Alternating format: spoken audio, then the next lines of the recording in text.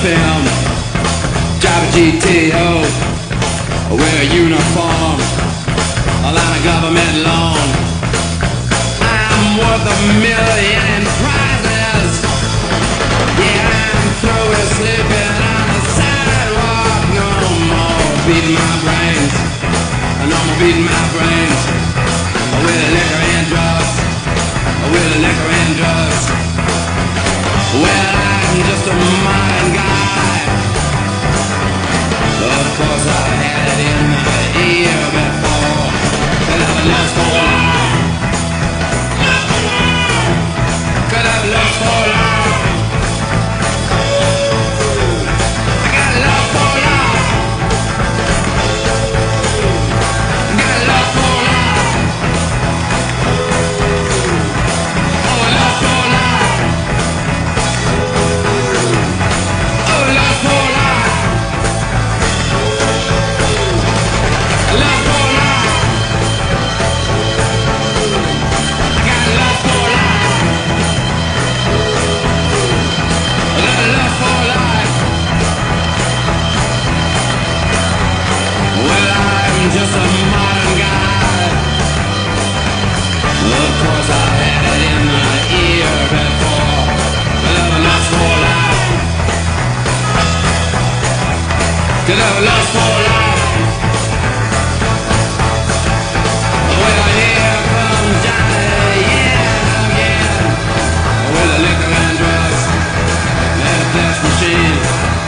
I know he's gonna do another striptease.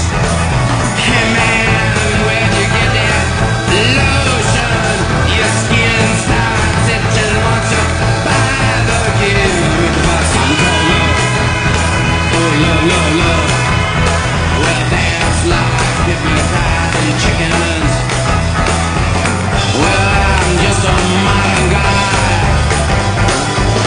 Of course I had it in the ear before.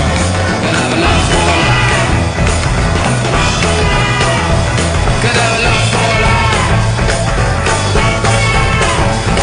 Got love for life. Got love for life. I got love for life.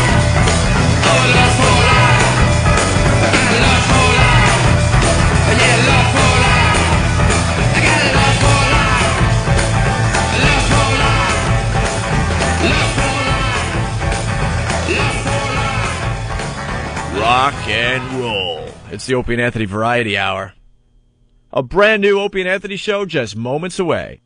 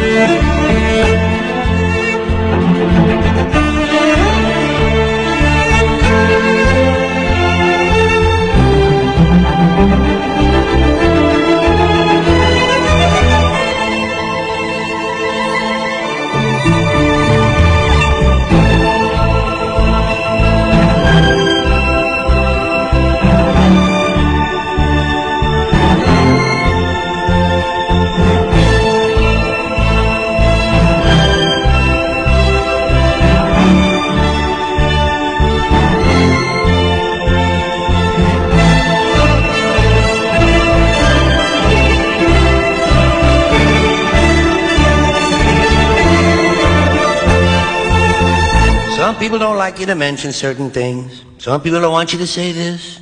Some people don't want you to say that. Some people think if you mention some things, they might happen. Some people are really fucking stupid. Hit me! It's the worst of the Opie and Anthony Show. Damn.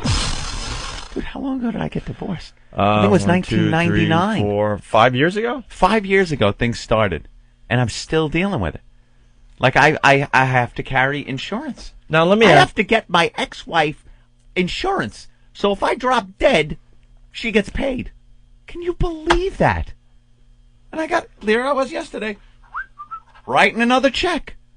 It's painful. It's amazing. Guys get Screwed. fucked. Is there a certain amount of time you have to write checks for in a divorce, or is it Ready like for this? forever? It's all negotiable. Ready for Oh. this? Anthony, can I say this? You were married 10 fair. years, Yeah. and you will be paying for more than 10 years technically when it's all said and done. Yeah, it seems like I got another 7 years to go or something. How is that possible? 7 years. Like, just writing the checks. Hello.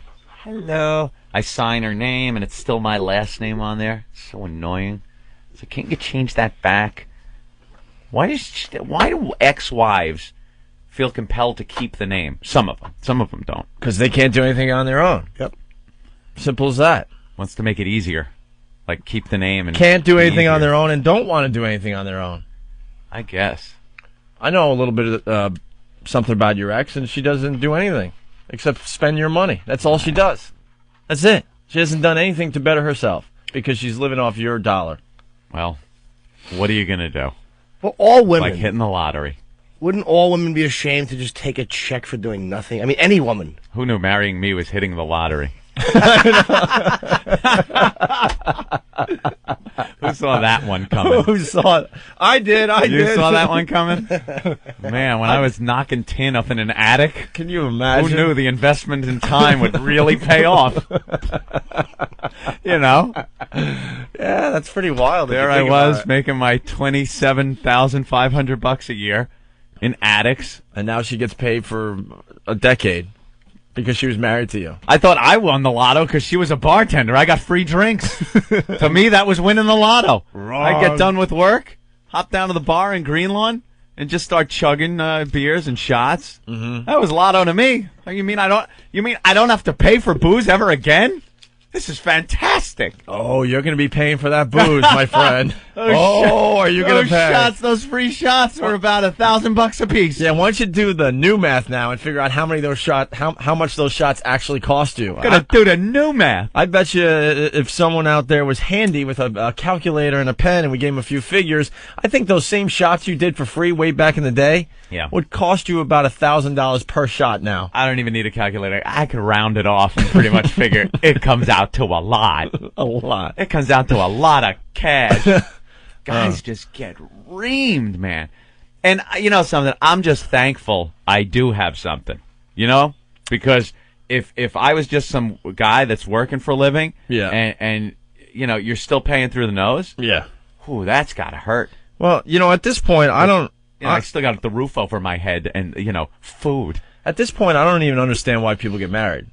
I don't. I could never do it again. I don't think I'll ever get married at this point. I don't know why I did it the first time. I had a shot at it and it failed miserably, obviously. But I don't think it's just not worth it because you're putting too much trust in the whole damn process. You could be in, you know, complete love with somebody, and the worst thing you can do is get married. Why have the paperwork? Why have the legal binding contract that all it can ever do is bite you in the ass? Right, that's all it is. It's all it can do. If you're in love with each other and you're living together or, you know, sharing your life together, that's fine. All good could come from that. What's the paperwork for? Why do you need this friggin' document that will turn around and cost you money and pain? Right. Down the road. And no reason for it. And in most cases, the guy gets screwed, obviously. I mean, when we talk about divorce, you'll get a few a few guys call and say, no, I actually, made out in my divorce. Oh, you get ladies that call up and say, it was horrible. I got screwed. I was the one that bought the house. Right. Exception to the rule, ladies. But in general, it's, let's be honest, the guys get screwed. So you're getting married just to throw this contract in a drawer somewhere where someday it's going to haunt you. And a lot of guys end up staying in a marriage because they know they're going to get screwed if they try to get out of it. Mm-hmm. So then they have to, live and be miserable. Yep. Knowing that they really want to get out of the marriage, but they just can't afford to do it. Ben's smiling. We had a guy was just telling me the other day about some of his friends that are just getting screwed. His friends got married, and it's the typical story. You just change the names. It's awful. We had a guy, a sales guy at WNEW, who was making a really good living, good living, but he got divorced, and his wife got everything. Like the really nice house in Westchester. Oh, you get out of the house. And, he had to take care of the children as well, which he had no problem with. When it was all said and done, he was living in a little box here in Manhattan. Yep. Still making a ton of money for WNEW, but it was all going to his ex. The only thing he could afford was like a tiny one-bedroom apartment. It's got to be great for a man to get married, work his ass off, buy that dream house for him and his bride, and for whatever reasons, guys or girls, could be their fault, either one, whatever, I'm not even getting into that, but whatever the reason is, he has to move out, get some shithole apartment somewhere, as his ex now lives in the house that his sweat and blood bought, as she's, maybe now banging some guy in his bedroom that he bought and paid for. It's just, there's no reason. Yeah, so why would you do that? Like, why would you do that to yourself? It doesn't make sense anymore. There probably was a time it really made a lot of sense until the lawyers got their greasy hands involved in this whole process, There should be no reason. You're just taking way too much for granted. You're just assuming that you're going to be in a really happy, loving relationship for the rest of your life. Mm-hmm. And in most cases, that's not going to be the case. So you're signing away your life as you know it. This was from the olden days when women were incapable of taking care of themselves in the world. What they did was they hooked up with a strong man who worked, and she raised the family. And if something happened to the guy and he wasn't insured, or they got a divorce, the woman was pretty much left out in the cold. So all kinds of laws were made, and divorce law was made, and now the women have to be supported by the guy. But it's 2004 now, people. And we're still living with this system that, the woman can go out and support herself as a human being. You don't need the guy paying for you to live now, but still happens. What about the guy? He's got to work and support himself. That's not easy. 99% of the people out there aren't, earning enough that they could pay for two people separately. And there he is, buying a little or renting a little shithole as the woman gets the house, the cars. You got to sell everything. Anything fun you might have had in your life, that boat that you had, the motorcycle, that all has to get sold. It's a disgrace. It's awful. Why would you do it? Why? If you're getting married, there are some guys right now listening going, oh my God, that have a wedding right around the corner. Right around the corner. Dude, and right now, your wedding. Cancel it. I mean, in the end, you're going to lose. Simple as that. If you're what is the truly divorce in rate love, up to like 70%? And trust me, God will understand. Yeah. If you're getting married because of the whole, you have to be married in God's eyes or whatever, he'll understand in the end. I'll tell you why people get married, especially guys. It's because of their families. They're getting married for their families. That's one reason. For the girl. That's another reason. It's her day. A lot of guys don't want to get married. They get pushed into it. Guys would rather live with the girl, and that's it. Send it right there. Girls want to get married. And the families want their children to be married. And that's why people do it. When you're walking down that aisle, when you're ready to give those vows, you're not thinking this is great. You're thinking, holy shit. What the hell is going on? I'm signing a legal binding document that can only hurt me. In the end. And most weddings just stink, let's be honest. They stink. Well, that whole tradition. You pick out a reading. You don't even know what it is. You just know it sounds good, and oh, that stupid letter to the Corinthians thing. Some sap gets up and starts reading it. Half those readings, what? You don't mean this. You just picked it from a book. Just so your aunt could start crying in the front row. And a love that will last forever. Shut up. She's up at the podium shaking. Right. Shaking, nervous, reading hands. Oh, and you're sitting there looking at your watch. You shouldn't look at your watch if this is an event people, put on, taking years to plan. Yeah, but everyone's looking at their watch because it's just boring as hell. It's the same crap you've been through 1,000 times. Oh, here they come. They're lighting the candles together. Oh, look at them light the candles. Take some pictures of that. Right. So we can tear them in half when they get the divorce. Here's something for the people getting married out there. Most people don't want to go to your wedding. Right. They It's have an no inconvenience. fucking desire to go to your wedding. You've been friends with them forever. Yes, I understand that. They don't want to be there. They bitch the whole time to other people going, oh man, Saturday, it's a long weekend and I have to go to blah blah's wedding. I know I've been friends with him since childhood, but I don't want to freaking go. I'd rather play golf. I'd rather do this. I'd rather do anything but. How many times do you say that? I got another wedding to go to. Another wedding. And then you go. I'm at the point now in my life, if I get invited to a wedding, it's got to be somebody really, close to me. And I don't go to the church. I refuse. I show up at the reception. Give me a couple of drinks. I'll come, couple of drinks, hang out. I'll goof on the people, and then I'm out. Will you ever see me on the conga line that goes through the kitchen of the reception hall? Look at them. They're doing the conga. There they go. Oh, look, Grandma's at the end. What a mess. It's nothing spontaneous. It's the same nothing wedding. Fun. It's this cookie cutter, stamped out thing with just new victims, new future courtroom victims sitting up. Cling, cling, cling, cling, cling, cling. Oh, look, they're kissing. Same music played. The same dopey DJ. Daddy's little girl. All right, we music. get it. Daddy's little girl. Oh, Right. everyone's crying. Now, if we could get everyone up to dance, no. I will not entertain you. Ladies and gentlemen, for the first time, let's hear Let's for bring Mr. 'em out. and Mrs. Bloch. Oh, look, the bridal party's holding their arms up to make a little tunnel. Right. Here they come, running through. Get the picture. The photographer is taking all the pictures. We want to get the bridal party outside on the grass. It's a beautiful day. Now, guys, could you roll your pant leg up and kick? What the fuck is that?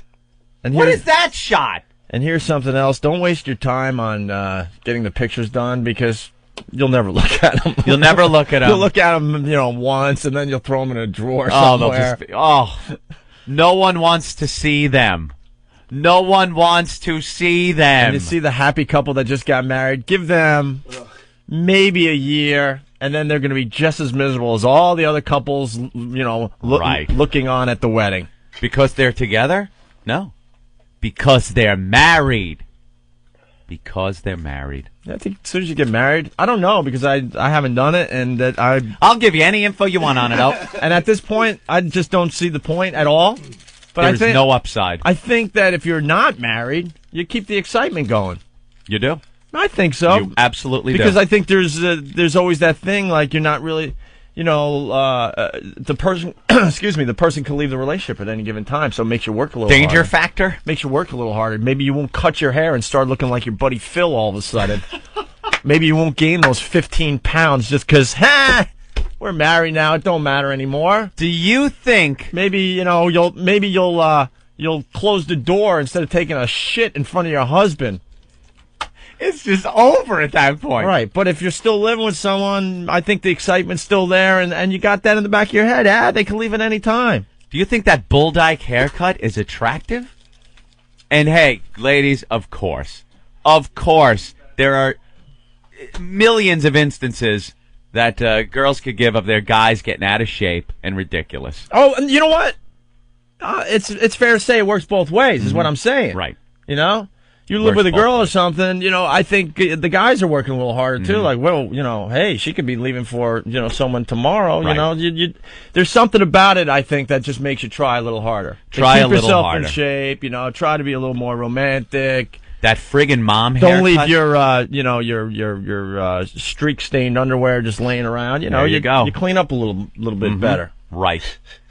And when the moms cut that hair, when these wives, they reach a point and give that haircut where they look like their husband's friends that he plays cards with. You think that's good?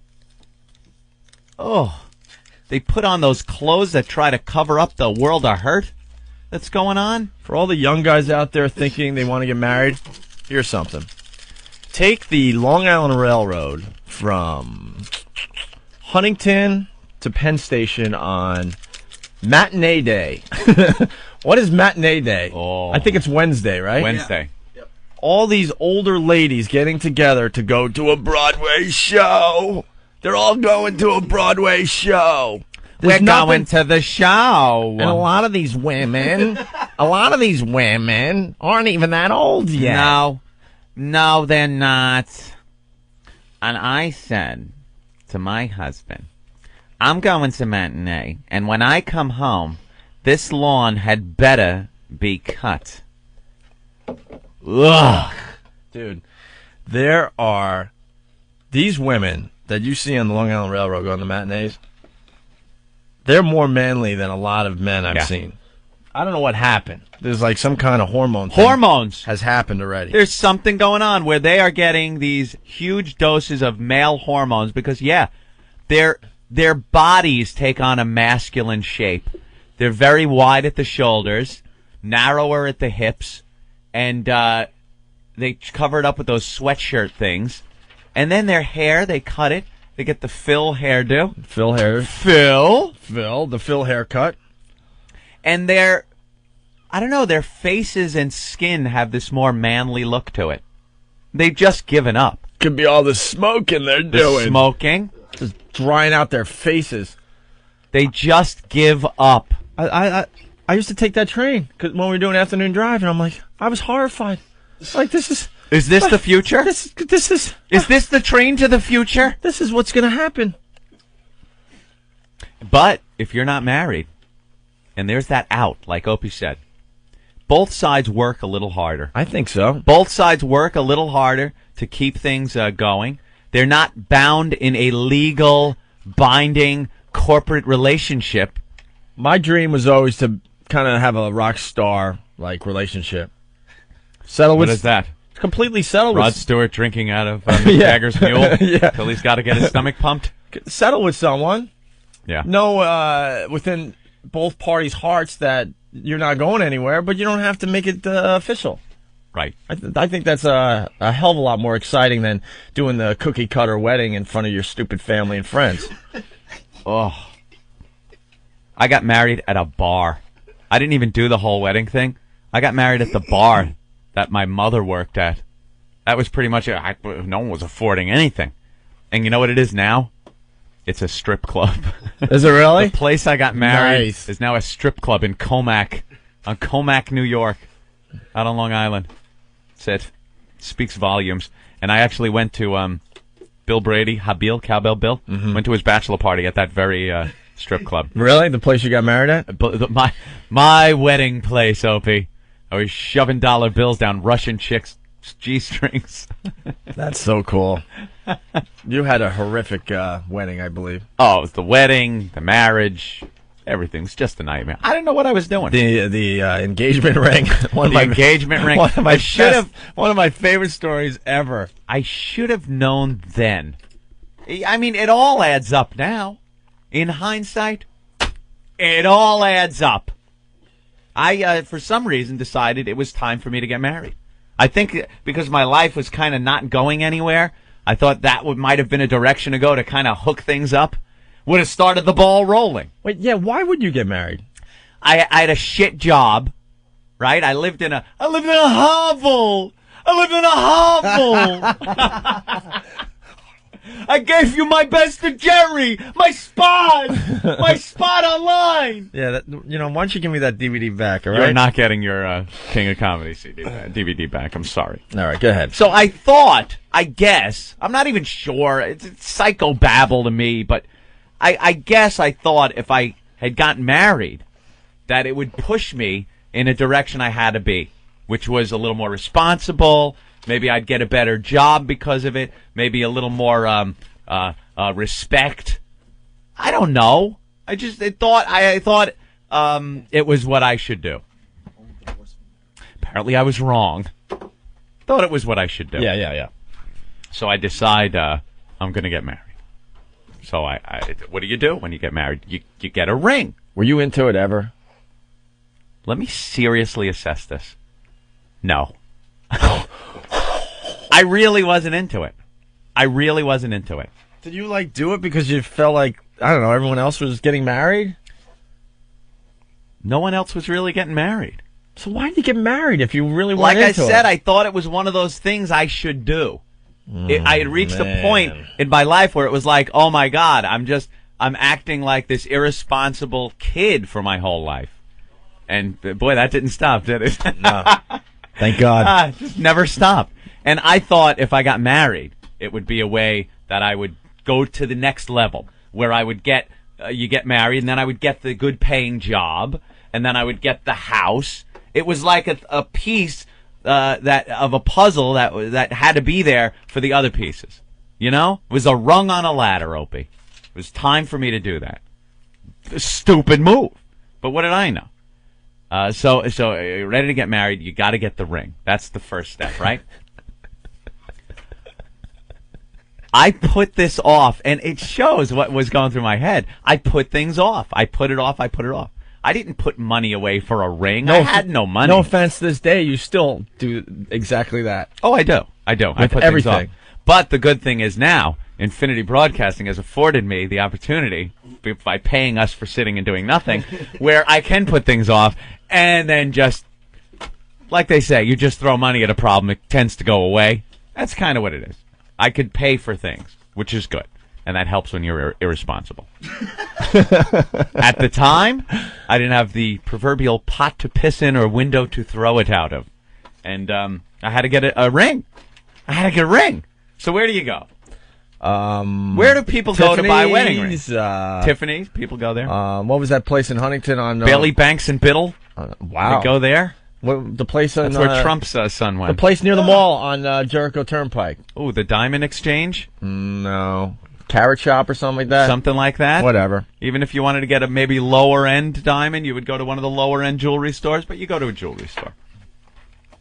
I was getting on a train to go up to Massachusetts to propose on Christmas Day. That sounds like a very romantic thing. In front of her entire family for the first time me meeting them. Now, I have never met the family. I am ready to meet the family for the first time. I'm driving up to Massachusetts in my Volkswagen Beetle. Nice. It was a Baja Bug, which had been to take the fenders up with a fiberglass Baja kit on for off-roading. Because I was such a responsible adult, I had a dune buggy as my mode of transportation. My mode of transportation, dune buggy, which I'm driving up. Now, if you've ever been to Massachusetts in December, it's cold. It's cold now in Massachusetts. December, I had no heat in this dune buggy, and the cold air just blew in. I had to cover myself and drive in blankets. Here's the prize that's coming up to the other prize that is going to, hook up. Wow. Here's the guy coming up saying, wow. I'm going to take your little girl. Right, wow. And were you excited? I had a link from the Mod Squad afro at the I know time, you did. too. I mean, my hair was just... When I first met you, you still had the crazy hair. I looked like a walking mushroom. Yeah. Looked like you should be playing for the band Boston. Right. I looked like Sib the drummer. Yeah, from big time. Boston. Big time. If you got that old album laying around, that's Anthony's hairdo. Right up until I met him, matter of fact. Yeah. So I drive. That was when I went to propose, but I had to go to the when I drove up afterwards. But to propose, I took the train. I go to Penn Station, ready to get my ring. I don't have it yet. I don't have a ring, Opie. So what do? There's a jewelry store in Penn Station. Yeah. There's a jewelry store in Penn Station. Yeah. And I walked in, and I found something that resembled my impression of an engagement ring. It was, I don't even know what it was made out of.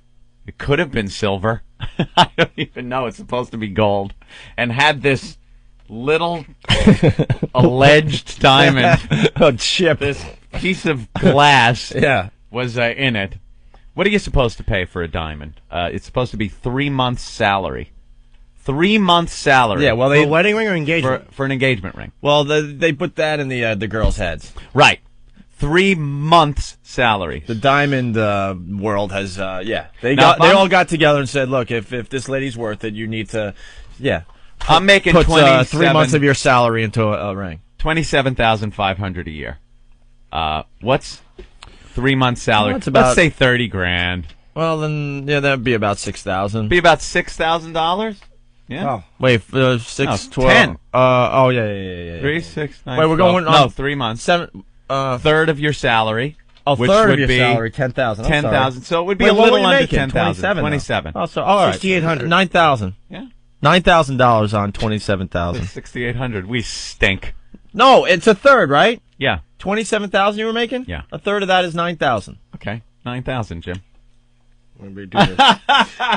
That's easy. That's easy math. Wait, Yeah. 27,500 divided by 12. No, that's 1 month. Jim, Divided by 12 is just 1 month. you just keep being quiet over there. We're doing fine right Now now. times it by 3. Put your calculator away. It's not working. Aw. Oh, Jimmy. Looks so dejected. He's trying to do some math. Look, he brought in Rent Boys. Great. Yeah. $9,000 we decided? $9,000 is a third of your salary. So me making 27.5, I should have put so much thought into this and thought about it so much sooner and planned for this. you know what kind of and put jet ski away you could have got for $9,000 $9,000. back I know then? what kind of, because I did. All right. So go ahead. $9,000 it should have been. All right.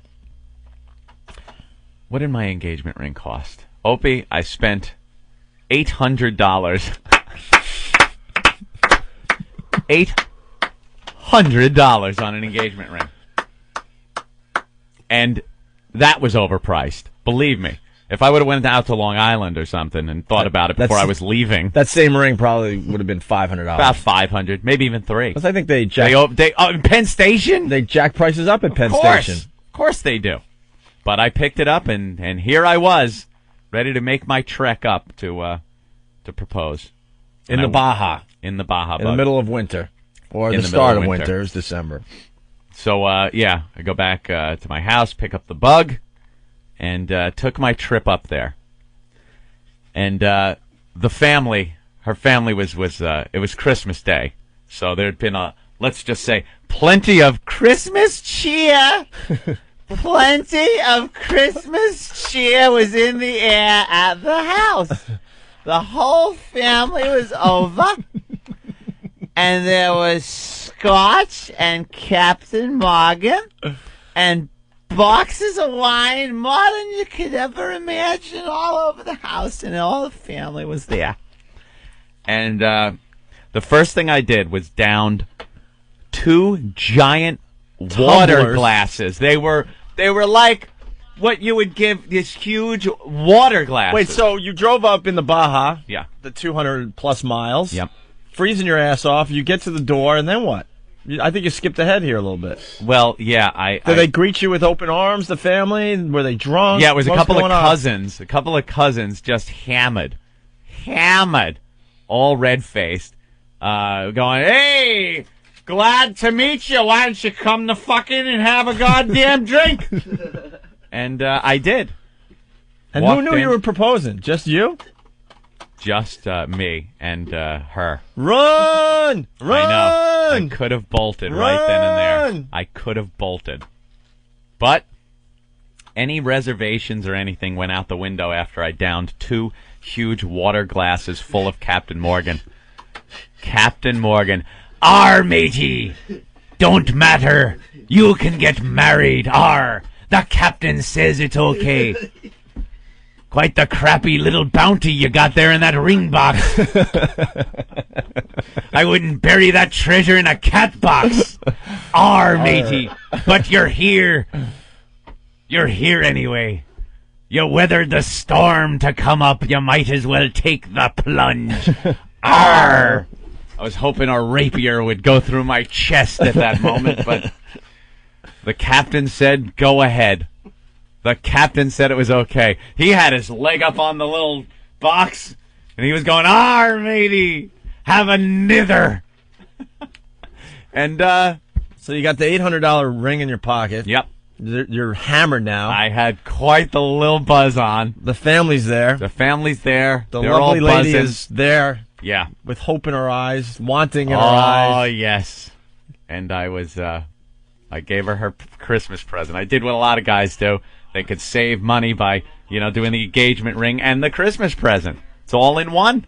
It's an all-in-one. Did you place it in a really big box and then a smaller box and then a smaller box and a smaller box? I had this original idea. This funny, look, she's unwrapping it. Ugh.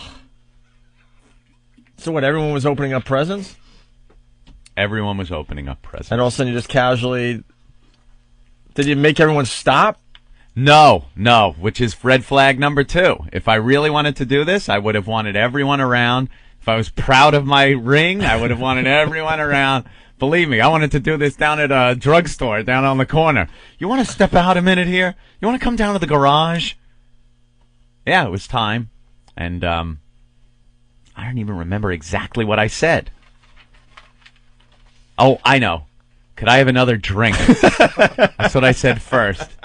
Keep 'em coming, matey. Arr. Yeah. Wow. I think I just did the standard, will you marry me? Was there tears? Will you marry me?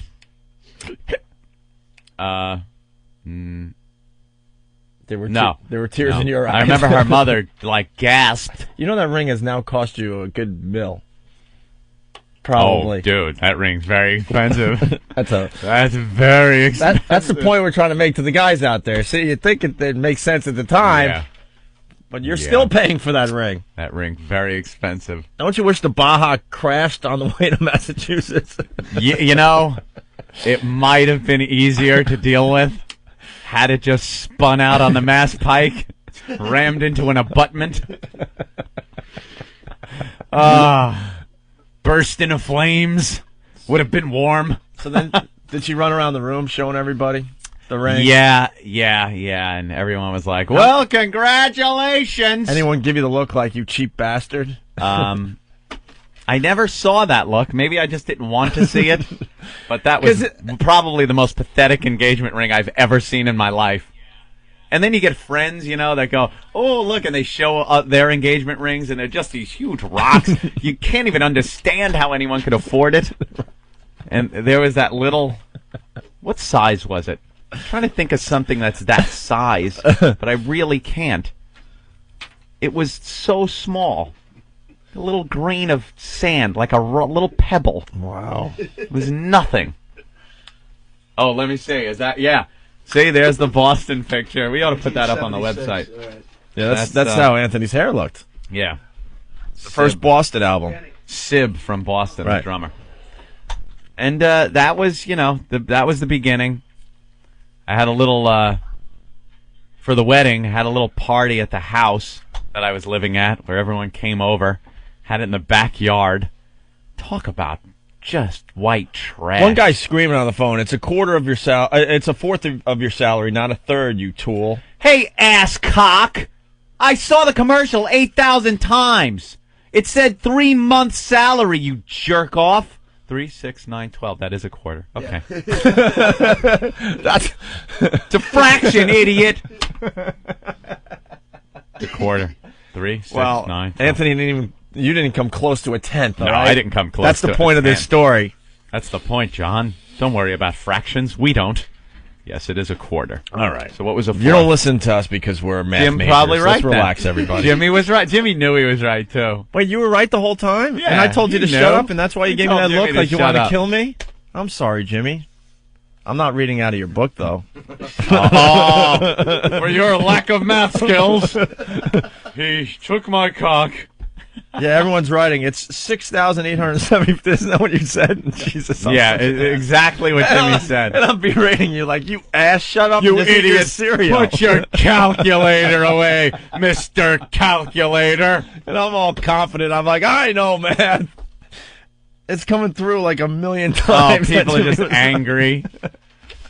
Jimmy, I'm sorry. Will you accept my apology? Math wasn't the point of the story, people. You don't listen to the show because we're math majors. We stink at math and What many a- other things. But go ahead. Yeah, it was. You know, we had a little party, had the wedding at my mother's bar, and then it was, you know, we did the whole actual ceremony thing in front of a justice of the peace down there in Northport.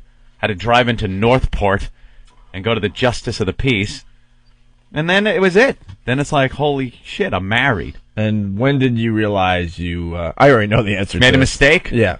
The night of the wedding. See, the story never changes. I'm always testing. Oh, you. the night of the wedding. The night of the wedding, you knew you made a mistake, and then 10 years later, you finally got out. Yeah. Oh my God. 10 years. I hung in there for 10 years. Nine and change. I don't know why. Why would I do that? Why would I torture myself? But I did. I hung in there thinking, maybe the better job's around the corner. And you know something? It was. The better job was around the corner. Maybe my plan was working. I had gotten married, and then, I guess, 5 years, 4 and a half, 5 years later, I got the better job. I was going up to Massachusetts to do radio. What a coincidence and what a convenience, Opie. Thank you so much that our first gig was a mile away from my mother-in-law's house. Could have been anywhere in the United States. Is it safe to assume that the Opie and Anthony show, in its birth, would have gone anywhere in the country had we gotten a good offer? Yeah, if you remember. From New York to L.A., from Montana to Texas, we would have gone anywhere to start the show. If you remember, I don't think we've ever talked about this on the air, but when we were working at BAB and I started sending out tapes when you and I started working together, we were getting hit. People were interested all over the country right away, which is crazy. Yeah. I'm going to bring in our first show someday. And that was after only working together for like 3 months. Uh-huh.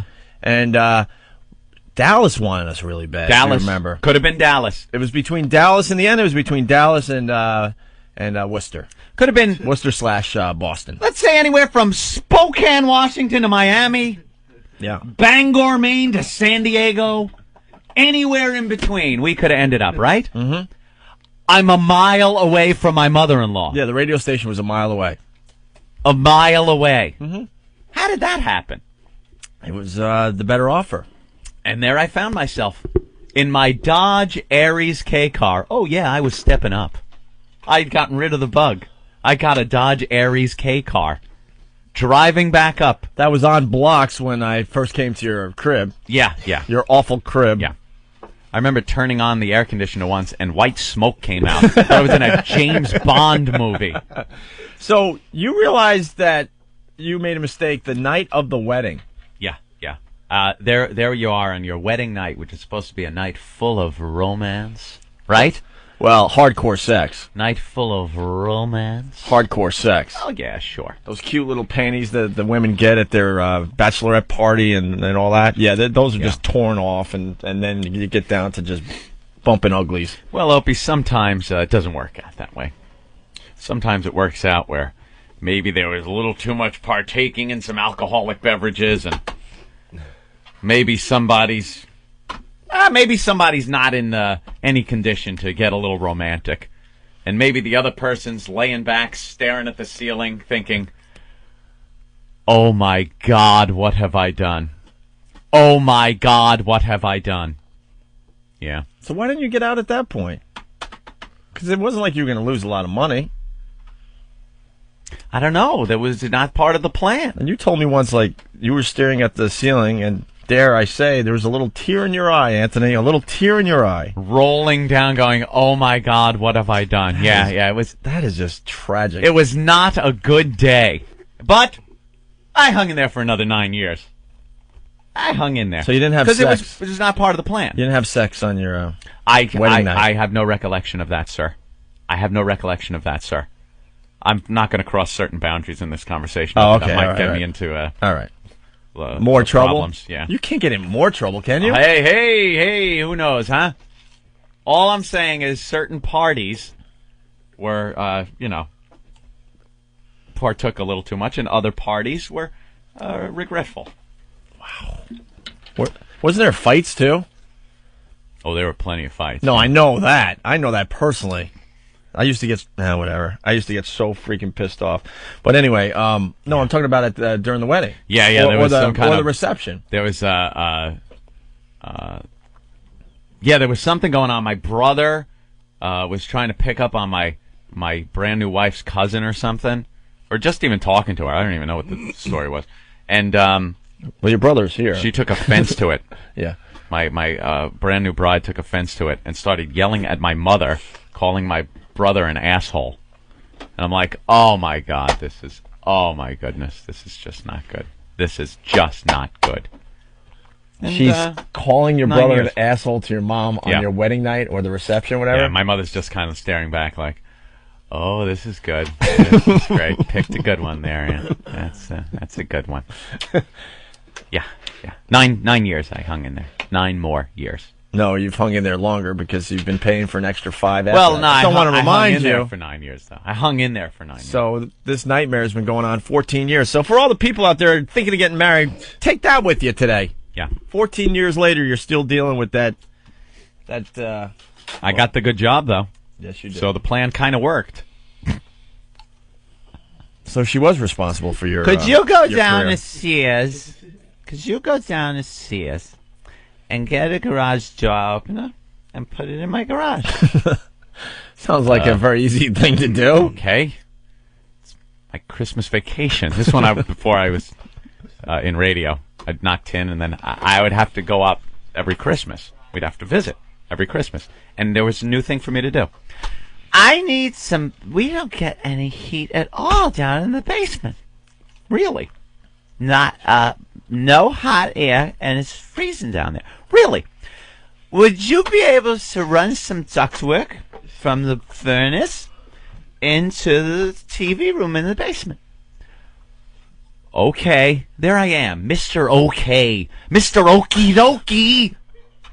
And during my Christmas vacation from knocking tin, I was knocking tin and hanging garage door openers. I'm so happy now. I'm in such a happy place now. I don't have to do anything anymore. It's very peaceful. No fighting. I bet you don't vacuum anymore. I don't remember the last time I pulled out a vacuum. And you know when it was? I don't remember when it was, but I know the situation. When I wanted to. I looked around and said, I think I'm going to push a goddamn vacuum around the house. Boo! There you go. Back in the closet with you. See you whenever. Yeah, that's what I do. That's what I do now. I don't have to do anything. Anything I don't want to do anymore. But during that time, I had to do it all. I was taking the garbage out all the time. A lot of guys take the garbage out. But it was just that yelling thing about it. That point made that it's my job. There was a lot of yelling. Oh, there was a lot of yelling. There was a time Anthony and I hung out a lot. A real lot. Mm-hmm. And I can't remember one time that didn't have yelling. Not you and I. Mm-hmm. There was always yelling. There's no more yelling now. And I hate yelling because I was brought up with yelling. There's no more yelling now. You yell at me, I don't even listen to you anymore. I don't even listen. My brain goes blank. I don't yell. No, you don't yell at all. I don't It had yell nothing anymore. to do with you. No. You would get yelled at over the stupidest things. And You know what it's like to get yelled at as a grown man? Do you understand what that is, ladies? You don't yell at your husband. Yelling. And you were a good. And this is what used to piss me off. She spilled my coffee. This is what used to piss me off. Yeah. You were a good guy, a really good guy. What a great guy I am. No, you were. I'm talking about even back in those days. And I'm very passive. I really put up with a lot of You shit. were a really good guy. It wasn't like you were banging broads or doing. You were like a normal, nice guy doing. That is how it ended. Doing what you thought was right. Maybe I should have sooner. Oh yeah, well, yeah, but it was about time. It certainly was. And then you're doing the right thing, and you're still just getting yelled at. Yeah. Over the stupidest things. Mm-hmm. You just said, though, Ant, that you Brother don't Joe. do... Hey, Brother Joe. Hey, kids. We told you to keep how's the mic away from him. Brother Joe. Good job, Ben. You said... I know, he should have blocked me. Brother Mike Joe. blocked me. You said that you can do anything you want, though. Now you don't have to do anything that you don't want to do. Pretty much. And I just can't believe that. That's the reason I live alone. Oh, right. I live with nobody. I can truly do whatever I want or not do whatever I want whenever I want. Just thought I'd bring up can that too. point. I got to tell you, I am in an amazing relationship. I love it. I've been with the same girl 5 years, and I can do whatever I want. It's amazing. Whatever I want to do. I really do. It's not like marriage. I'm not being yelled at ever. So then you wanted to go see that No Doubt concert. Actually, I did. I did. Now it's cool to say. There were free tickets. What the fuck is wrong with you? I don't know. I felt like coming in and busting. Jesus Christ. Busting your chops. All right, you want to start, asshole? Let's go. How about your fucking girlfriend? Every 2 seconds I gotta hear, fucking bitch, fuck this, fuck that, fuck. You get more aggravation not living with someone than I've ever seen with anyone that does fucking I don't live bitch. with somebody. When do I bitch? When do I ever You're bitch about my constantly girlfriend? bitching about your girlfriend. Never. Constantly. Never. Dude, When? always. When? I don't have to bitch about her. And I told she's her, not there. She's and I not told- there often enough. You kick her out of the fucking house sometimes. Damn straight. I've heard that. Damn straight. I've heard more shit from you about a girlfriend you don't live with. Have you ever had the feeling that you wanted to but you couldn't? No. Oh, okay. I'm in a then great you're- place. I'm then you're in a- content. I sit. I don't have to yell. I don't have to be yelled at. That's my. Then you're in a fucking life. happy place. And I'm just I saying. love it. I'm just saying. I can't live like I that know. anymore. Divorce has completely ruined me for women. Well, that's completely true. ruined. He had me. an even worse nightmare than I did. Oh yeah. Even worse than I did. It sucked. Chick smacking her face with a frying pan as she's looking at him in the face, and then calls the cops. And then says, call the cops. Had me Imagine a arrested. girl Went to smiling. jail. Picture your Went to wife jail. smiling at you, I and then went to bashing jail. herself in the face with a frying pan as she's looking at you, and then going 911. Oh yeah. Hello, my husband just punched me in the face. By direction of the same lawyer that was involved Yeah. with. Yeah. Fun. And then Joe had to Allegedly. leave the house. Allegedly. Joe had to leave the house. Oh yeah. That he wasn't had allowed bought. back. Wasn't allowed back in. Nightmare. Like Anyone? like anyone get 9/11. married Never out there? forget. We will never forget. Anyone get married out there? And I know both these guys really well. Trust me, she hit herself in the face with a frying pan. Oh, Joe's like me. It wouldn't. There's no way by any stretch of the imagination. We were raised by our mom. You we lay a were raised hand to on a woman. ever lay a hand on a woman, ever. Not even shake their shit out of bitch. Nothing. All right. Although you do get some kind of satisfaction out of watching those Canadian PSAs, don't you? Oh, she spilled my coffee. How about a little variety? Greg Hughes and Anthony Cumia have announced We hate women and we butt sex each other. No, we can't be doing that. One of you guys could eat my ass right now. It's fantastic.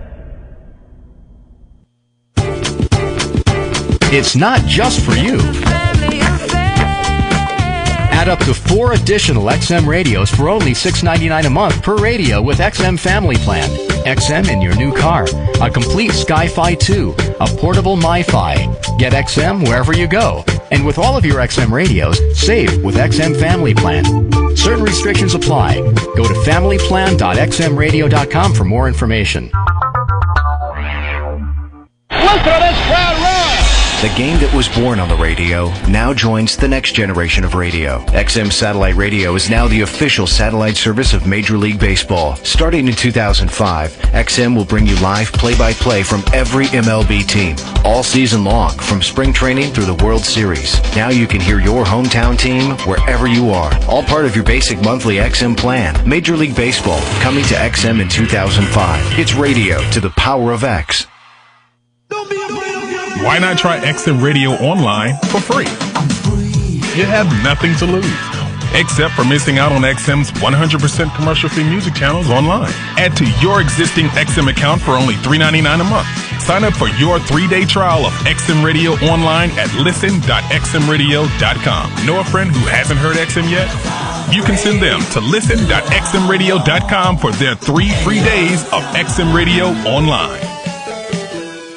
Time is running out for you to win the world's first portable satellite radio, the Delphi XM MiFi. To enter, just sign up for one of these great XM services on xmradio.com. High Voltage, featuring Opie and Anthony, Playboy Radio, or XM Radio Online. A new winner will be selected each week from all premium subscribers now through the end of the year. No purchase necessary. Must be legal U.S. resident 18 or older. Official rules and complete entry and price details at xmradio.com. Now through December 31st, 04. Void where prohibited.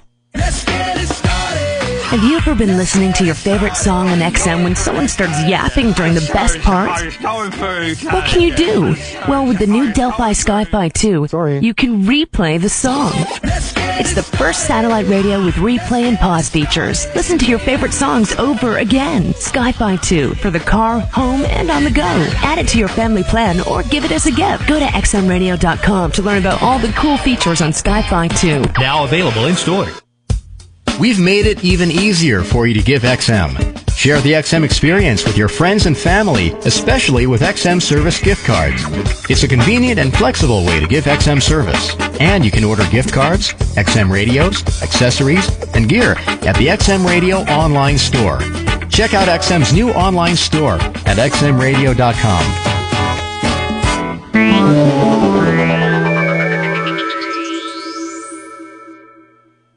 Did you get what you wanted this holiday? Maybe a Delphi XM Sky-Fi was in the mix along with those fruitcake-like objects. Well, here's an idea. Get the Delphi portable audio system for just $199. It's a dock for your Sky-Fi receiver, so it travels conveniently. It also plays CDs, MP3s, AM, and FM. And right now, it comes with a free charger and 6 free rechargeable batteries, a $60 value. Get it, and you've got XM to go. Just visit delphi.com/free. Limited time offer. Sky-Fi receiver sold separately. XM service required. Details online. Now you don't have to miss a minute of XM's two-headed baby known as Opie and Anthony. Get XM Radio Online and hear O&A stream 24 hours a day on the internet. That enough for you? Get a free trial today before they go on trial at listen.xmradio.com. You'll also hear all of XM's 100% commercial-free music channels, plus XM Comedy and some of that other XM special programming stuff they do. Don't wait. Go now. Act immediately. Go to listen.xmradio.com and sign up for a free 3-day trial. Here's Opie and Anthony when they aren't stinking. Ooh, who took their shoes off? It's a little stinky in here. The worst of Opie and Anthony. I was so into guns. Still am. I love guns. I love shooting guns, but at targets and stuff. I'm not the hunter guy. Yeah, I know what you mean. I like, making big bombs, dressing in trench coats, going to school. I just like guns. Lay in the back of your car with a little hole cut in the trunk. Yeah, that too. Sure. Driving around Washington. Sitting and just waiting. Hi, boo-boo! Just take a few pot shots. We were, we used to, when I lived in California, all of my wacky stories, by the way, come from California. We were out in the Mojave Desert. We used to go out in the desert and just camp. Me, my father, brother, these other families that we used to hang out with, all Mexicans, the Reyes family. How old were you when you got your first gun? Oh, it was my 12th birthday. Yeah, 12th birthday. I got a, what the hell did I get? Nice little Ruger 6-shooter, Western style. Wore it on hip. Nice low-slung holster. You walked around with a loaded gun at 12? 12, 13, around there. It was because we used to ride fence, they called it. Ride fence. We had about 3,500 acres or 35,000 acres that had cattle on it. And I used to have to ride the barbed wire fence and then patch it up because the motorcycle guys used to come through and cut the fence. And when you're up there in that, I was fully armed. Had a Winchester 30-30 in the scabbard, and had my little 6-shooter on my hip. Little skinny Anthony on a horse with a little gun. The motorcycle guys never screwed with me. Why would they cut the fence? To get their motorcycles through. Oh. They would cut the fence and then continue on the way because it was like great motocross up there. But, then all of a sudden your cattle gets out. So I was armed to the teeth. And it was fun, shooting cactus and rattlesnakes and stuff like that. We went out into the Mojave Desert where we also had dune buggies, guns, and tequila. And we're a bunch of kids just drinking and shooting. It was really... But thank God everyone was safe. Oh, wait, no, everyone wasn't safe. I'm so bummed I never got to meet your father, man. He was insane. He sounded like an unbelievable guy. He was a madman. It was no parenting whatsoever. No, gotta love it. Carnival. I'll tell you though, as a guy between like 13 and 17 years old, it was the place to be. I was gonna say perfect, right? No responsibility and just all excitement, adventure, and fun. Whatever you wanted to do. One day he just went out and bought a dune buggy.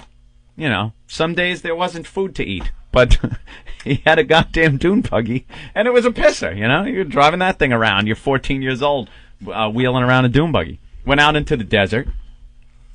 Guns everywhere. We're all wearing guns.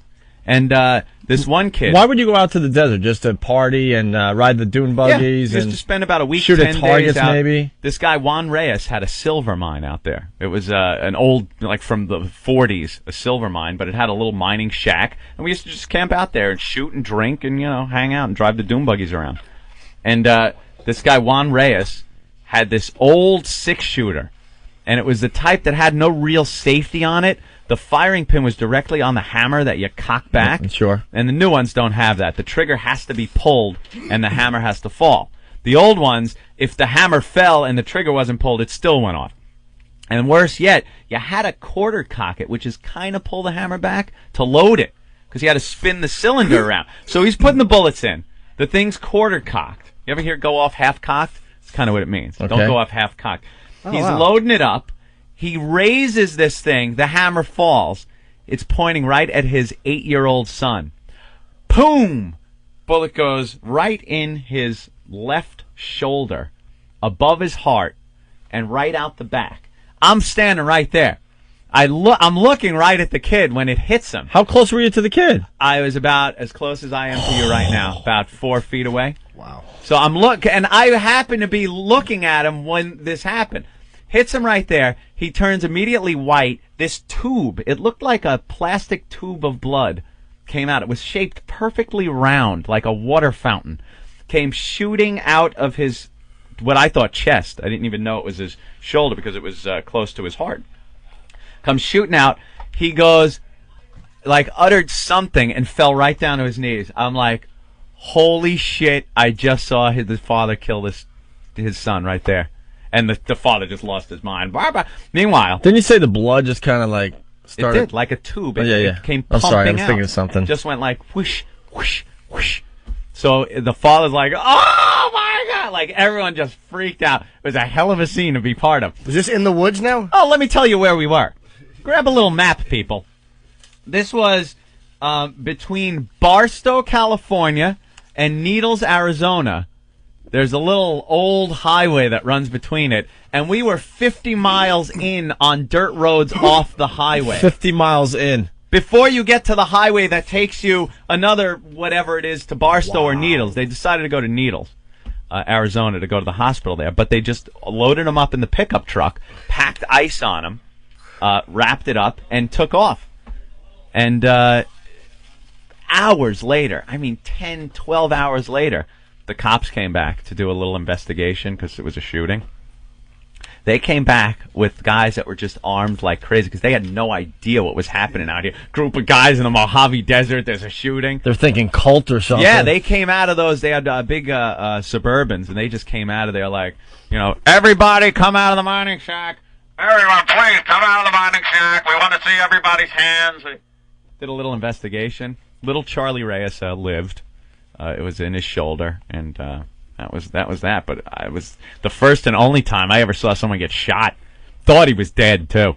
That looked like just a heart shot. What'd you do His after whole that? shirt turned. Did you just run away and hide, cry? What'd you do? It was we were all shaken, freaked out. So we went in and just did massive shots of tequila. You're 12. Yeah. No, I think I was 13 or 14 or something. All right. But yeah, that makes it better. When did you lose touch with Charlie Reyes? When I came back to New York, probably about 17 years old. And you never saw him again? No, I saw him not since then. No, but he was fine. You know, they had a little brace on him, and it went in and right out. It was a 22, so it wasn't like a 38. Take his little 8-year-old arm off. But to see a little 8-year-old kid just like hit his knees and go, like he said something like, holy shit, that kid just got shot. If you slow it down, it was probably, hey, I'm shot, you dumb wetback. Holy shit. You ever see a fucking head come apart like that? Yeah, we worked him over with the butt of the shotgun. Made him hop around on one foot. That's how the gook laughs. Hey, go get that big, hairy, creepy crawler from the ammo dump and put it on his gunshot wound. And the cops came through, went through some paperwork, said, no, this is important. This is important. And then it blew up. Y'all love little Charlie Reyes. Charlie Reyes was a water walker. She's probably the one that did fucking Charlie Reyes. Let's do the whole mining camp for Charlie. And Sal. Oh, yeah. Evil and loving it. The Opie and Anthony Show. I almost broke my vagina. Drink until she's pretty. It's a freak show. The Opie and Anthony Show. See how they roll in late, motherfucker, cellular phone. That's how you know a motherfucker front. Let me see your phone, bro. And you roll in with a cellular. The motherfucker ain't even on. That's how you know he fronting. Don't you hate when motherfuckers front with shit? If at least have it on, then you can say, damn, motherfucker might have just made a phone call. But brothers kill me fronting like a motherfucker walking the club. Yeah. Oh, yeah, then? What? Oh, y'all was down there? Hold on, yeah, the little girl just coming by. How you doing, Miss Lady?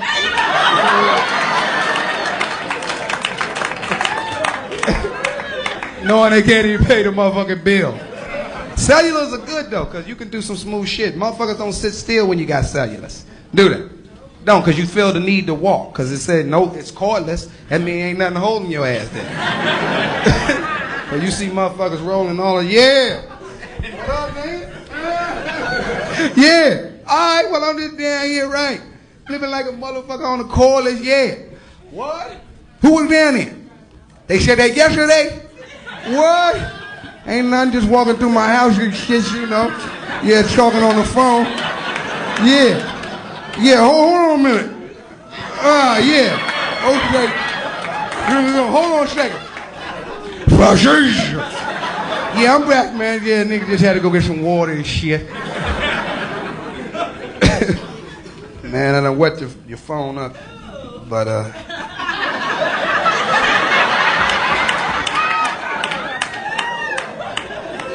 you sound like that shit just went in your mouth.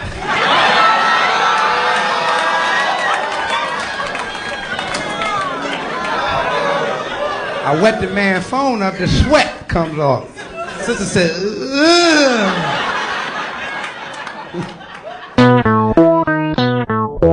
This is a joke the airlines go through. You know, every time you get on a plane, they'll tell you about the flotation seat, where it's located, how to use it, then tell you that's in case we go down in the ocean.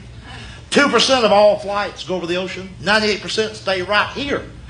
If you get on a plane in Tennessee, you're coming to Atlanta, they'll tell you about a seat that's going to float. I got to be thinking this must not be a direct flight. If you want to make me happy, show me a seat that's going to bounce out of a cornfield.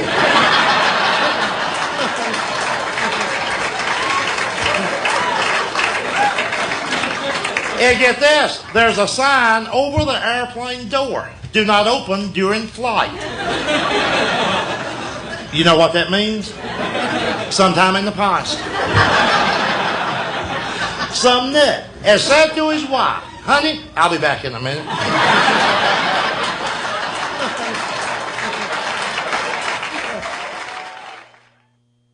It's everything 24/7 XM202. The O&A virus. It's everything all the time. Here's Opie and Anthony when they don't suck. Good for what ails you, what? The worst of Opie and Anthony.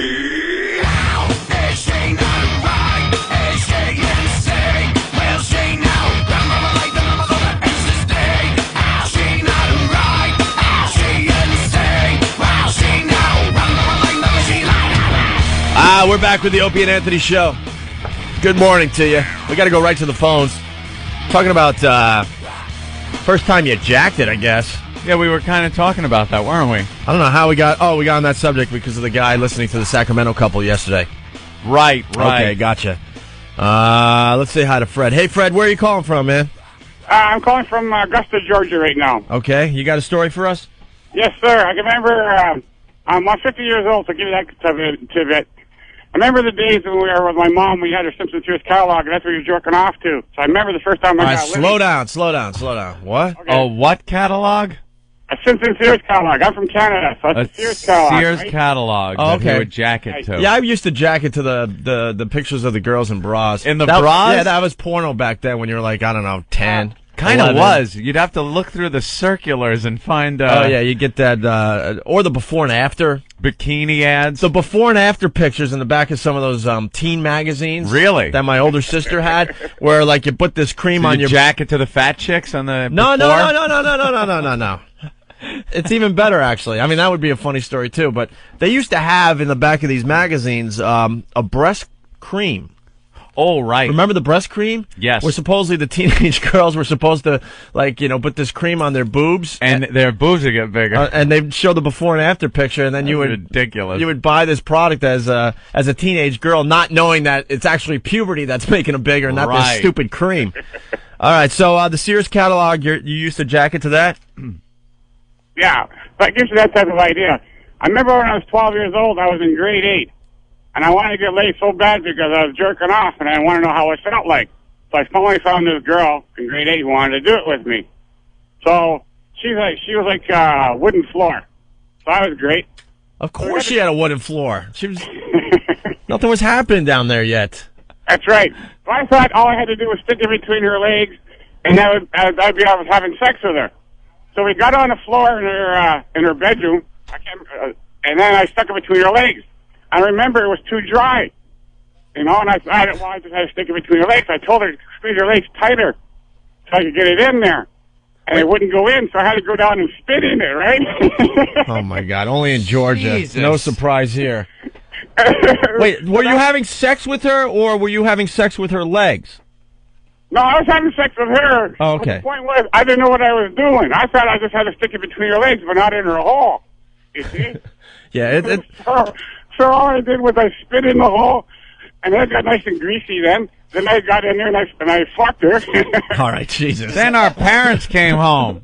And then I found out years later that it wasn't sex at all. I had to screw it between her legs. I didn't put it in the hole at all. All right, thank you, Fred. You scare me. That is a frightening All right, there man. goes Fred. You are frightening. We could salvage that call, though. There are things when you're a kid, that you think is sex. Misconceptions about sex that you do. So to that guy, I think he wasn't sure you were supposed to, as he said, put it in the.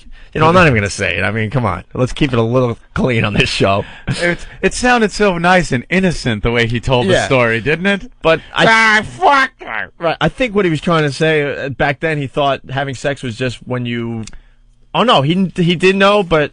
He ended up having sex with her legs? Opie, I have no idea what that guy was talking about. I'm really trying to save that phone call. He had sex with the girl's legs and didn't actually do it, but he thought he was doing it. Mm-hmm. But I don't know if he knew what actually doing it was. He wasn't very clear. He was laughing too hard at his memories. Right. Well, I talked about this in the past. I thought, I thought you had to do it in the back door, and that the other one, the front one was just used for what. And when'd you figure it out the real way? Last week? Pretty much, yeah. Like all the girlfriends are like, ow!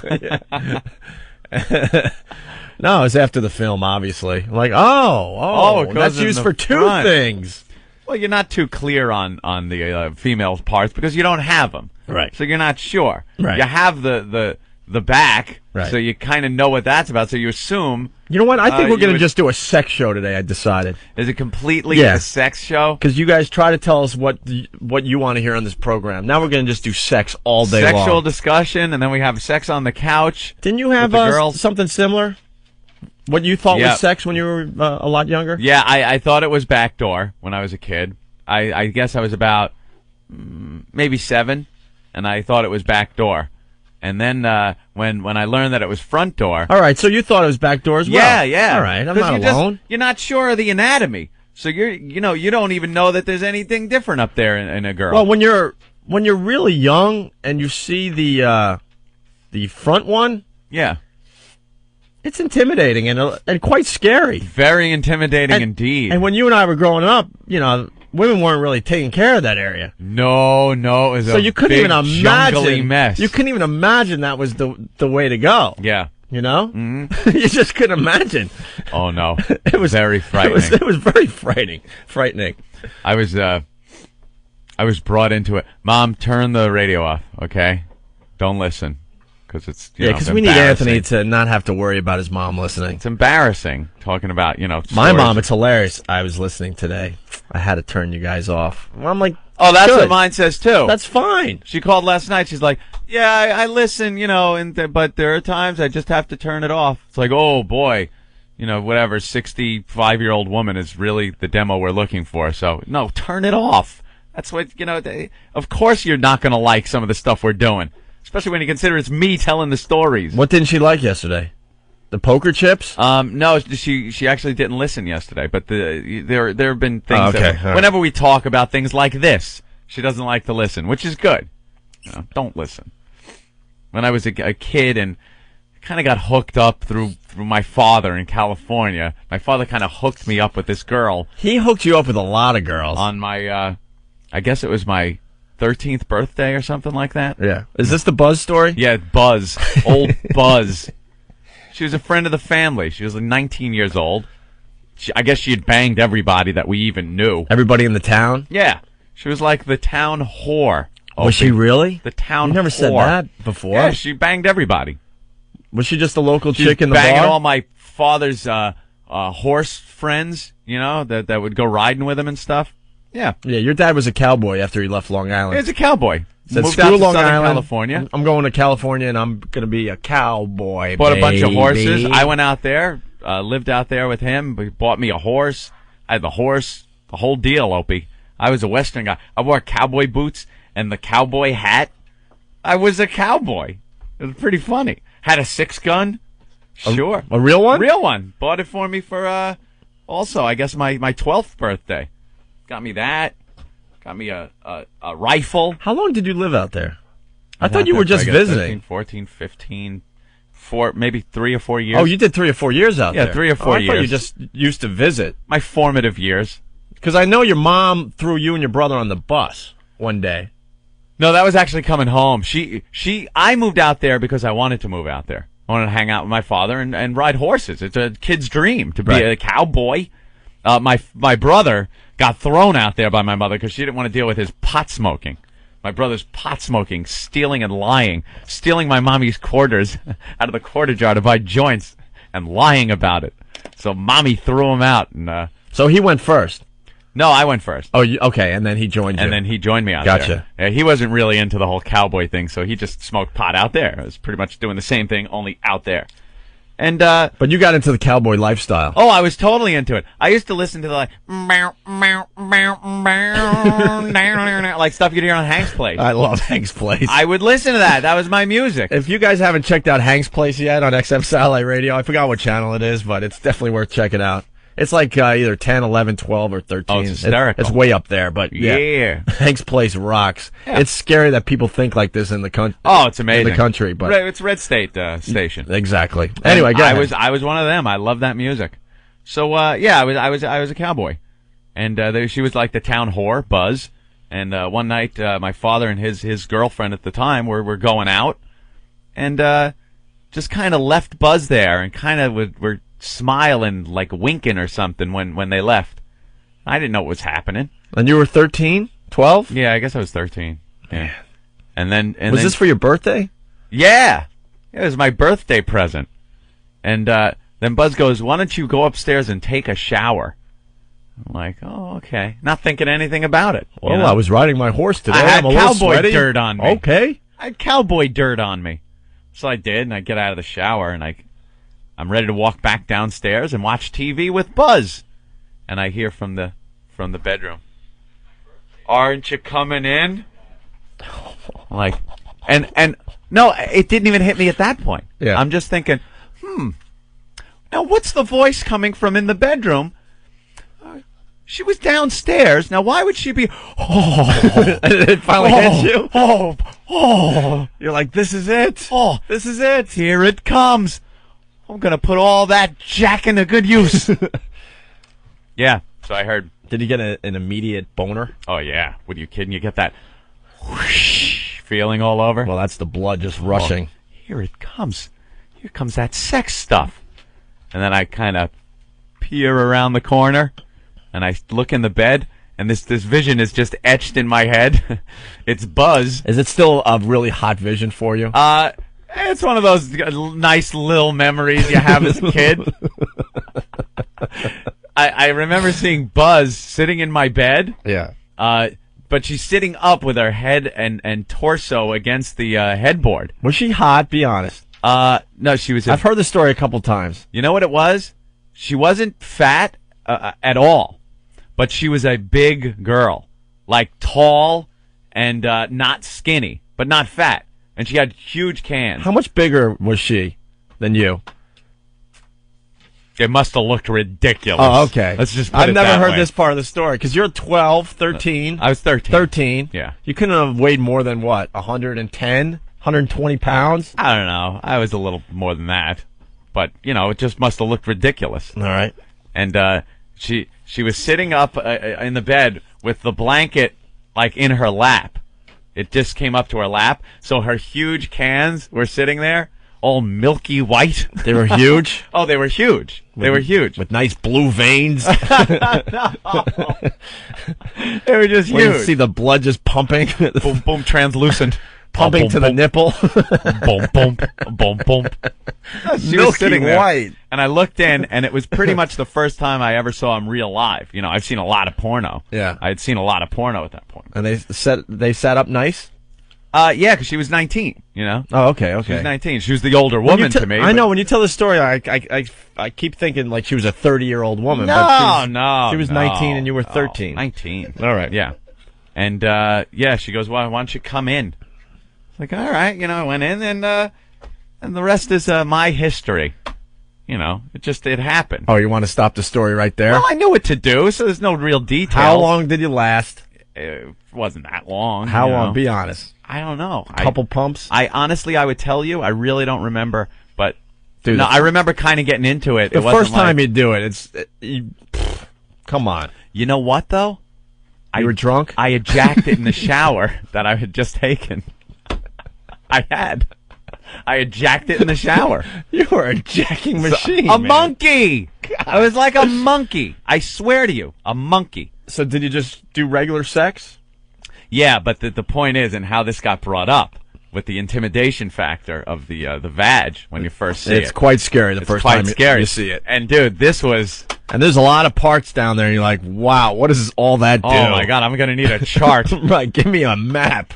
We had continued to have sex for months afterwards. Like I was going to. She would show up at the house after my father and his girlfriend would leave in the mornings before school.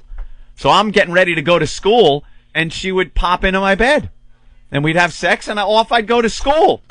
Now what's messed up? If it was a 19-year-old guy and a 13-year-old girl. Yeah, I did get in trouble for that. What? Kidding. Oh, okay. People wouldn't think that's cool. Like a guy hearing that, hearing you tell the story that you're 13 banging a 19-year-old, that is a really cool story. Uh-huh. Every guy dreamt that could happen to them when they were growing up. I told people at school, and they didn't believe me. They thought I was just another one of their friends lying to them. They're like, get out of here. I'm like, no, really, I just had sex. Were you the first one? Smell my finger. Were you the first one to have sex? Yeah. In your group of friends? Oh, yeah. Must have. That's like really young. Uh-huh. Wow. But the now one of these sexual encounters before school, she goes down on me, and it was just, wee hoo boy, this is goody. We've had more fun than toys, and then she goes, would you like to do this to me? Oh no! And dude, I am talking. She wasn't that old. Crank this up, baby. Oh, she wasn't that old. 19. Still had teen in the name. Still a teen. Not a nasty Mrs. Robinson. Yeah, like I'm banging Dean Wormer's wife. With those pointy tits in her bra. This music's playing in your head. No. As he pulls down her huge panties. Yeah, he pulled down her huge. She did have big 70s panties. Like, the ones that just are not cut at all up the legs? Yeah. Just big bloomers? Those were the ones. Let me step out of my bloomers. Yeah. And it had to be a mess, because this was like the 70s, right? Kick the, late 70s, maybe? Kicks the bloomers over the lamp, and the whole room goes dark. Her big bloomers. So she goes, would you like to do this to me? Would you like to do this to me? And the only vision I had was the vision I saw of it before I, put it in. So I remembered what it looked like very vividly. What did it look like? Come on. Dude, it was as if you had punched Fidel Castro in the mouth and his lips swelled up. Knocked out all his teeth. Yeah, that's what it looked like. It looked like Albert Einstein with a head wound. It was awful. And there was big. And there was a couple shots of Novocaine in the lips. Yeah. Like he was going for dentistry. Right. And the hair was spread out so far, like past the area. She had like leg hair on that. It was giant. Thank God you just don't see that these days. You just don't. You know? You don't. Thank God. It used to grow. I don't know, man. Maybe we were brought up as cavemen in some other era, because it used to grow like halfway down their thighs. Down the thigh, man. Does it even grow like that anymore? I don't know. Girls don't think are so. less hairy, more gooder now. But know what the problem is? All these styles come back. That style will come back. You think? Before our time is done on this earth. I don't think so. We are going to have to deal with that again. I'm telling you. I don't think so. I'm telling you. That's like the Hitler mustache. Not down there, but the Hitler mustache on your face. I never see that coming back again. I'm telling you, man. It's going to come back. Yeah. All right, so... She sat on the edge of the bed one time, naked, and when she was sitting and her lap, her legs, she was bent at the waist because she's sitting. It looked like she was wearing black furry panties. Ugh. Her pubes were just so stretched out. I can't imagine girls were getting a lot of oral back then. Yeah, I can't imagine, because now today, most of the girls are completely shaved. But just think of the hairy mess when easier. they did. Big Burt Reynolds mustache and pork chop sideburns going down on a chick with a rug in her lap. Just a big hairy mess all around. God. Oh, cavemen. Yeah, that went on for years. So did you do it? Until I left back to... No. I went... How'd you get out of it? She goes, would you mind doing this to me? And I just went... I don't think so. I did. I said, I don't think so. She knew I was a rookie. So then what I'm happened? not ready to go for the big league. So what happened then? We just continued having regular sex. Yeah. She didn't cut me off from it. That's great, man. I guess she understood. You're going to 8th grade getting banged every morning. That's it was amazing. Odd. It was pretty That's odd. amazing, man. And then girls my own age, I was like, geez, this chick don't know shit. And she doesn't Could even you help a brother out? She doesn't even have boobs yet. I'm like, hey, would you, mind doing this to me? And they go, I don't think so. Yeah, exactly. Exactly. Wow, that's funny, man. Yeah. Oh, Yeah. Hank's Place is Channel 13. Good. Channel 13. Let me see if Ozzy could... that's a great story, by the way, Anthony. Oh, More details. It was greater to live, Opie. More details. And then the next day, yeah. I got in the truck with my dad. He was driving me to school, and he kind of just looks over and goes, so, how was last night? That's a cool dad, man. For my 13th birthday, I got a 10-speed bike. Wouldn't it be fun to know what you know got now? a hooker. You basically got a hooker. Yeah, well, it wasn't a money thing. Did your She was dad a bang her friend. too? Probably. Who knows? Probably compare notes. Yeah, Dad, I snatch. What It were was, you gonna say? yeah, now it kind Sorry, I of threw me. Yes. How was last night? Oh, if you knew what you know now, like I could have come back with, it's like, so how was last night? And go, oh, Dad, I don't like girls, you know. Thanks for the effort and stuff, but I really don't like girls. Yeah. Man, that's freak him out. Yeah, that's it was like, wow, no, it was it was cool. It's good. You had the coolest dad in school. Right. Let me see if Ozzy could hold on through the break. Ozzy. Hi guys, how are you guys? Very good, Ozzy. How you doing? We have a bunch of listeners very concerned about you and your relationship with your wife. Could you hold on for a few minutes? Sure, man. We'll go right to you, I promise, in like 3 or 4 minutes. That's fine, All right, I'm sorry we woke you up this morning. I have nothing to do, man. You know that. Well, it's 4 a.m. in California. Yeah, he sounds a little groggy. All right, hold on, Ozzy. Oh, that's just the way he sounds. Yeah, we got a very tired Ozzy on the phone. Opie and Anthony, XM 202. Your brother wants in on the conversation. Oh, yeah? About you and Buzz when you were a kid, Anthony. Oh, out there in California. Let's see what Joe's going to add. Brother Joe, Anthony's brother, of course. Joey! Joe! Yo! Hey, what's up, man? You're on the air. Yeah. What the hell happened? What's up? What the hell's wrong with you? Nothing, man. I was just getting gas. I'm on my way back from Atlantic City. Oh, you're getting gas? Okay. Yeah, I'm coming back from Atlantic City. I just saw Tom Jones. Oh, how was that? It was cool, man. Did he do dry vagina? A bunch of old ladies, though. It was hysterical, man. They're like throwing these big old bloomers up at him. Do they still throw their underwear at that guy? Oh, it's hysterical, man. Oh, I love Joe. You have a great life now, man. You don't have to get up early to do that. Oh, Joe just cruises around the world. He's just doing his band thing and going to Tom Jones concert. Tom Jones because he can now. How does Tom Jones sound, Joe? Things are good. You guys have made it that way for me. Thank you very much. What's Tom Jones sound like? Any good? Dry. Was that a Tom Jones song originally? Yeah. The guy sounded incredible. He was really good, man. Still has his pipes. Great show. Hasn't lost a thing. Wow, very cool. Hasn't lost a thing. I got to go check him out. It's pretty fun. Well, anyway, I'm calling to talk about Buzz for a second. Yes. Oh, Anthony tends to whitewash things just a little bit. What did I whitewash? Oh my God, she didn't sound like a beauty. Nothing about no. Everything's good as far as your detail goes, except for one thing. Buzz looked like a Cro-Magnon. She had the distended brow. She had the unibrow. Oh my God. Well, that's a detail that you forgot to tell us, Anthony. I wasn't looking at her face. I was horrified at the vag. What was hairier, her vag or her head? It looked the same. Or The her face, I eyebrow. should say. She had a univag and a unibrow. Wow. You were talking about the hair thing. I mean, that was directly due to the fact that she was like a Neanderthal. Hey, at least I wasn't 15 banging that 30-year-old mother with a friggin' axe crotch. Wait a second, dude. She was 32. Wait, are we going to get a new story today? Oh, there was one time I was with Buzz in one of these bedrooms in this house. Joe's the older brother. Go ahead. And Joe was slamming this 32-year-old mom. While you were banging Buzz? Yeah, in the same room. And Joe goes, hey, at midnight, let's switch. And I said, hold on. there is no way I'm banging that old broad. All right, hold on. She walked like she'd been riding a horse for about 18 years. That girl, what was her name? Do you remember? Sue. Sebring. Sue. This girl, Sue, woman, Sue, her legs were so spread apart, and she had the gap, like where her vag was supposed to be, was a gap like a hatchet wound.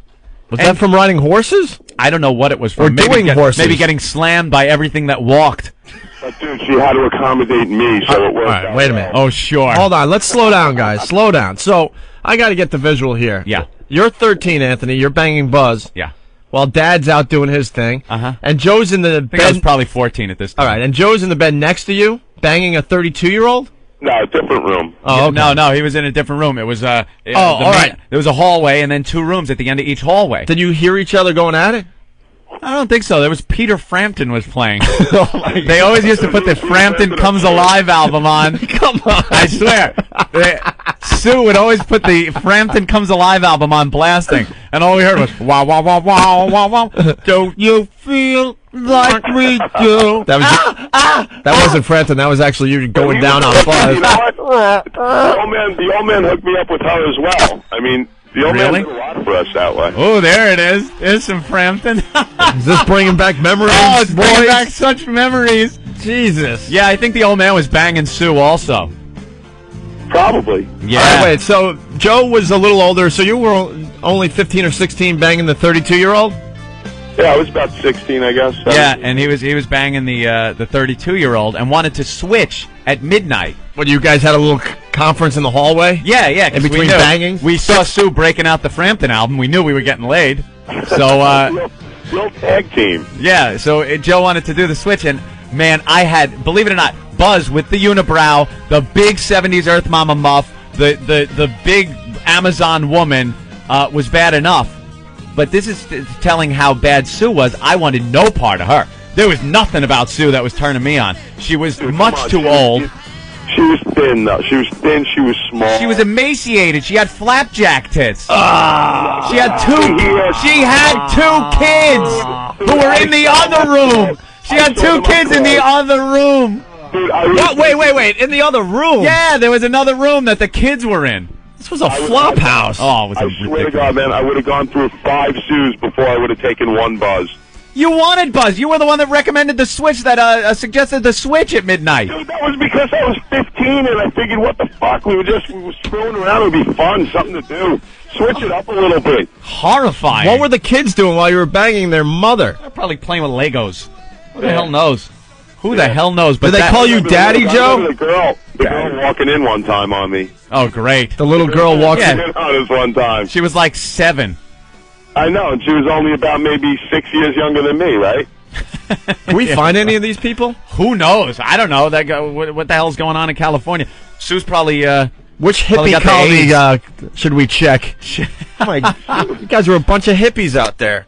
Hippies. Bras with Tom Jones last night. Who knows? Probably. She's old. Old She's broad. old by now. Joe, you had a great father, man. Yeah, I'm telling you. He liked to gave you guys party, pussy. that's for sure. He gave you guys poo-ha, man. Guns, I remember, alcohol, yeah. And guns, alcohol, and the bitches. He hooked us up. You know what my dad horses, gave me? booze, bitches. My dad gave me a good jump shot. There you go. That's what I got from my dad, a good jump shot.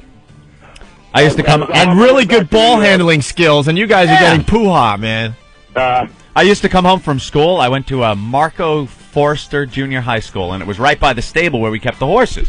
So I would get done with school about 3 o'clock, walk back to the stable, and every day my father, who for some reason couldn't hold a job, was sitting in a chair with Chato, the Mexican guy that had a horse at the same ranch. And they would just sit there drinking what they called yambos. They were the big 40-ounce beers. Why don't we get another yambo, Yoey? And then they'd sit there just drinking beer. And when their wives or girlfriends would bitch at them, they would look at each other and go, I'm going to get me another one.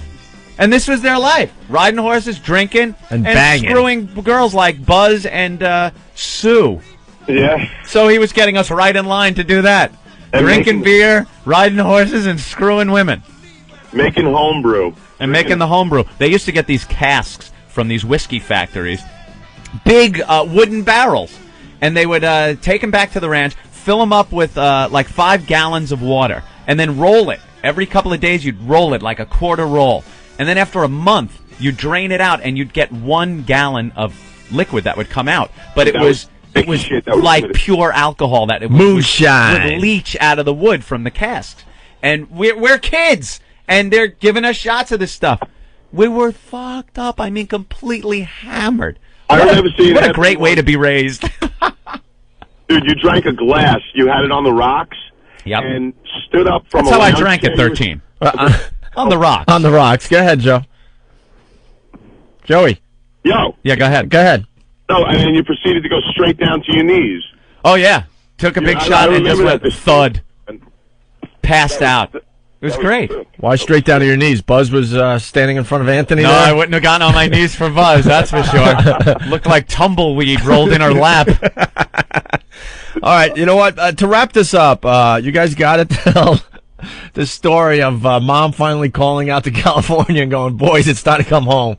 I think she was a little concerned for your safety. Oh, that was when we had decided it was time to come back east. and maybe get civilized for a little while. I was just coming back to visit. Joe, of course, was coming back to live there. But after I visited with my family here in New York for a while, I realized I was kind of programmed in California, and they kind of deprogrammed me here in New York, and I decided I better stay because I really was heading on the road to ruin out there. But it's funny how you guys got back home. You had to take the bus trip, Yeah, right? well, my mother had sent out 2 airline tickets for me and my brother to fly us from California to New York. So my father got the tickets, went to the airline, sold the tickets, took the money, and bought us 2 Greyhound bus tickets, and put us on the bus. And there we were on this 2-week-long excursion. But you can't be pissed at him because he gave you poo-ha, man. There you go. Along with hookers and pimps. Yeah, so we were taking a bus all the way from California, L.A., to New York City. And it stopped at every city. You know, we stopped everywhere. And the collection of dregs of society, male hookers, hustlers, girl hookers, pimps, and I'm talking like Huggy Bear pimps. These guys with the fur hats and everything. It was just a collection. An Ouzo bum who had a bottle of Ouzo with him the whole trip that everybody, when he passed out, would take and pass around the bottle. And we were drinking this bum's Ouzo. This hot chick we met that was getting off in Cheyenne, but decided to hang out with us all the way into New York. Who knows what happened to her? Probably murdered or ended up a hooker. And then we finally get to New York after 2 weeks on the road. And right when we step off the bus, we get arrested by NYPD. This detective comes over. Came up to me and grabbed me by the shoulder and said, "Excuse me, boys, you have to come with me," right? Mm-hmm. And now you left out the fact that I was smuggling in Thai sticks. Right. Now the cop goes, "Come with me, get your bags." And we're like, "Oh my God, Joe's got like pounds of Thai sticks." How old were you, Joe? Oh God. Probably 17 now. I think you were 17. Oh, okay. I was about 17, 16, 17. And he just like a load of Thai stick in his bag. And the guy goes, "We're going to get your bags, and we're going to check you out," you know, because they thought we were runaways. They thought we were runaways coming into New York to, you know, hustle or something. So thank God that girl did follow us from Cheyenne and just hang out with us on the bus. We told her, "Could you get this one bag and get it immediately before we get there?" And she ran and got the bag and actually didn't steal it and took it. And then the cop goes to call my mom up, and I'm like, "Could you just identify yourself and first say your kids are fine. I'm NYPD and I've just took them and I want to verify that they're not runaways." He gets on the phone. "Hello, Rosemary? Yes. Do you have 2 sons, Joseph and Anthony?" Yeah, and you just, my mother's horrified. This guy just strung it along without like telling her we were okay. Guy was a real prick. But we got off the hook. Remember the knives that the old man gave us? Yeah, he like confiscated our knives. My side, and the cop was patting me down. You know, he goes, "Oh, what's this? What's this?" Puts his hand over by his gun, takes the knife away. Yeah, what a collar. Yeah, what a collar. Getting the Kumia boys. Goddamn hysterical. Yeah. Well, thank you for the memories, Joe. I forgot about Sue. All right. Well, more stories than that, though. For another day, all the Mojave Desert. I know. Shootings and everything. Yeah, we'll talk about the shooting next time you call in. I saw more shootings than Puffy. Yeah. On an entire show, too. Yeah. Oh, that's a great story, but you're going to have to tell it live in the studio, though. But, Joe, bashing Buzz when you're banging a Sue is a little much. Come on. They were both. She was this mousy woman with these big glasses. Remember Sue's big dopey? She looked like Tweety Bird. You know, these big glasses. "Hi, Joe. I got my glasses, and I'm going to bang you to Peter Frampton." "Ow, my ass hurts from last night." Oh, that's funny. So don't bang my Cro-Magnon woman. No, man. Who'd you rather fuck, Tweety Bird or Mike Tyson? I was screwing Sasquatch. No shit. That's great. All right, Brother Joe. Chubby gals need love, too. That's quite possibly the filthiest vagina I have ever seen. The Opie and Anthony Show. We know you've been talking about getting another XM radio. Why not try out the XM Delphi Roadie 2? It's a total system in one simple package. Roadie 2's built-in wireless FM modulator makes it easy to enjoy XM in any car with a radio. Plus, you can add up to 4 additional XM radios for only $6.99 a month per radio with family plan. Go to xmradio.com to check out the latest products and to find out more details on Roadie 2 and XM Family Plan. We're jealous of women sexually. Women have that superior endurance. What's the biggest difference sexually? It's the energy levels right after sex. Girls get all energetic. My girlfriend wants to cook stuff. She's got a cake in the oven. She's roasting a pig on a spit that she killed with her own bare hands. You know, she's painting the house, raking leaves. Meanwhile, I'm at the hospital. My blood pressure's 3/1. I'm on life support systems. The doctor's like, he came 3 times? That means irreversible brain damage for the body. Guys have no energy after sex, do they? I'm surprised rapists don't get caught every time.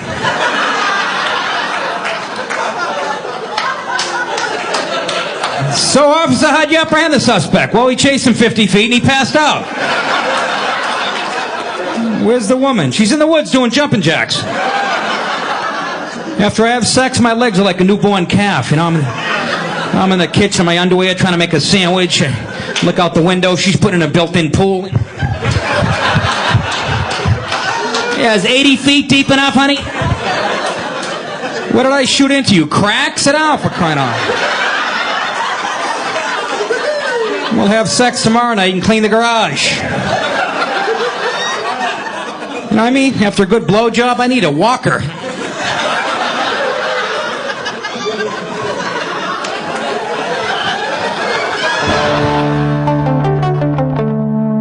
Only one thing kept me out of college, high school. And high school was tough, and grammar school, I couldn't spell at all. I used to miss words like posse.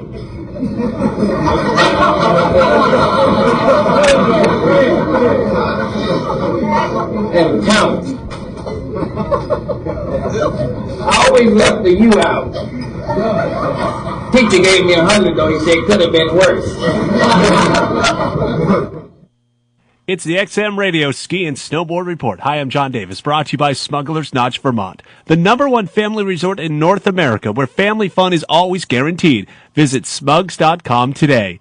The holiday skiing is probably at its best point right now, with some comfortable temperatures on the eastern mountains, like at Bretton Woods in New Hampshire, ready with over 3 dozen runs and some tubing terrain as well. At Killington Pico, they combine for over 50 miles, including the Bear Mountain Open at Killington, Okemo Mountain on 5 mountains and over 80 runs, Seven Springs into Pennsylvania with over 30 trails open. They stay at full operation. Snowshoe Mountain, West Virginia, continues down 56 runs. The halfpipe opens up on Saturday at Snowshoe. Out west, where Breckenridge continues down 120 runs. Jackson Hole has some fresh snow for 65 trails. Park City with over a half a foot with over 90 runs. Deer Valley, Utah heads down the fresh snow for 80-plus trails. Mount Hood Meadows with some fresh snow as well. Over half of their runs now open.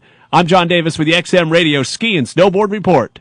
Now you don't have to miss a minute of XM's two-headed baby known as Opie and Anthony. Get XM Radio online and hear O&A stream 24 hours a day on the internet. That enough for you? Get a free trial today before they go on trial at listen.xmradio.com. You'll also hear all of XM's 100% commercial-free music channels, plus XM comedy and some of that other XM special programming stuff they do. Don't wait. Go now. Act immediately. Go to listen.xmradio.com and sign up for a free 3-day trial. Say, Jim, nice real. The worst of Opie and Anthony. Is this some sexual reference? XM 202. The Opie and Anthony Show. Everybody say, when you hear the call, you got to get it underway. Word up. It's a credit for your wife. No matter where you say it, you know that you'll be heard. Damn good smoothie. Oh, fantastic. Damn good smoothie. Banana orange. Mm-hmm. What did you get, Opie? What? Did you get a smoothie? Just a banana. Well, when I send them back for another one, I'll be glad to treat you to a smoothie. They're really good. All right. The O&A virus spreading across America thanks to XM Satellite Radio. Can I ask a question? Yes. This has been bugging me for 2 weeks. Every time I go into the bathroom, the goddamn window is open. Who is opening the window? Is it you, Noah? It is freezing. It's 35 degrees out. How bad are somebody's log fumes? Leave the fucking window closed. You know, you're right. That bathroom is freezing cold because the window's open. Some germaphobe is, I got to open the window to get the dirty germs out. Why? You want a bathroom all hot. Yeah, and steamy. You want to smell what the fella next to you had for lunch. Nothing better than leaning your head into this dog going, hey, pastrami, and he laughs, and he gives you the old knuckle to the chin. But I went in there and I closed it earlier this morning. So Yep. somebody went in and opened it. I would like somebody to fess up. Reopened it. Ben? No? He doesn't know? I thought he was coming in with an answer. Nice. You know who's opening that bathroom window? It might be Ben, because that gust of wind maybe hits him when he opens the window. I actually opened it because it smells like shit in there. No, it doesn't. Wait, You you're psycho. the one that opens it every I'm morning? not the only one that does it. Oh, so Ben is... Exactly. Who else does it? It's 30 degrees out. I'm trying to shit. It's not 30 degrees My out. bag is gripping me like a little hornet's nest. Dude, first of all, you destroy that place. So when you go in there, You really teach Well, you're that not bathroom a lesson. Well, you're not supposed to go in there and eat egg salad. You walk in, you take your dump of your leak, and you leave. It's not supposed to smell good in there. It's a men's room. I miss Richard Dreyfuss with AIDS. Yeah, we that do guy? miss him. That used to clean the bathroom in NEW. Gloves. Yeah. That guy would put a Oh, yellow... he would have welded that window shut so no one could open it. You know what used to suck about that guy? He would always be there when you had to take the dump. We used to get these limited times where we could actually squeeze out a dump. Limited times. We were playing 18 minutes of commercials an hour.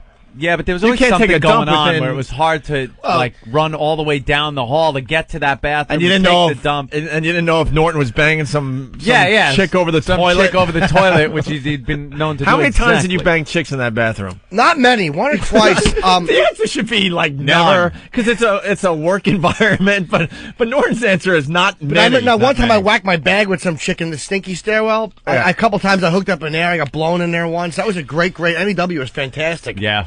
Lots Yeah. of nooks and crannies. for Oh, some places to leave action. loads all over. Now, But the in thing here, is, there's nowhere. It's all well lit. The bathroom there that we used to use for dumps wasn't just an NEW bathroom. It was for that floor. So other people from other offices would go into that bathroom. We kind of had like a private bathroom, outside the studio, but we made it We made it no crunch the zone. crunch-free zone because it stunk the entire green room up. Right. You could take a dump in there, and then the door would open up, and It was would just stink awful. the entire floor up. So we said no crunching, that's for urination only. And then the other bathroom, you'd run down there, and there was Richard Dreyfuss with AIDS cleaning up with his big yellow gloves on, the door propped open with his cart, and you're like, it just wrecked. I can't now take a dump. Going to be making some noise. Oh, man, and when one of those logs got stuck, he would just put that yellow glove on and go to town to make sure it went down that bowl. He'd choke it. He would choke it and break it apart so it went down with his bare hand. If you had trouble taking a dump, he'd actually pick you up and bear hug you from the front and help squeeze it out like your toothpaste, that faggot. I remember one time I was on a bowl and I'm dropping what was awful, some type of a miscarriage in the toilet, and I see his foot come under my stall and pull a piece of paper out that was sticking halfway. Ugh. That guy has the worst job, and he loved his job. He really did. He took his job very seriously. I don't know what his name was, but I hope he died in the 2 years that we were off. Tragically. We kind of like that guy. I hope he was at his kid's wedding and he had a stroke while cleaning a bathroom. We like that guy. We didn't like him. I didn't do anything to you. I didn't like him. He ruined about 40 dumps. He should die in a tuxedo scooping a toilet out. Dude, the guy was making $15,000 a year to squish logs so they could go down a bowl. And I bet you he wasn't making anything. He probably showed up voluntarily to do it. And you wish death on the guy? He did ruin a lot of dumps. All I ask is I'm alone in the bathroom. Do you know when you're walking? No, you don't ask for being alone in the bathroom. As soon as one of us wants to go to the bathroom, you follow right behind To take us. a whiz is fine, but I gotta take a dump. Right. I want nothing. There were times where I'd be walking down the hallway when you got the pain where the back of your thighs hurt, there's only one thing going to fix it. You know, getting in there and releasing. Yep. And your body knows that you're approaching the bathroom and starts winding up, and you're around that corner, and there's Richard Dreyfuss with AIDS with his cart and his gloves, and you're just, God, I'm already in the mode. I've started the wheels are in motion. That gas pain where you're unbuttoning your belt, undoing your belt, and you're afraid that if you sit, you're gonna shit on the way down. You ever have to? I've actually had to stand over the toilet and not bend until that one gas pain. 'Cause Right. If I try to bend, I'm gonna shit down It's the back of my all leg. over. Those are the best. And you hold it until you get the chapter you want, and then you just start reading release. Why is it you have to get to a page I don't you can know. start No, reading? I'm thumbing right through this particular Goddamn chess problem. I like to read chess books on the toilet. I'll actually hold it until I get to the right Kasparov game. I'm a weirdo, yeah. I have a pile of Popular Mechanics. I read Popular Mechanics. Hey, what's new? Let's see what's coming out. Hey, look at what was out 100 years ago today. I'm not in long enough to read anything. I'm not in there long enough to read anything. I'm trying to figure out a way to get a magnetic chessboard so I can bring it in the bathroom so I can work out chess moves on the toilet. Chess moves. I swear to God, that's all I want to do. Play chess on the toilet. How are you not in there long enough to read? Yeah, what do you just poop and leave? Yeah, I'm just real quick. There are times that you'll just be relaxing. You're done with your business, but I'm not done reading. No. And then you get the big butt hickey ring. Dude, and you wind up walking out. You look like a newborn fawn. I'm walking out on your asleep legs. I'm back to being regular.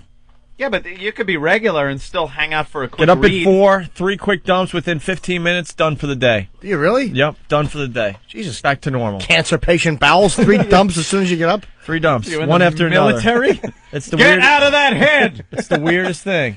I want that head so clean that Opie himself will be proud to take a dump in it 3 times before he goes to work. I once had one stuck.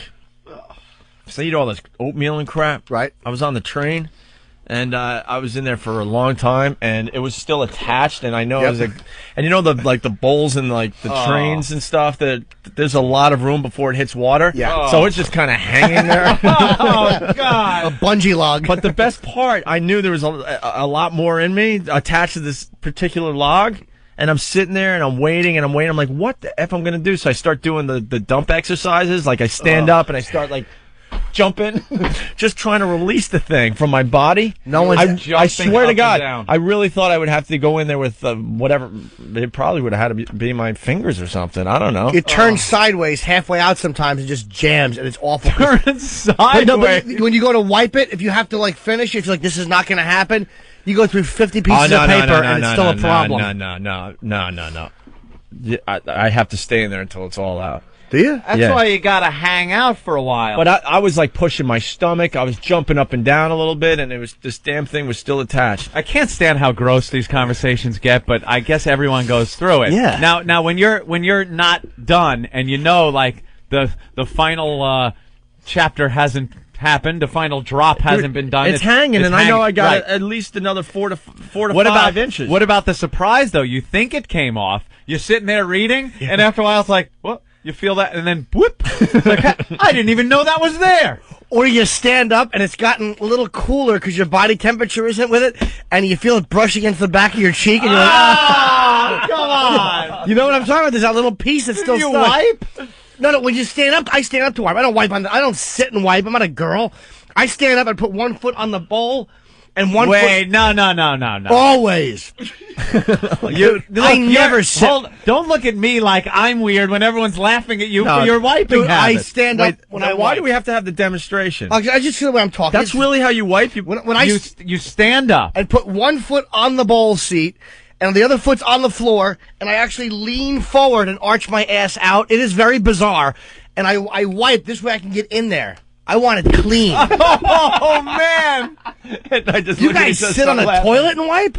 There's oh my a God. you don't sit. It's a bend over thing, so you're almost your head is like between your knees, right. but you're still sitting. Never. And then you reach back and you take care of business. No. There's no standing. Dude, it was embarrassing. That defeats the purpose. You're messing stuff up by standing up. When I was in Iraq, one of the problems we had to use these bathrooms the soldiers used, and they're like these little portable tents that have these 10 stalls next to each other. Yeah. And when you sit, your feet go straight out, and there's a leather curtain.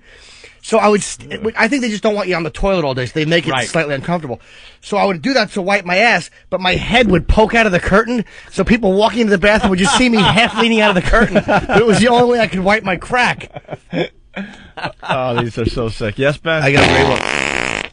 My old apartment, when I first moved to New York, I had this little apartment. I was dating this girl, and I'd come home, and I'd taken a dump, and it got all clogged up, and I didn't have a plunger. So imagine what it was like. I had to go down to the doorman downstairs and come back up.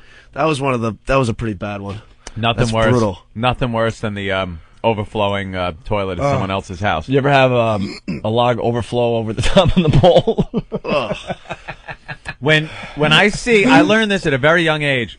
When I see the water coming up in the toilet, you get that panic. You panic, but right away I lunge under the toilet and It's a race against time. Will the water reach the top and overflow, or will I shut that valve off quick Where enough? under the toilet is that? Under every toilet, on the side or under Yeah, the it toilet, has that little knob. is the little tin valve that you must turn quickly. Oh, I didn't know that. And it shuts off, and right when the water reaches the top, but then you got to get rid of it. Plunger. What if there's no plunger? Fishnet. I have learned to use Little guppy fishnet. anything in the garbage pail. Sometimes I've used shampoo bottles at people's houses, where if the water goes down low enough, you wait long enough, it'll slowly go down, but it won't be unplugged. You take a shampoo bottle, shove it in there, and then pull it out real quick. It'll do it. Rolled up newspaper. If people read a lot, or a magazine, you roll it up, shove it down the hole, cool, and then give it a few pumps. And then you'll hear that. The crap's down. I'm off the hook. Because you don't want to, Oh, you don't want logs in your little bath mat. Little pieces of fetid dump. You'll never get that stuff out. Telling you. Yeah, Bill brings up a good point here. Bill from Colorado. Go ahead. Hey, man, I was listening to Jimmy talk about the position he's in when he wipes his ass. When I was a kid once, I think I walked in on my sister. I think that's the same position girls get in when they put a tampon in, isn't it? You know that's what's on the box. You're probably right, yeah. That's the instruction on the box. It shows a girl how to stand. That it's 1 foot on the toilet, 1 foot on the floor, and then the insertion. For me, it's just to get my crack nice and clean. That's why I do it. I don't have a very hairy crack, but I like it clean. I'm a weirdo, but I like hygiene. Oh, you could like it clean, but you don't have to use that position. Dude, I dig my finger way in. I look at every piece of paper. Right, I do. It's not gross. I'm clean. Rick, what's one of going you on? guys could eat my ass right now. It's fantastic. You actually penetrate. Oh, yeah, always. Do you use the little wipes that they have? I actually bought them recently, and what I'll do... Aren't they a treat? Not every time, but if I usually shower after. If I'm going out, I'll shower. But I'll take toilet paper, I'll wipe it, I'll use the wipes and get it, wrap the finger in the wipe and then push it up, pull it out. I want the whole channel clean, dude. I don't just want the outside. You guys want the... That's why you get skid marks. I never get skid marks. Ever. I don't get skid marks. You guys have told years ago. Well, I'm just saying. Well, that's because I had the Years flu. ago. It looked like a used shoe shine rag because I had the flu. I have the flu sometimes. As long as you have a nice airtight seal, there's no need to clear beyond the doorway to clean it up, Sorry, guys. You don't have to penetrate the seal. Always. If a chick's giving you a Hummer and she licks your bag, it's going to reek. You ever go down on a girl and smell that? I've had that happen where you're going down on her and like she parts her legs and like that smell of old Capicol comes up and you're like, let's go to Kurt in Jersey. What's up, Kurt? Okay, I give up. Go back to gay. We're doing pretty well getting the gay out so far. That's funny. We had that hot chick from Oregon this morning. She was Sarah. all right. And actually, Rick is calling from Oregon as well. Rick, what's up? All right, enough of this stuff. It's like I'm driving a big truck down the road. There's nowhere to pull off the road, and now I got to take a dump. Now you got to go. All right. that little gurgling. Is there anything worse than that gurgling when you can't do anything about it? Yeah, we call it You're the percolate. percolating. You're percolating. I had one before I got on a flight to Atlanta a few months ago. I don't know what was wrong. I wasn't sick, but I must have taken 8 shits in the airport. That's the worst place to take a dump.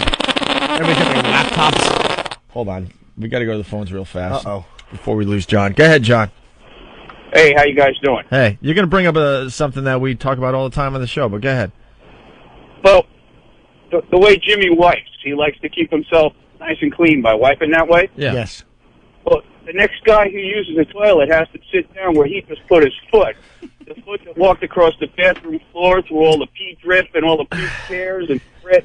Yeah, you raise a good point, but I'm talking. Most of my dumps, 80% of them are done at home or in hotels. But even so, I'm Willie Wipe when it comes to the seat. So you got to wipe the seat off. That's the next guy's responsibility. Yeah, okay. I thought he was going to talk about something else. How he Everybody will think about that the next time they go. You keep yourself perfectly clean, but then you have no problem diving into some whore's ass. I didn't say there are That no just amazes me inconsistencies. that- Yes, there are inconsistencies. And whenever I wipe my chest, I put my foot up. All right. Thank you, John. Thanks, bye. Al the cop from East Northport has a little story. At some chick's party back in high school, my bud had a crap that wouldn't fit down the bowl because of its length. So he took a comb out of the comb and brush holder on the girl's sink, sawed the log in half, rinsed the comb, and put it back. Oh, that's great. Nice. Despicable. Yeah, someone's wondering why they have a peanut in their hair. That's good. Welcome to the Opie and Anthony.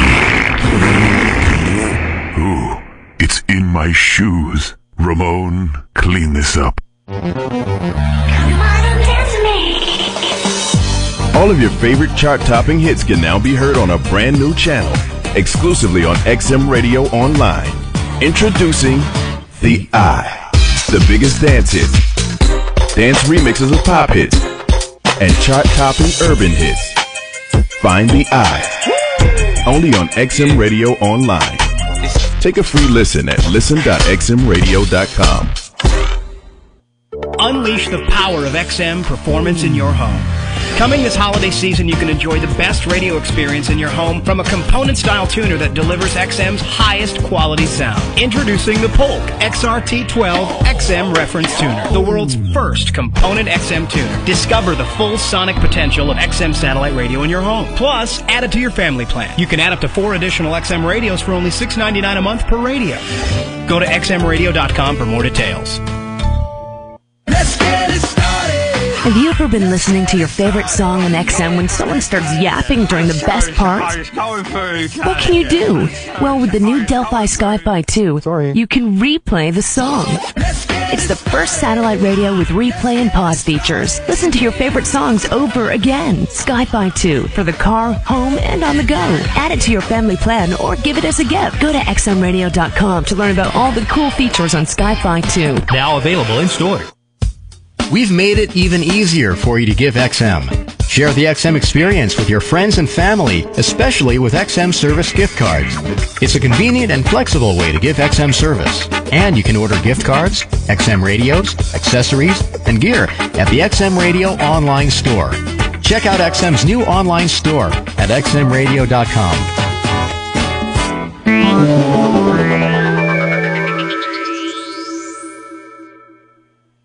Just when you had time to take a breather, XM Satellite Radio brings you right off the bench. 1 minute the passing lane was open. The next minute he's there. Get that weak stuff out of here. You hear that sound? He shoots. This is the hook It's shot. time to take off the warm-ups. College basketball on XM Satellite Radio. We have ACC, Big Ten, and Pac-10 round ball, baby. It'll be a full slate on channels 180 through 188. Huge rivalries. ACC, North Carolina and Duke. Yeah, Hills. Yeah, Hills. Blue Devils. Blue Devils. Arizona, UCLA. Go Cats. Go Cats. Yeah, Bruins. Yeah, Bruins. Indiana and Purdue. Hoosiers. Hoosiers. Boilermakers, Boilermakers, Boilermakers. Oh, yeah, and we have much more. All season long, we're taking it hard to the hoop. The defensive pressure continues. That was With college basketball on XM Satellite Radio, it's the ACC, Big Ten, and the Pac-10. College basketball on channels 180 through 188 on XM Satellite Radio. No one will outscore us. It's the O&A virus. XM 202. XM News, talk, sports, and information. It's everything all the time. He's up on the gay shit. Oh, Jim. The worst of Opie and Anthony. You didn't wake up like Ben today. Ben isn't in today. Why isn't Ben in? He called me. I got up at like 3:30 this morning, and the phone's ringing. It's Ben saying that he's just shitting like he's never shit before. Ooh. And he says, I would rather deal with this at home than at work. I'm like, yeah, whatever, dude, because we don't want to deal with it. Is he flinging his windows open in his bathroom? It's frigid cold in there. He's sweating more than usual. His head's sweaty. He's on the toilet. His legs are shaking. Stupid glasses are askew. Poor Ben. Awful Boston dumps. This big hog is resting in the toilet water. Lazily hanging in there. Takes a nice chowder shit. The bottom of his balls are just brushing up against the water. Yeah, but, I don't know why, and I'll admit it, but Jim and I are obsessed with Ben's hog. We're trying to figure out what the hell's going on in the front of his pants. We don't. We've said this many times, but for the new listeners, we don't know if he has just really big balls or he's got just an enormous hog. It really is. You can't not look at it when he bobbles in the studio with his messy hair. Well, he's a very hairy guy. Perhaps it's just a lot of hair. All in a disarray, like on his head. Ben's a mess. Now he's crapping. What's the update with Ben? He still won't come on the phone? God, he's got me in bad shape today. Anyway, he won't come to the phone? He'll talk to Steve, but he won't come on the air. Ben is very, very sick. I just got done talking to him. I explained to him that you'd like to get him on the air, but he said, I can't even get out of bed. He said it's bad sushi, he thinks. So. Oh, really? Never good. Yeah. He had some sushi last night. He can't move. He's bad sushi. Yeah, he's running to the bathroom every 10 minutes. And Ben never gets sick, to be honest with you. Yeah. Ben never gets sick. So if he's out, it's bad. Is he puking or dumping? I think it's both. Ugh. All right. That's why I'm always paranoid about sushi, but everybody thinks I'm nuts. Yeah, see? I know everyone I know has had bad sushi at one time or another. I eat sushi all the time. I got sick once, and it was because I went to one of these stupid lunch places that advertise, half price sushi. Oh, which dude. is it was years ago. I learned my lesson. Yeah. And I brought the sushi home, and it tasted bad right away, so I stopped eating it. So I didn't get that sick, not like a Ben. And then I decided to try to feed it to my cats at the time, and the cats wouldn't eat it. I'm like, if the cats won't eat sushi, I'm like, bad sign. I am in deep S. Oh, deep S. And were you? Oh yeah. And that was just from I think I ate one piece. Ben probably shoveled it in, laughing and giggling, not thinking. Oh, I'm fucking gossiping and having a great time. I was with Bono, hanging out with Bono, and dude, shoving it down his gullet. My worst experience. I was going to the beach, Robert Moses or something, out there on Long Island, and went to one of the delis, got myself a nice ham and Swiss on a roll with mustard. Nice, right? Yeah. And then a side order of potato salad. Potato salad. Nice little whatever, quarter ounce or First half of all, ounce, let whatever. me chastise you for potato salad on the beach. Well, that's what I'm getting at. You don't take it to the beach. Took it to the beach. I remember it was about 100 degrees. Yeah, nice baking in the sun, mayonnaise, egg. Maybe an hour or two later, I finally decide to get to my potato salad. Good choice. That was very, very mayonnaise-y. Mm-hmm. And I ate the thing. And then I had to go out east to have dinner with my brother. And to make a long story short, it got so bad, the diarrhea, that I was dry heaving from my butt. Nothing else would come out, but I was still contracting. Like it was just opening up and puckering. It was like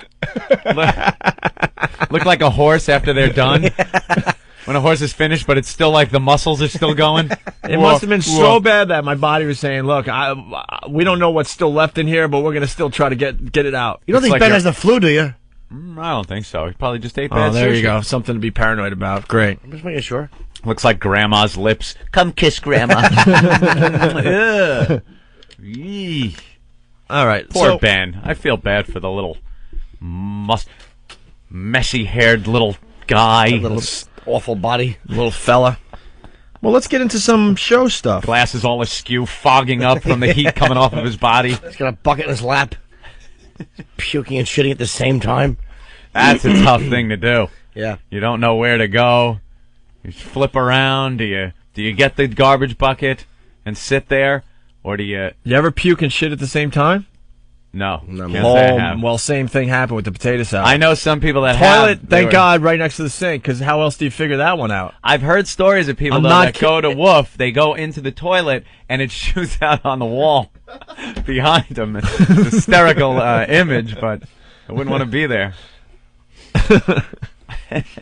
You just brought back a memory, man. Gee, really? Sorry to hear that. From the frat house. We had this disgusting pig of a guy. He was a fat guy. I don't want to say his name. The guy would get so hammered, and then he would have explosive diarrhea, and for some reason he needed to sleep naked in the TV room with a blanket. Jesus. And I guess why didn't you tell the guy? Knock it off. Whatever. He's, you're in your room, whatever. I mean, these guys would come home at 4 or 5 in the morning, whatever they want to do.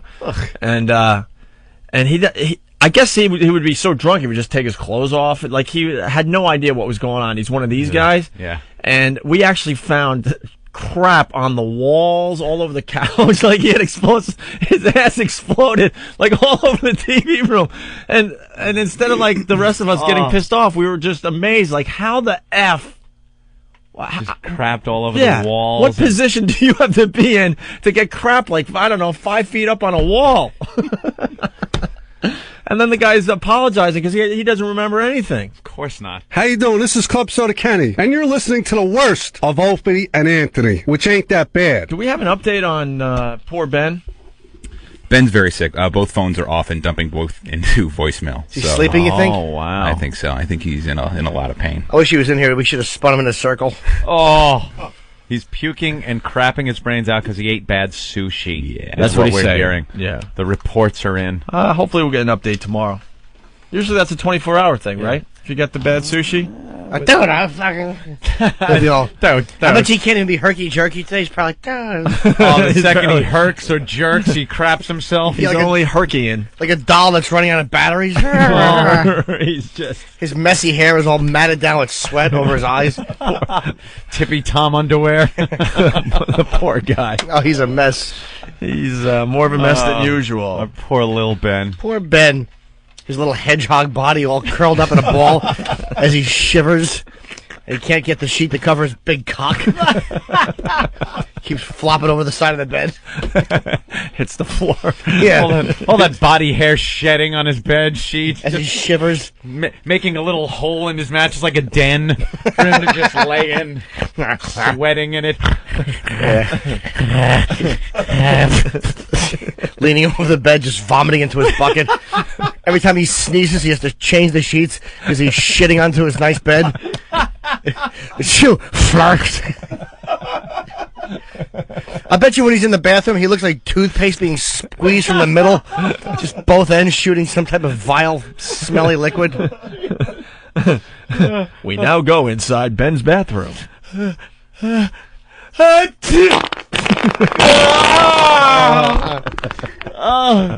God bless me, dude.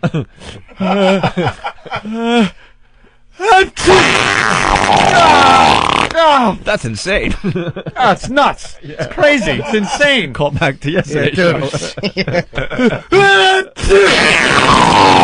Oh, that's crazy. That's nuts. That's insane, dude. Dude, my friend in Boston. As he's clapping, he's clapping and herking as he's puking and shitting.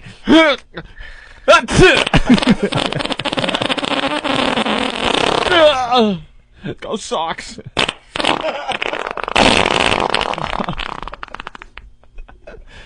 Oh, bad sushi. Toilet bowl's glowing. Poor Ben. That big head, it's hard to get it completely over the toilet because when he bends over, his skull hits the lid, so he pukes half on the front of the seat and half in the bowl. He has to go sideways so that big head doesn't hit the upturned lid. Keeps clanking the septic tank. Clank. You hate when you're sitting there like, nothing came out. I go,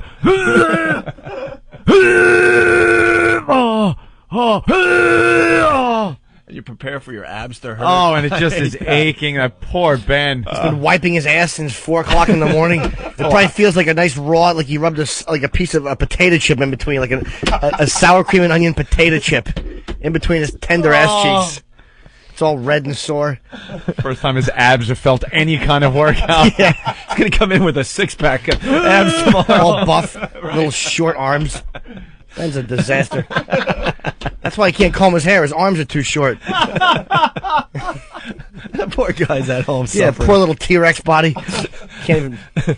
Tries to comb it, but he's herking and jerking, so his hair goes all over the place. He probably wipes his ass by rubbing it on the rug like a dog does. It's called scooting. He scoot on the rug. Oh, dude. Yeah, poor guy. Liquidy, awful dump. Oh, you know it's just a bad day for him at I'd like to home. see that guy from Pennsylvania giving it to Ben in his dumper while he's puking. He can't even shit. He's so filled to the rim with shame. He's being brutally raped on the radio. Oh. Wow.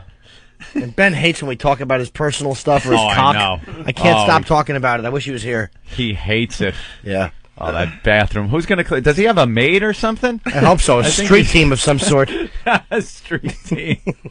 Looks like he threw a yoo-hoo into the ceiling fan.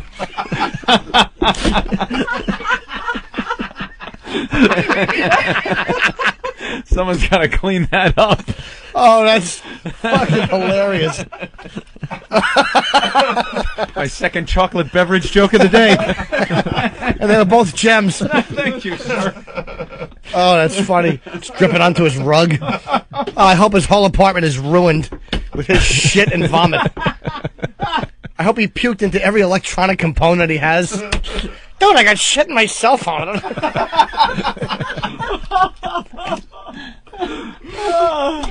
That poor guy. The only thing that would make me happier is if I could lift up his sheet and cut one of my vile farts and then watch his sweaty forehead be too sick to get up and just vomit.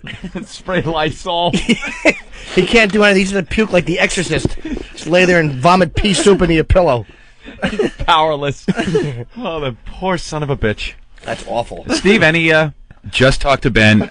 He's on his way to the doctor, I believe. Oh, is he listening? He's listening. He said, "Is it you that keeps trying to call me? Knock it off." Is he feeling a little bit better? Not really. Gotta He said go to the doctor. He's in bed. He can't stop sweating. And Can we call So out? he's back to normal. That's good. When can he sweat? He's one of those guys that would like be the polar swimmers who would sweat when he gets out of the little hole in the ice. Yeah. Who's that guy ice fishing naked, sweating?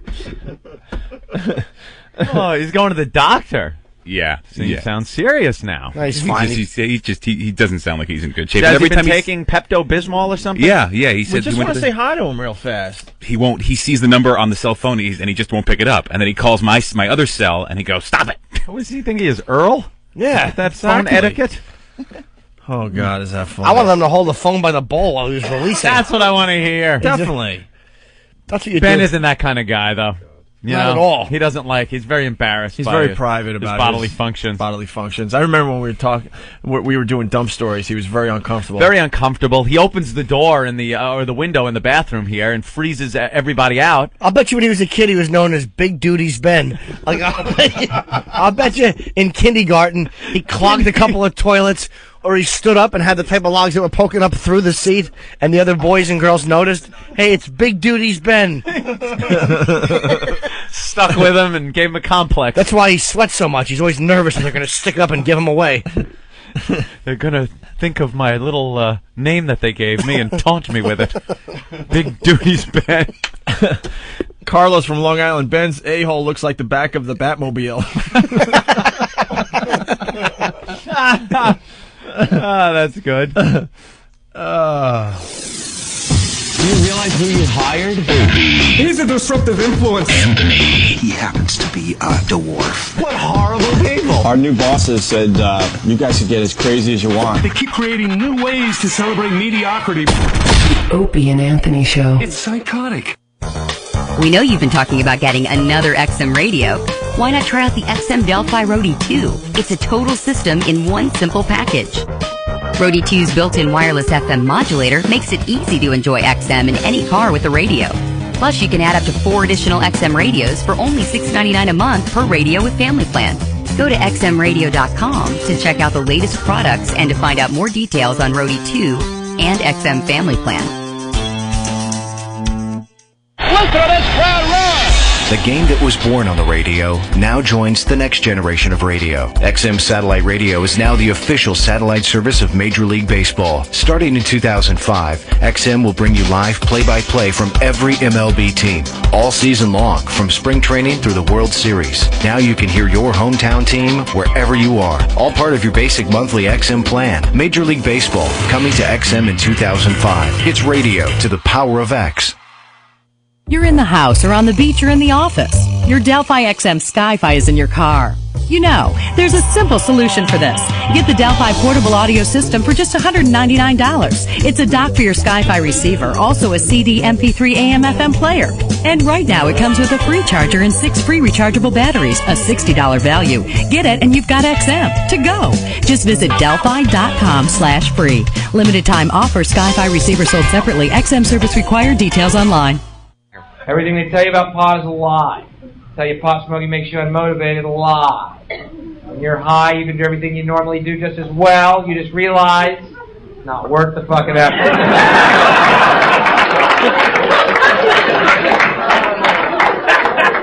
Sure, I could get up at dawn, get in traffic, go to a job I hate that does not inspire me creatively whatsoever for the rest of my life. I could do that. Sure. Or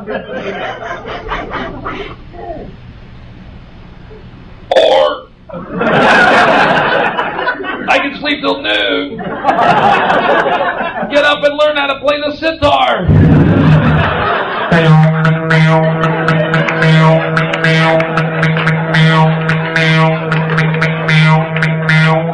What is it, one string? How fucking hard is this instrument?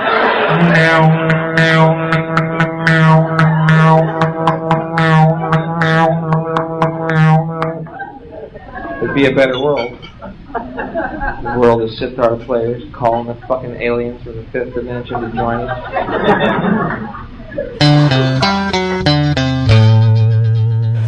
Here are some more men who ought to be strapped to a gurney and castrated with fishing knives. White guys who shave their heads completely bald. You know? They're so ashamed they lost 11 hairs, they're going to try to turn it into some kind of a masculine statement. I say, hey, you goofy-looking, baldy-headed fuck. Looks good on black guys. On you, it's ugly, repulsive, and disgusting. You want to be bald? Do what I did. Wait a while.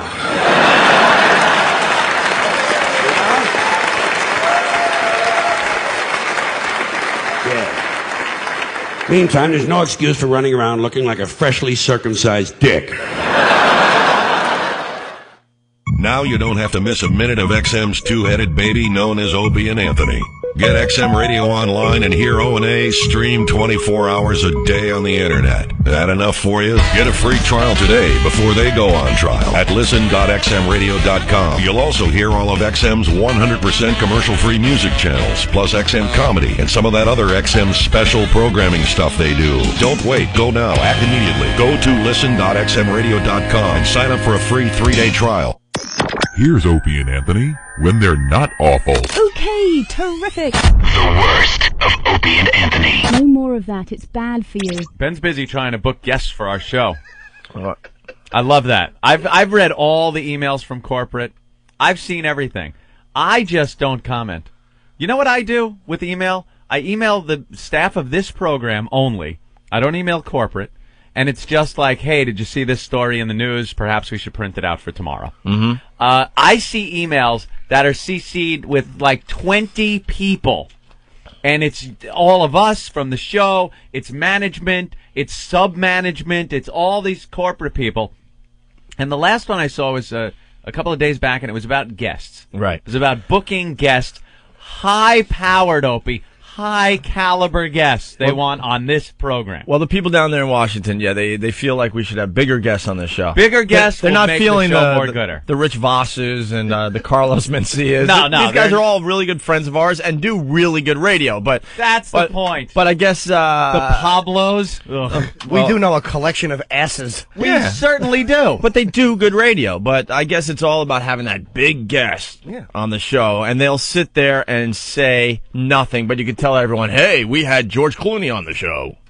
Now, yeah. It's not there? Okay. Ben is now trying some of these contacts to see if we could get certain guests on the show. Because it's Ben's ass on the line. It's been hinted, look, if Ben doesn't get the bigger guests, he's going to go bye-bye. But let me tell you something. It ain't Ben's fault. I understand. This program is not inviting to people of that caliber, of that type of Hollywood guest. Does not really want to sit here and discuss punching women in the face promos to sell their god-awful Hollywood drivel movies. Right. But Ben is trying. Ben's trying to get Brad Pitt. Yeah, Ben's trying like you wouldn't believe. He called me at lunch yesterday going, all right, and he's laughing and giggling the whole time because he knows how stupid this is. Of course but it he's is. doing what he's told from the people in Washington. So who are you trying to get on this show, Ben? Dude, I'm on the phone. I'm on the other line right now with Johnny Depp's people. I'm going to get Johnny Depp on the show. That was the funny one. Johnny Depp and his people don't even know what XM Satellite Radio is. Of course they don't. Look, Ben's trying, man. He's trying. It's a a fledgling industry. Right. We know that. The people that are subscribed to XM, the people that work at XM, the people that are involved in some way, shape, or form with satellite radio, they understand what it is. They see the potential in this. Yeah. It's going to be huge. It's going to take time, though. But the reality of it is there are still a lot of people that have yet to find out what's going on with satellite radio. They will, just like cable TV, they will. But where we are right now, it's very hard to call up George fucking Clooney and convince him that it's advantageous for him to come on this program to sell his movie. It's basically asking George Clooney if he wants to do an interview with a college radio station. Do you want to hang out with us? Right. That's pretty much what it is. Hi, George. Hey, George Clooney. Hi, it's Opie, Anthony, and a few of our friends, and we'd like to know if you want to come down and hang out with us. Maybe have a beer or something? You want to have a beer? You're not We'll that hang busy, out. right? Oh, we'll be talking to a lot of people, relatively speaking. If you would hang out with my neighbor down the street, it would be far less people you'd be talking to. But, you want to come out? XM Satellite Radio. Yeah, what? Satellite. Yeah, it's up there in space. No, XM. No, yeah, like FM, only with an X in front and the F is gone. No, you don't have to put a spacesuit on.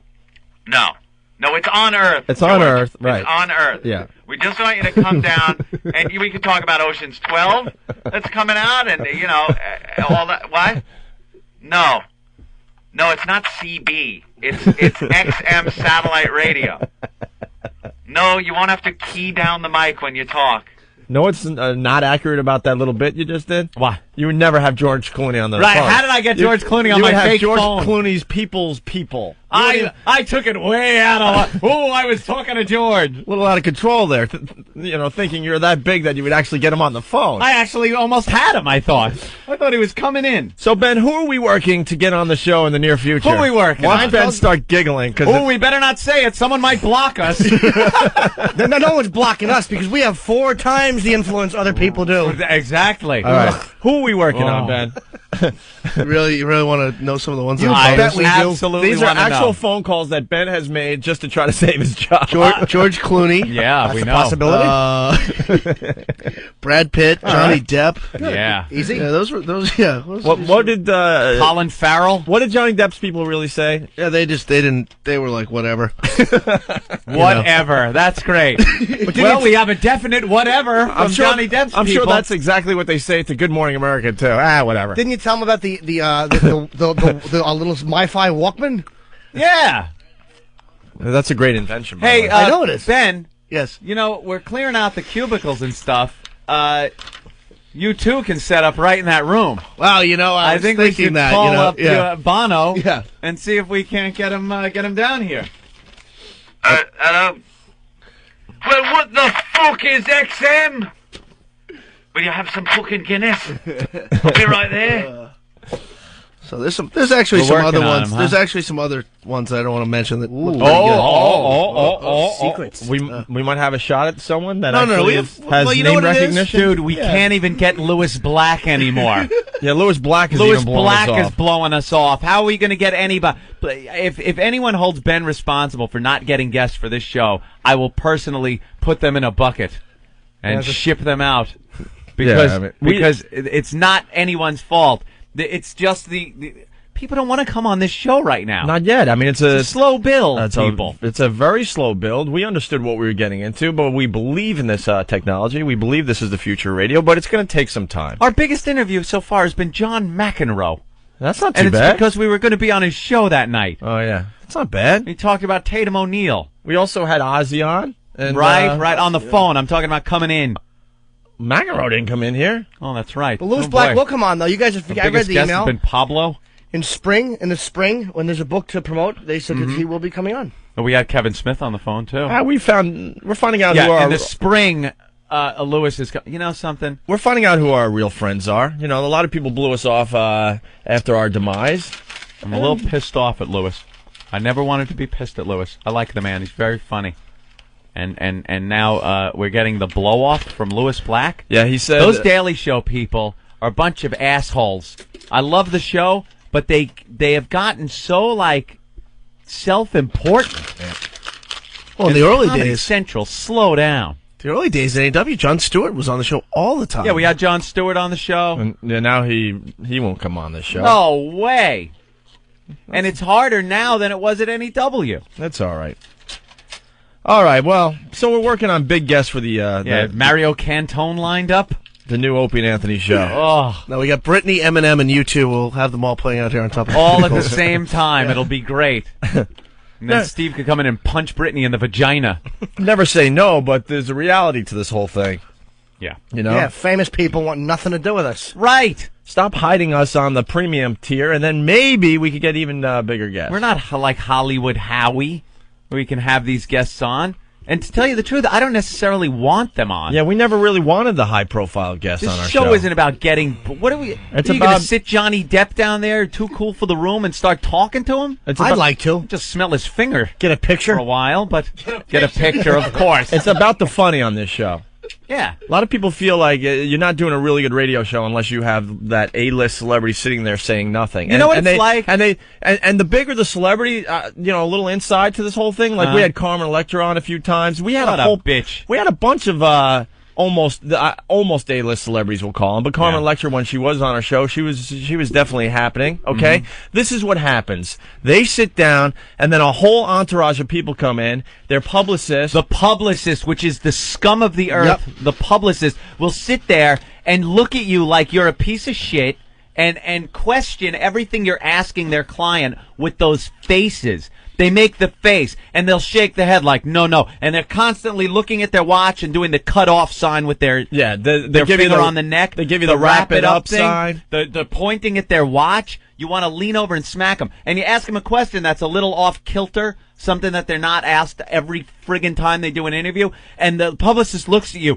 shakes their head no, and puts that scowl on their face. No, even worse. You want to reach over and choke the bitch? No, even worse. They'll pull their client out of the studio, or they'll cover up the microphone, or they'll say stuff like, "Don't answer that." Yeah. Crocodile Hunters, remember his publicist hung up on the call because she didn't like the questions? That twat in a Oh, that's power right. suit? Remember that? Yeah. And the publicist, when you do the phone call interviews, they listen on another line. Of course. They got the hookup, and if they decide it's going to a place that they don't like, they'll just hang up on the interview. Yeah, and it's no fun to be involved with that. I don't like those guests. We don't really care. I mean, if it happens, it happens. But yeah, I mean, they can't be obsessed with us talking to the really, really famous people on our show. If people want to come in and hang out. It's usually very boring radio. Yeah. If they want to come in, and hang out and be part of the show, that's fine. But to sit there and try to do an interview and ask them the same questions they've been asked 1,000 times, it sucks. Well, I think that we could ask some original questions. Like, I'd love to get Ozzy in studio because I want to ask him, like, what made you want to get into music? Yeah, that's a good question. I'm sure he's never been asked before. Yeah. Like, what are you going to ask? All right, well, Enough. We do have a few guests calling in today. Who do we have today, Ben? We have some 9/11. Who do we got? Got the L list. I'm sure it's huge. Here we go. Got that call from Johnny Depp back, did Here ya? we go. Here's Johnny Depp's in at 9 o'clock. Britney's performing live at 8. On that definite whatever. Bono and the Edge are going to come by and have some Guinness with us. Nice. Here it is. Psyched. We're going to have the guest rundown every day with Ben. All right, Ben? Great. Who do we have today on the show? We have Jonathan Gold, who wants to talk about he has some theories on 9/11. Okay. It's going to be very interesting. Ah. And Dom Morena. Is that how you say his last name? Dom Morena. We don't. Dom Morena? I'm sorry. Guests so good, we don't even know their names. What did I say? Dom Morena? When I say Morena. Dom Morena, you said. Dom Morena. Who the hell is he? I think that was the guy that Vito Corleone stabbed. Rich Vass. Antonio Andolini. Dom Morena. Sorry. All right, I can't wait to talk to Dom Morena. Wasn't that a dance a few years ago? Hey, Dom Morena. He was the quarterback for the Miami Dolphins. You remember him? Yeah. Dom Morena. Maybe that's why he can't get guests. He's asking for Johnny Dupe. They're like, who? I want Frank Clooney, and I want him now. I could get Rich Vass. That's as good as I could get. Dude, I want Pete Osborne in this studio. Well, this is going to be hell. Oh, I love that George Clowney. Sure. He's good. I didn't know what Ben was doing yesterday. Ben's like, look, I just want to black sky this.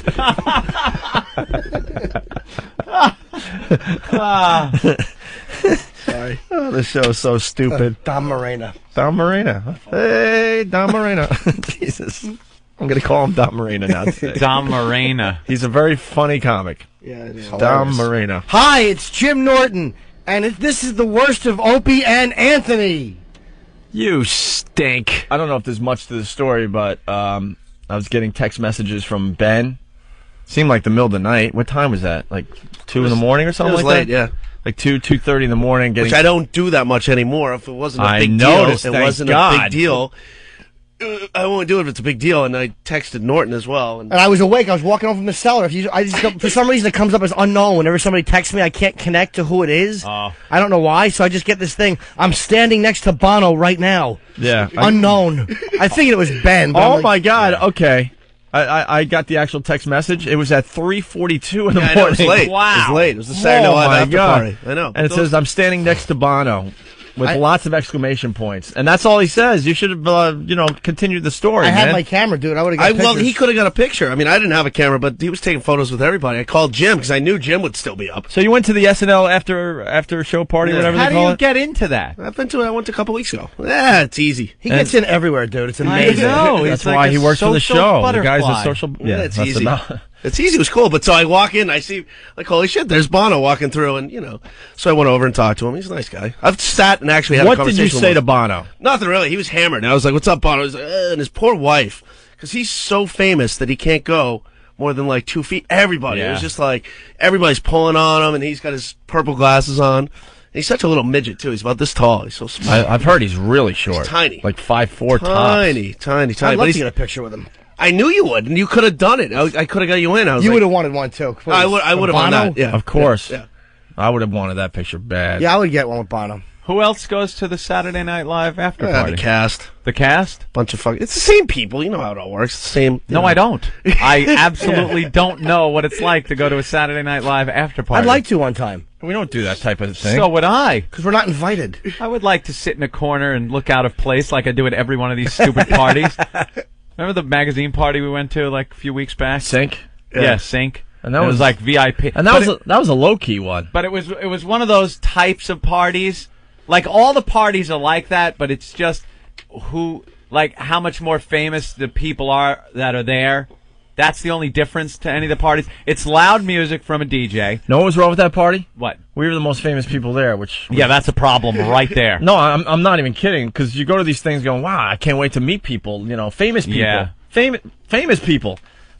We were the star attraction. They whisked us into the VIP. And we couldn't get out of there fast enough. Yeah. They whisked us into the VIP section. I sat down in a chair, or on one of those couch things, with the little 1 inch by 1 inch table in front of you. Like everything's too cool and completely impractical. The little table can barely fit your drink on it, but it's a cool little table. The couches are, groovy, but very uncomfortable. And then they had cell phones that were wired down that you could use to call the waitresses to get you drinks. Hello. Oh, that's pretty cool, actually. Yeah. So you want to do talking to somebody else's filthy mouthpiece. But the music is just, there's like techno blasting so loud that you can't even talk to each other. Like, Opa's right next to me, and I'm just like, hey, Opa. See, this would have been a great opportunity to actually have some loud techno music. Too late. Don't even try. Look at him in the booth. He's all flustered. Well, he should be. He missed a cue. I know. That was kind of like, He was bummed. He was trying to. Yeah, I know. That's okay. That kid works hard. He's great. He's a good kid. He's a good boy. Yeah, but, the only reason we were there was for the free stuff. So. Yeah. But free stuff. No, we hate those things. Yeah, it's not like... We were in the magazine, so we had to go. Like, I would want to go to one with, like, a bunch of famous people. Well, then yeah. You could sit around and go, oh, look at that. There's, what's his name? You could do a little stargazing. Watsa. Wow. Oh, yeah. Oh, from that show. Look. Oh, my God, yeah. Oh, I know that guy who was in that movie. Hey, do you mind if I take a pic? No. Oh, yeah, Jim. Hey, can I take a picture? Brewer tells a great story about Nicholson going to one of the SNL parties. Jim Brewer tells, I don't know the story, but you don't know the story, but bring it up. No, I just figured I'd say that. You're right, I really stink. I'm a turkey through the windshield of fun. I heard Belushi used to have a lot of fun at those things. Oh, recovery night. Yeah. So nothing else on Bono? No, not really, I thought it was funny. I knew Jim would want to get a photo, too. How many people did you have to text message that? Probably 10. Yeah. 10 at least. I'm so mad that I didn't. I knew you would be on. I was like, I had a feeling it was you too, but you got to call me on those. Just leave me a message. Yeah. Who else would text you with that at that hour? You don't know. It could be anybody. Bono. I mean, if anybody I know was. So why wouldn't you check it anyway? You didn't check the text message? So I wound up seeing a friend of mine. No, I did. Sweetie, I checked the message, but it comes up as unknown. For some reason, it never registers who sent me the text message. He didn't know who it was. That's what he's saying. So you thought someone was just playing with you? No, I think it was one of my friends. I actually thought it might be Ben, but I didn't know. And I'm like, I don't want to call you. him Know what it in was? the morning if he's sleeping. No. I got it all figured out. All right, I'll tell you if you're right. You were busy doing something else. No, you're wrong. Totally wrong. To get a picture of Bono, I would certainly go. But knowing you would at least call Ben back going, is this for real or whatever? Because you're still up at that time, no problem. I'll tell you why. Because it was so late. Like you said, almost 4 in the morning. If it wasn't him, I didn't want to wake. I don't know what he's doing. Maybe he might be getting late, or he could be sleeping, or he could be, those parties having his hair fixed with a hammer. That's what I'm saying. It's Ben. You know he's still awake. He could be standing in front of a fan with a saw, fixing his hair. Ben, who's the big guy now? Like, who's the big star on SNL now? I was saying that earlier. I don't know. Horatio Sands, I guess. Because I guess the old parties used to be like, there would be this hierarchy. Like the guys that would get a lot of airtime would hang out and be all rowdy and stuff. Does that happen anymore? Yeah, well, you know what it is, too? There's the actual cast party, and then there's the after party. So there's like... Which one did you go to? I went to the cast party, and then I tried to go to the after party. I knew the doorman at the door, but where the you cops... were shut down? The cops weren't... there was over the fire code, so I couldn't get in. But the invite was really cool. It was of the U2 iPod. It was like this little flyer. It was pretty badass. Did Bono go to the after party? I don't know, because I couldn't... It was just too much of a headache. You were at the cast party, and it was 3:45? No, they don't start till like 2. It starts late, and they usually keep it going And late. then the after party would have to be at what time? 4. 4? I know, I get home at like 4:45. Was Daryl Hammond there? He's a friend of mine. No. It's a lot of people. Daryl? I like Daryl. I did drop his name. Name dropper. What, made my famous friend, so what? You were busy doing something. I'm telling you. No, I wasn't. There's a story there. I'm thinking if Jim's awake at that hour, he's doing something. No, it was You're doing something, and you know it was worth a call back to Ben, because you know he's still awake, and you didn't make that call, so that means you were preoccupied with something. It was nothing I could go on there. Oh, stop. I'm telling you. I did the cellar. I was done by like 2:30. I wound up eating. I was just walking back to my car to go home, and I got the message. You see that text message, and you're not calling Ben? I wasn't sure. If I knew it was Ben, I would have called him in a second. I'm not buying it, man. Why would I lie? Why would I? What, I was getting a hooker. I wouldn't tell you. I don't know. What could he possibly keep secret? Yeah, from I don't us? know. I was helping an old lady across the street. Because knowing you and your celebrity photos, I'm thinking you. No matter what, you're. I didn't know where it was. It could have been somebody in L.A. I know. Just brag. I didn't know. I know a lot of friends, dude. One of them could have just said, "Hey, I'm standing next to Bono." It wasn't like he said, "Come up to 48th Street" or wherever it was. Did Ben pop in your brain at all? Yes. So? First thing, because I know he's a big YouTube fan. But it wasn't a sure thing. Yeah, a lot of things pop into my head. It was worth the call back. Have I ever called you when I'm jacking off? Hey, Hope, I was just thinking of you. A lot of things pop into your head. A penis. All right. Well, congratulations to Ben. Bono. Well, because Bono's one of your heroes. He's hung out and talked with Bono I've met him before. for quite a while. Yeah, we had like a 5-minute conversation. Yeah. How about next time you put it's Ben, comma. Just so I know it's you. Because most people's text message, they get I know, it. I don't Your know why phone's mine doesn't. retarded. What's wrong with my phone? They're practicing being cruel and unusual. The Opie and Anthony Show. No, it was the coldest winter, literally, that I can remember in my life. It was really nice weather if you were a fucking moose. If you had fur on your nuts, it was a festival out there. I didn't have a thought the whole winter. Seriously, I spent the whole winter, the only thought I had was, fuck, it's cold! Or it's cold as fuck!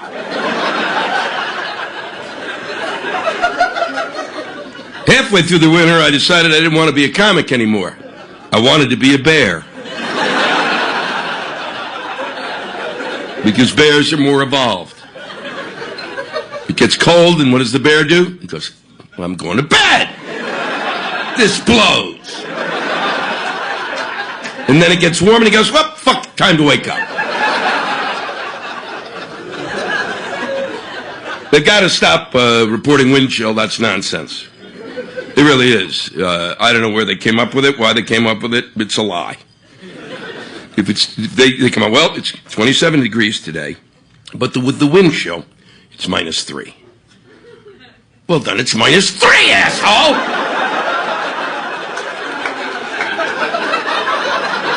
I don't need to know what the weather was like if conditions were perfect. It was too goddamn cold. And there's no reason for that. You shouldn't have to live under these kind of conditions during the winter. We had a huge surplus a few years ago. And I'd like to figure out where the fuck it went!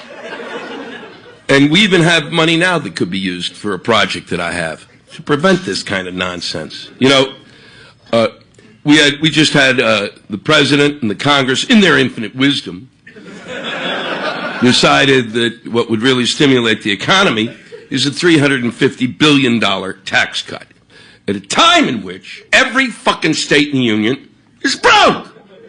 We don't have any fucking money. So what the fuck money are you cutting? What tax money are you cutting? What the fuck's being cut? It's not there. It's not fucking there. It doesn't exist.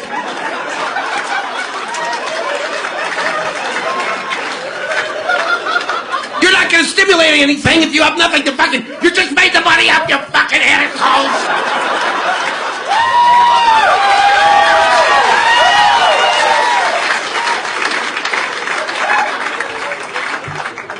So as long as they think we have that money, then we should use that money to build a giant wall up in Canada. Because that's where the cold air comes from. 100 channels of crystal clear digital audio. XM satellite radio. Radio to the power of X. It's everything 24/7 XM202. The O&A virus. It's everything, all the time. Opie and Anthony, XM202. Well, Anthony, this is a twisted story. Pledge tells a vicious beating. Vicious beating. A pledge. Fraternity hazing. It's been in the news off and on the past, 10 years or so. What happens to you if you just want to go to college and not be in a fraternity? Is there a downside to that? Because I don't see an upside of being in a fraternity at all. It depends where you go. I went to Geneseo. Back in the day, it was all about being in a fraternity or sorority. Back in the stay? You kind of felt like you didn't really belong if you weren't part of a group back then. Really? Yeah. Oh yeah, you had all the fraternities walking around campus, the sororities. It was and then the fraternities would it really bother anybody if they had to walk around not being part of a fraternity? No, there was plenty of people that didn't. Like, I don't get. But the parties were unbelievable. You hook up with a sorority and instant party with girls that like to drink and get laid. If you weren't in a fraternity, you weren't allowed to go to the sorority party? You would let outsiders in a little bit here and there. All right. Yeah. So I am not getting it. But you would feel kind of out of place. Yeah? Yeah, definitely. It was an instant party. I mean, if you're in a dorm and you want to get one of these, crazy parties going, you got to know a lot of people. You have to, if you're in a fraternity, there's a lot of guys you hate, even though you're in the same fraternity. But it's instant party. You got 100 guys, and then you got a sorority with 100 girls right there. Boom. So it's pretty much just for the parties. I would say so. If people say it's for more, I would laugh at you. I just don't understand the whole fraternity sorority thing. I got some good friends out of the fraternity I joined, but Do you have a secret handshake? No, nothing stupid Were like you in that. Lambda? The Black Fraternity. The Tri-Lambs. The Tri-Lambs, yes. It was all about partying. I made some good friends out of it. I hated it. I hated being in a fraternity. I try to be an individual. I try not to follow the trends of what's going on, but I don't know. I thought it was a good idea at the time, and then I tried to leave halfway through pledging, and I got a little visit from some brothers, and basically they said in a very nice way, just stick it out. And I'm what like, if you why? just said, I don't want to? They're like, trust me, just stick it out. It's not good if you quit in the middle. And what happens if you just said no? They pretty much made it clear that my life would be miserable. So I got through it, and then I saw the other guys that did drop out, and they would get the shit beat out of them, basically. So that if you drop out, you were beaten? And guys would get, guys would transfer and stuff. Yeah, they were scared. I heard they would put a blanket on you and beat you with their soap and then say, remember, it's just a bad dream, fat boy.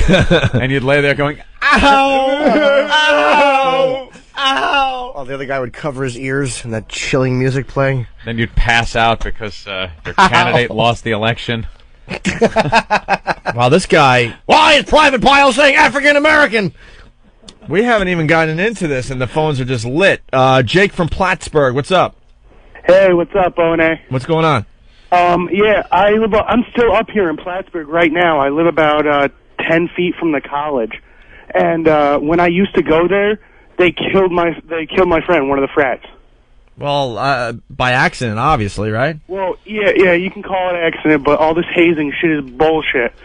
They were making him do the water treatment. They just kept having him drink gallons and gallons of water. Oh, yeah, water poisoning. I read that story. Yeah, and that's what happened. He was one of my best friends. There was like 6 of us, and we were all going to pledge this frat.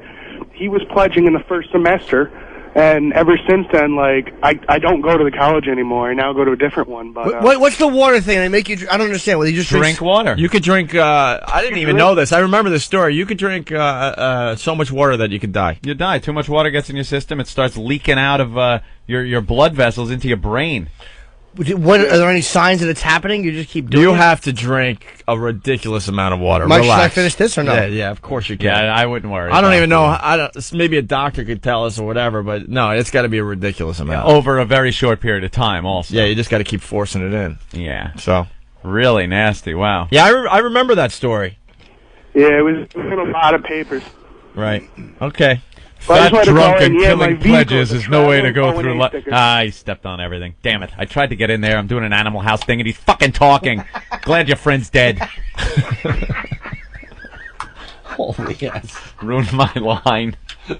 You had enough good ones. Very important You to had me. enough good ones today. You The could have show is very important to me. You had enough good lines today. You could have freaking let this guy slide. Jesus. You didn't get enough sleep last night. Oh my God. Maybe the line wasn't that important. Okay, Jake. Who's the mean one on this show? Yeah, that's okay, guys. I was just saying, my car's a traveling advertisement for you guys. Not anymore. All right. No, I love you guys. All right, cool. Thank you, Jake. See you guys. And it was a good line, Anthony. Wow. I thought he was off the phone by that point. I didn't realize Yeah, well, he's still there. PJ from the Bronx. Hey, how you doing, guys? First of all, that last kid, his friend died. If you're going to be in a fraternity, you deserve to die. It's disgusting. I just don't get it. Did you have your little sweatshirt with the little Greek letters on it? Did you? Oh, yeah, I did. I didn't wear mine often, though. Often, which implies you wore it a few times. Yeah. What did it say on the back of your sweatshirt? Halfway down the back, did it have an arrow pointing to your ass and say, enter here?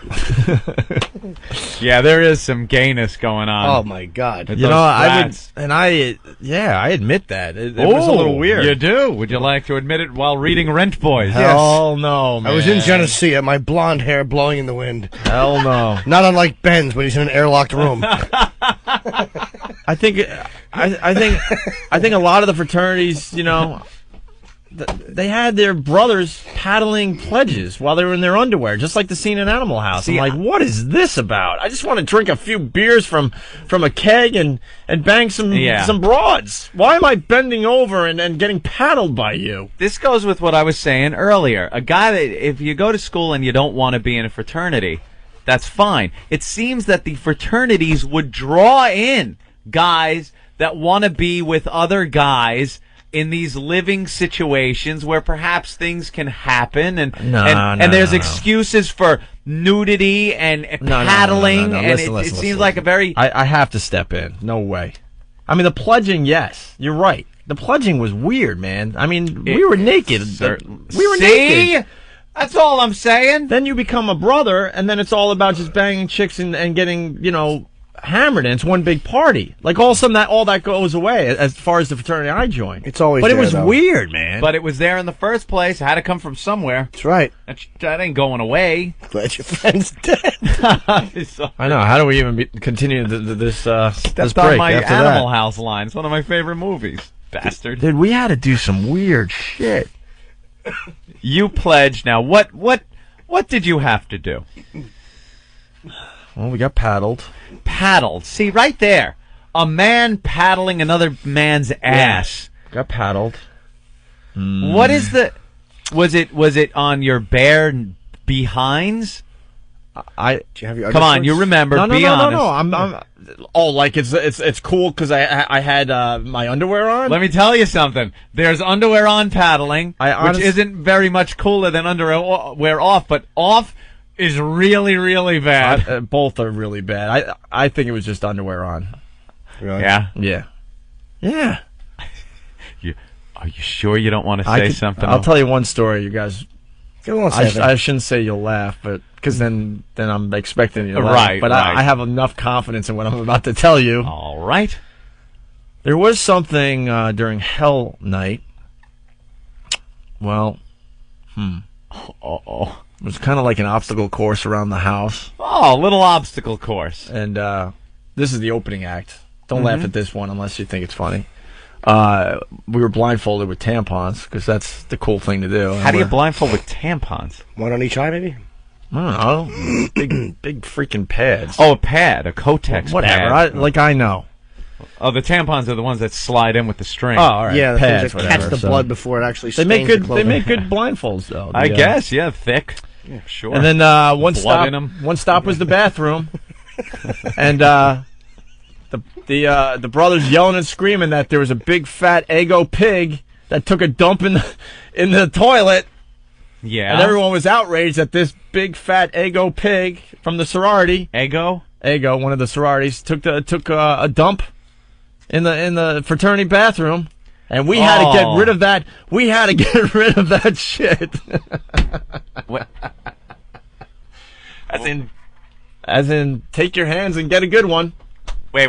You had to pull human feces out of a toilet bowl because they were pissed that the big fat Eggo pig took a crap in our toilet. Now let me tell you something. I'm thinking here. I don't think it was one of those girls that took a dump in that toilet. I think it was your fraternity brother's crap. We were told later that it was bananas. What was the test? The water was cold? Look at Jim. Ooh, wow. Where do I join? Oh, you were told later it was bananas? Yeah. Well, did your hand smell like bananas or shit? I don't remember. Kind of an easy. Not to be Columbo. I don't remember. I was smelling bananas, but my hands were covered in shit. I don't remember. You don't remember? And then one of the grand finales was that we had a... Look how he's looking off into the distance in the air because he doesn't want to make eye contact and chuckling, thinking back at this stuff. Because this was pretty gay.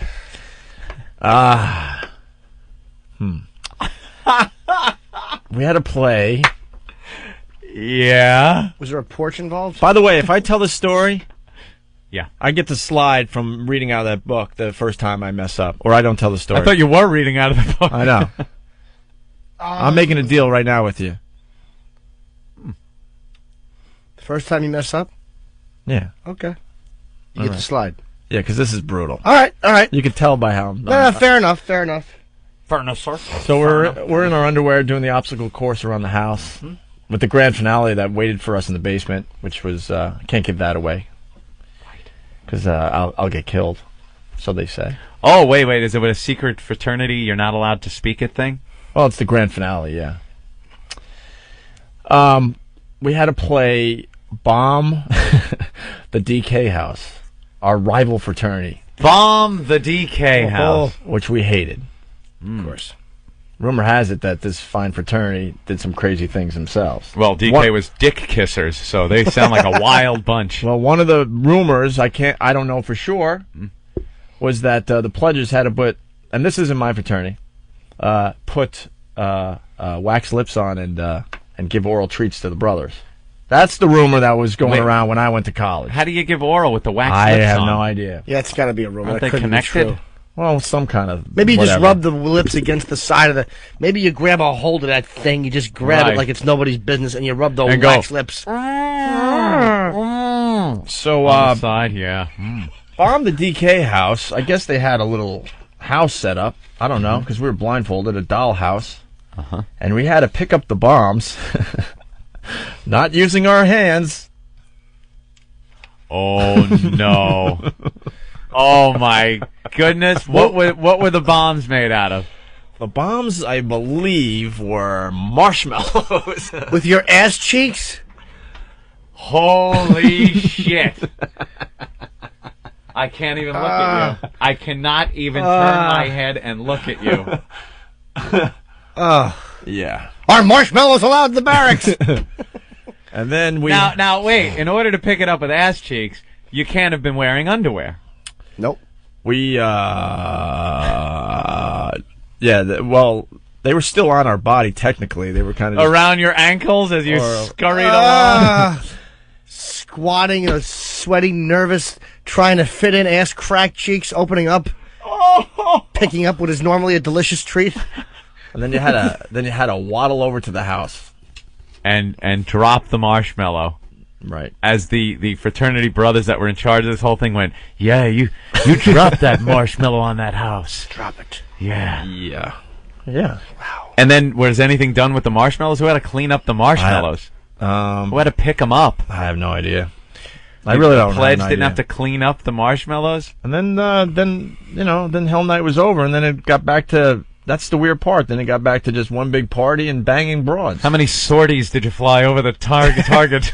Dude, it was weird, man. There was another time. By the way, from now on, just forget the Rent Boy book. If anyone screws up, they have to read a transcript of that story. I know. That's the new punishment. Open Bombay doors.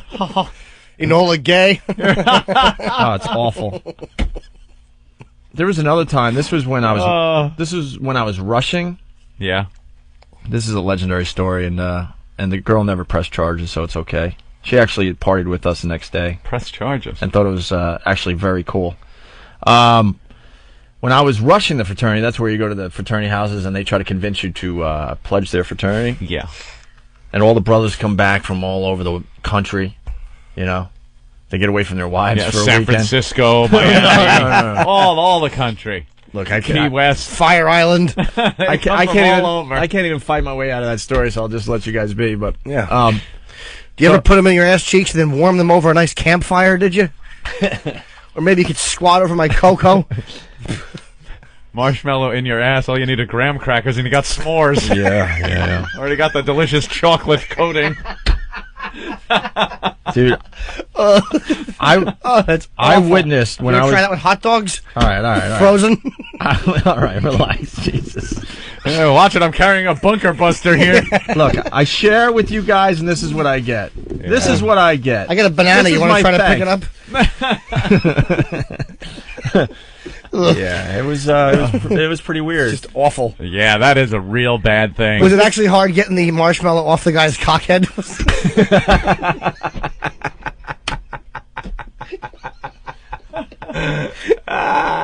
He'd bury it in his pubes. You have to go all the way down, grab it, and come back up.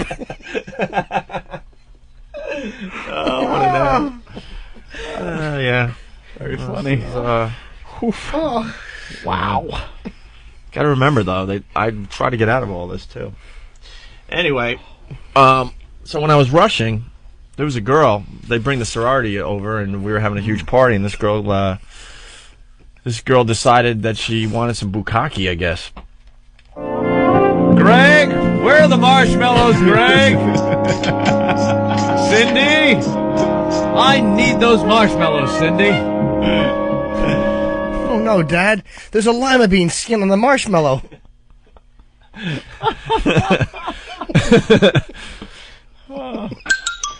Peter, come down with those marshmallows, Peter.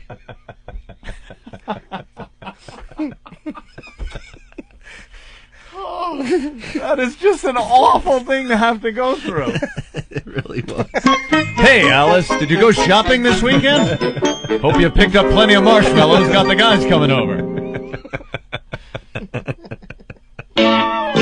We're gonna bomb the card house we just built with marshmallows. Yes, I hope you picked up some of those little hot cocoa marshmallows for Bobby's tight little ass. I'm going home now. That's great. Yeah, I had a waddle. Someone's asking if I had a waddle. Cindy, you left some marshmallow stains on the teeter-totter, on the Tina-Turner, you asshole. I knew I went one too far. What a dick. You were feeling good about yourself. I'm a Tina Turner. How about Greg? That's not a marshmallow. That's Oliver's nose.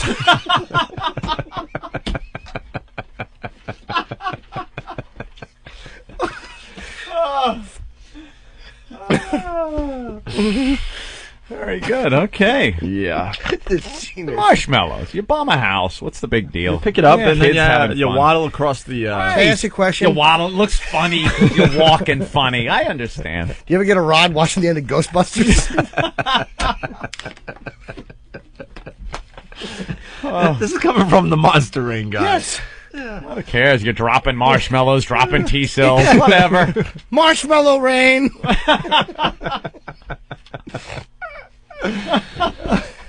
Yeah.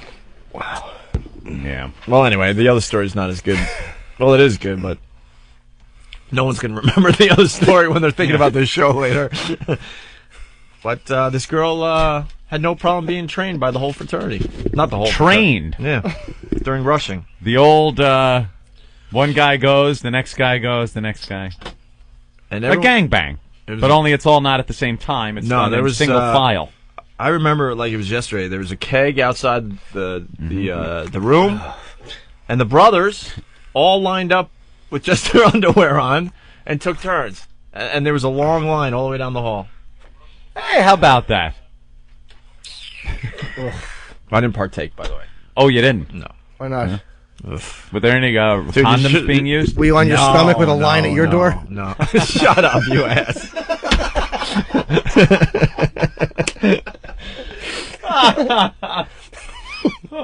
No.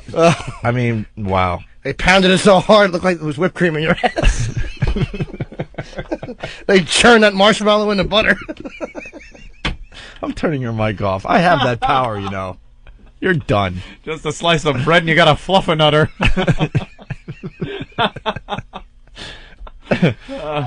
You're done. My mic's off. I'm turning you off. I can't take any more. Jimmy's very entertaining today.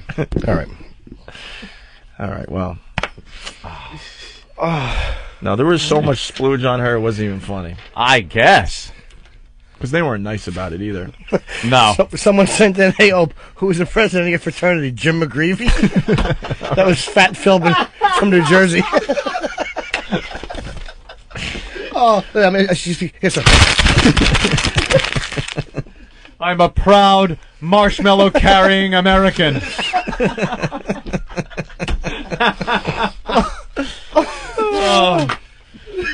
Oh.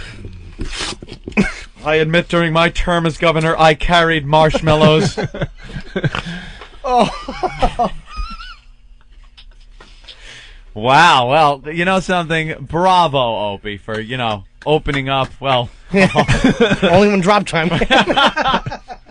Only went over the primary target. Yeah. Yeah, because that is, to admit that is...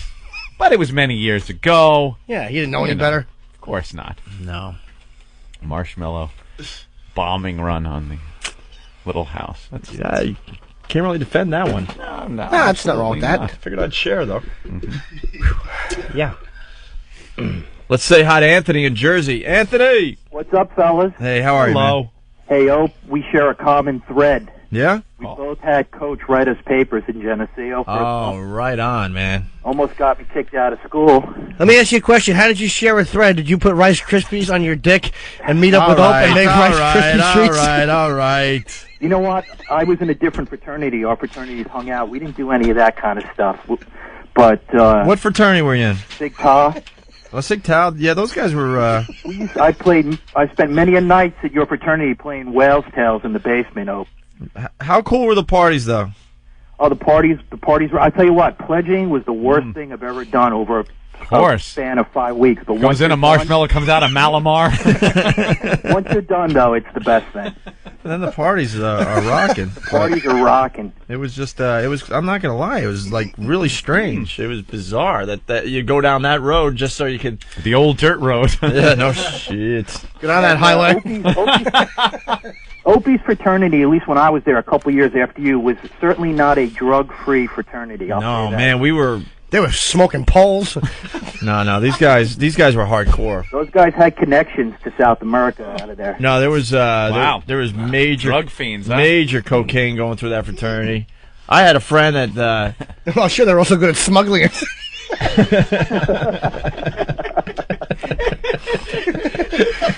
You're going to attempt a kilo? Yeah. So you squat over Colombia, you come back up, pick up a plant, get on a plane. But I got a good, I got a bad story to tell you, an unfunny story here. I'll try to lower the expectations. Very good. We, one thing that we had to go through was, they blindfold you, we had about 18 guys we pledged with, they throw like 3 each in a car, blindfold you. This is about like midnight and it's, below zero up there. And they drop you off like 30 miles away from Oh, wait a minute. I got to jump in. That was another thing we did. They would get you really wasted, making believe, you were taking a break from pledging. And now you're one of the guys hanging out. Oh, yeah. Well, that's what it was. It's all about that. It's like, they abuse you like crazy, and then also when you think there's more abuse, then they throw you a party. Mm-hmm. And sometimes they invite the sororities, but then sometimes these parties were a setup. And then what they do is they get you really wasted, man, and you're smoking pot and you're drinking. Next thing you know, they completely attack you, tie you up, put a blindfold on you, and throw you in cars. Ooh. And depending on how much they liked you or didn't like you, they would drop you off in the middle of nowhere. In Geneseo, man, it's all farms, I mean, you can't figure it out. And they would just drop you off in the middle of a field. You're I'm telling you. Were you naked or? No. Oh, okay. You're completely hammered. To the point you can't really even stand some of these guys. Mm-hmm. And they would drop you off with another guy or maybe 2 other guys. And then you had to find your way home. Only a marshmallow to eat for the whole way back. Right. No money, nothing. And some of these guys would be dropped off in Canada. Really? Yeah, because this guy's saying 30 miles. Our fraternity, no, there was some pledges that the brothers just hated, and they would drop them off over the border in Canada. Which, do the math, I don't know, at least a couple 100 miles, right? Oh, yeah, at least 100 miles. At least 100 miles away. And then, all night long, they're trying to get back to, the school. Brother Flounder and Brother Pinto. So, go ahead. Long walk back. Anthony, go ahead. No, well, and getting dropped off up there is not like getting dropped off on Jericho Turnpike back on the island. Well, that's what I said. I mean, It's all farms, so you're waiting for that one truck, hopefully, to be, driving down that old country road. And they tell you, they gave us each like a 6-pack and some joints. And the deal is, you're supposed to bond and use each other to find your way back. They're like, you're not supposed to ask for any help. It's about 2 a.m, and I say, enough is enough. I'm going and I'm knocking on this door. It was a big farm, but it was a house. So I go and knock on the door about 2 a.m. The dogs start barking. The lights come on. The kids, so the guy finally comes downstairs. Apologize for waking him up and all, but I go, I just need directions back to Geneseo. He looks at me and the 2 guys standing in the street, and he goes, well, where's your car? And I said, we're on foot. He just shook his head. He knew it was a fraternity thing and just said, boy, there's no way you're going to make it back. So we made it back finally about 7 a.m, but I would say at least 3 or 4 guys had to go to the infirmary with frostbite and things like that. So nice. There you go, frostbite. Good stuff. Good stuff you can laugh about now. All right. Thank you, Anthony. Let's say hi to Chris in New York. Hey, Chris. Hey, what's going on, boys? What's up? Opie, the grand finale. Yeah. Was it the cum cookie? Oof. No.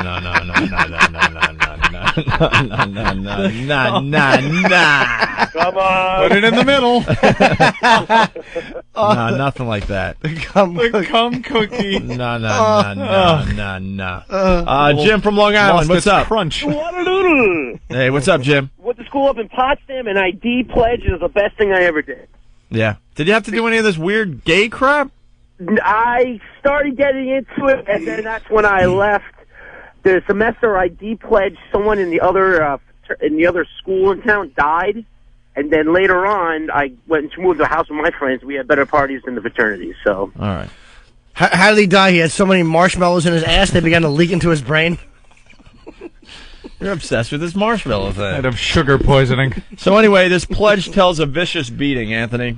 The victim of a twisted hazing ritual told a Queens jury yesterday he urinated blood and suffered seizures after 3 members of a St. John's frat pummeled him on the buttocks with a 2-pound paddle. Ooh. Once again with the paddle. Paddling an ass. The beatings were punishment for slip-ups during hardcore drill sessions in an off-campus park, said Brian. We had to recite history, poems, and if we were incorrect or we messed up, we'd get paddled. If you bobbled your words when you spoke, if you recited a poem wrong, history wrong, or answered a question wrong, you got hit. Oh, my God, you bobble your words. Imagine the Colin's ass would look like chop meat. Colin Quinn? Yeah. The 3 face up to 7 years in prison for the assaults, which allegedly took place in June. This fraternity has a policy that forbids hazing, Anthony. Oh. It's still going on, though. They have to tell the campus that, oh, no, our fraternity doesn't do the hazing. And, he was in the hospital for like 3 months with all sorts of kidney problems and urinating blood and all that. Yeah, if you're not doing something that's extremely gay, you're doing something that could probably kill somebody or send him to the hospital. He's getting paddled. Getting paddled is gayer than the marshmallow thing is really humiliating and silly. Gay. Well, you could call it silly. That's one word. Dude. Yeah. Gay. I wasn't naked. You picked them up with your ass cheeks. It didn't mosey its way into your underwear. No, I had like this and then this. That's awful. And this. Oh. Because your mule wasn't showing. Because you had just slipped the boyish stain with nervous sweat. Your yam bag was bouncing off the marshmallow as you're just kind of bunny hopping. With your socks and sneakers. A marshmallow hanging. Ugh. You get caught up in hair. Something. Get all sticky. I don't remember. Yeah. Would you do that, Ant? I would. No, Ant. No. I would so not even be within a 100-mile blast radius of whatever was going on. Listen, this was at a fraternity. This was a different. There's no way I would do anything like that again. It was a different time. It was. I don't know. What time was it? It was. I don't know. The Opie and Anthony Show.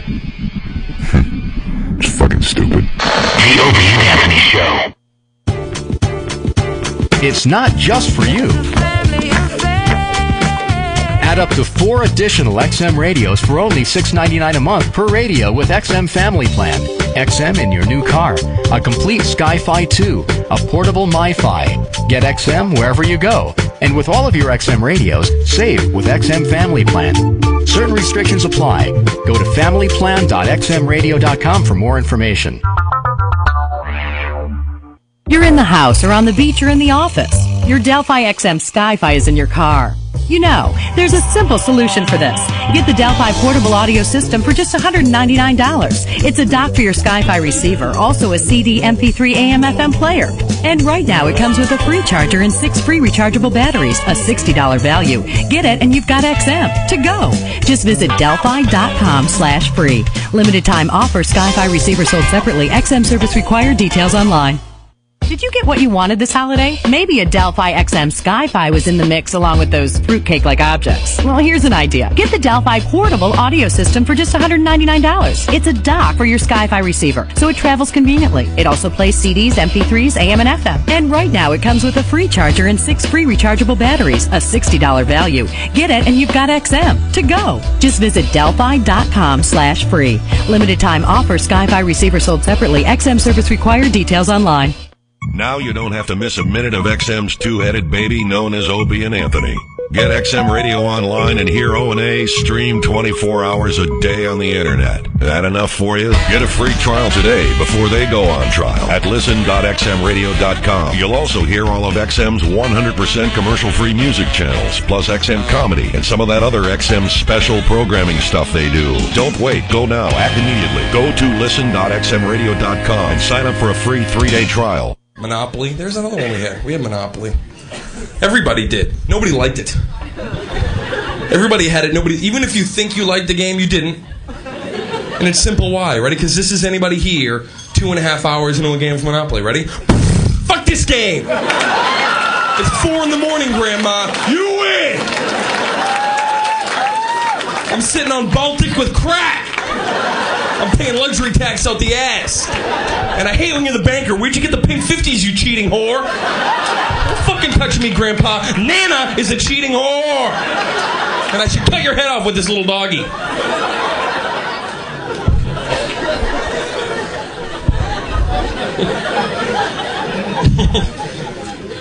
We were so poor growing up, that little iron, we had to actually use that little iron. It's not funny. It takes a long time to iron a shirt with that tiny little iron. Oh, shit. Ooh, hot. I had that game Operation. Remember the game Operation? Big naked white guy. He had no pee-pee at all. He had no scumdiddlyumptious. He had no cash and prizes. He was like that guy from the movie Silence of the Lambs. Remember, he tucked it in. Put the lotion in the basket.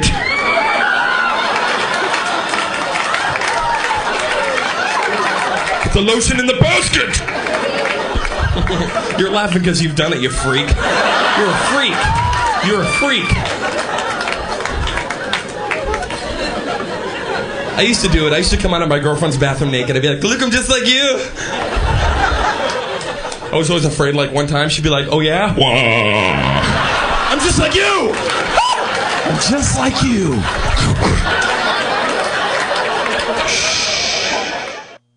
This is the worst of the Opie and Anthony show, and I hope you're enjoying it, and I hope you're laughing, because that's our goal. If we can just put a smile on the face of one retarded child.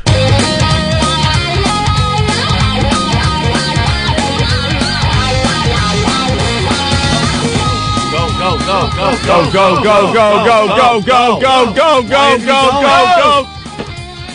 I told you not to send Mike. We're back with the O&A virus spreading across America. Why didn't he go? We had a perfect opportunity for another assault on the media. Why didn't you go? You're the guy, dude. You're the guy. Phone, otherwise I would have went. Steve sent him out. I turn around and he's already gone. It was a live shot. Why didn't he go in front of the camera? What do you mean you're on the phone? This is the number one priority. Who are you talking to that was more important than getting a sign on live TV this morning? There was no one screening the phones, so I was screening the phones. Then I turn around. Wait, instead of going to get a sign on live TV, you're seeing what these dopey listeners want to talk about today? Or you get? Oh my God! Where is Mike? Didn't he go? Is he on the phone? Yeah, Mike's on the phone. Let's ask him why he didn't go. Didn't go where? Mike? Hold on. Sorry, Anthony. Go ahead. Mike? Yes, sir. Did you see the shot go live? No, it went live? Get out of here. Shit. I'm standing across the street, and they're walking around the van now. The light just came on in the van. Yeah, but they were just live. The guy was out in front. Dude, we were all just watching. We were going like, go. We're like... We were just watching Channel 4. Everyone was watching Channel 4. They went to the guy live. We're going, go. What do you think was going on? How did you not see he had the live shot? What did they do live shot? I told you. God. What did I say before this started? I go, God. Can this guy handle it? Well, the Today Show is doing a thing. I can hoof it down there, sir. No, I mean... No. I mean, they're doing a story on it. I don't know. Are they cleaning up over there, or does it look like they're going to do another shot? The light just came on in the van, and that's when I called in. I mean now. Now nobody's over there. Are they cleaning up? Does it look like they're done? Don't see anything, sir. I saw some guy open the van door, and that was it. Okay, I can't. All right, Mike. Well, good try. Thank you. Yep. All right. We'll see you in a few minutes. You know, I have to be a little more understanding. I got to understand that some people have it. Dude, what did I say before? I said, could this guy handle it? I knew he couldn't handle it. No. And these dummies that work for us, why are you sending him out? Because he's eager, and he... Dude, that was a great opportunity for us. You guys got to wake the fuck up. Why are you sending the kid that no one has talked to since he's been here? That's right, prison yard hat. Thank you, Jim. No. It's really a prison yard hat? Yeah, it's awful. Okay, thanks. Eric, why didn't you go? That was a perfect opportunity. It was a block away. We had a live film crew.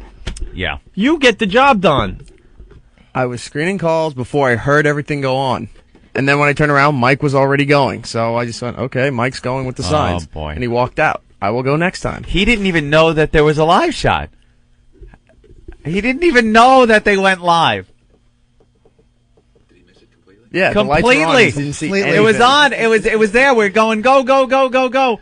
Either that or he panicked and just got nervous. I think he panicked. I think he panicked. I think he panicked and didn't want to be the guy. Some people have it.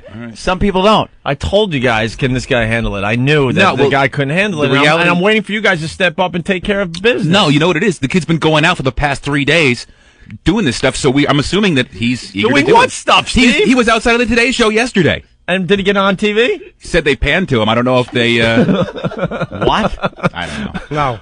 No. they probably... If he got on the Today Show with one of our signs, I think we would have heard by now. Usually when something like that happens, our email explodes. Hundreds of emails. Right. Holy shit, did you see the Today Show this morning, guys? Just in case you didn't. Jesus. Dude. All right, well, we don't send him out anymore. That's it. Eric, you should I want his DOR. Why didn't you go, Eric?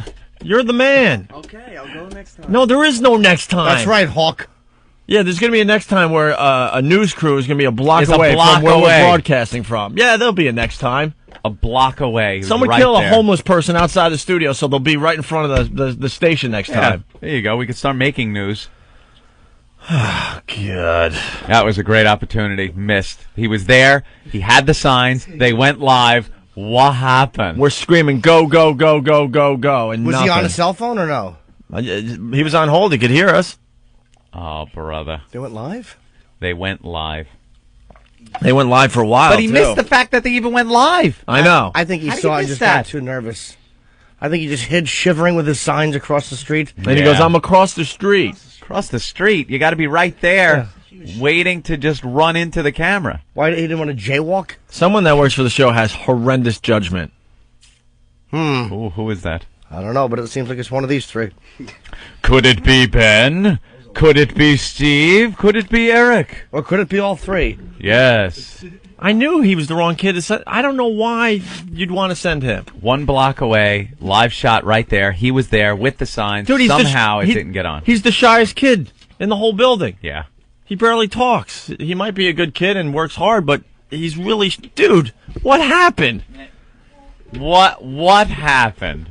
I was across the street. I guess I didn't have the right vantage point. I missed them. The right vantage point? What I think I can't know. even look at him. I drove past that news truck on my way in. Yeah. If you were across the street, wasn't the truck itself blocking the view of the guy? No. You saw the guy. I was across the street still on 57th. I think the guy was in front of Pick a Bagel or one of those little bagel stands. No. That's across the street. Yeah, he was in like front right in front of Dwayne Reed. You know, I was on the other drugstore. side, but I guess he was in my blind spot. Your blind spot? Were you speeding by him? I was standing on the subway. Mirrors grate. on your hat? Oh, my God. Yeah, because he went live for... There was plenty of time to get... Did you hear us yelling, go, go, go? Yeah, but I didn't know what that was, if that What was a that reference meant? to me. No, they told me to hold on, so I was holding. I didn't know he was going You live. heard us saying, go, go, Yeah, go. Opie screaming over the song, but I didn't know that was to me. Who else are we yelling, go, go? Yeah, we're not fucking each other. You are a pisser. I love this.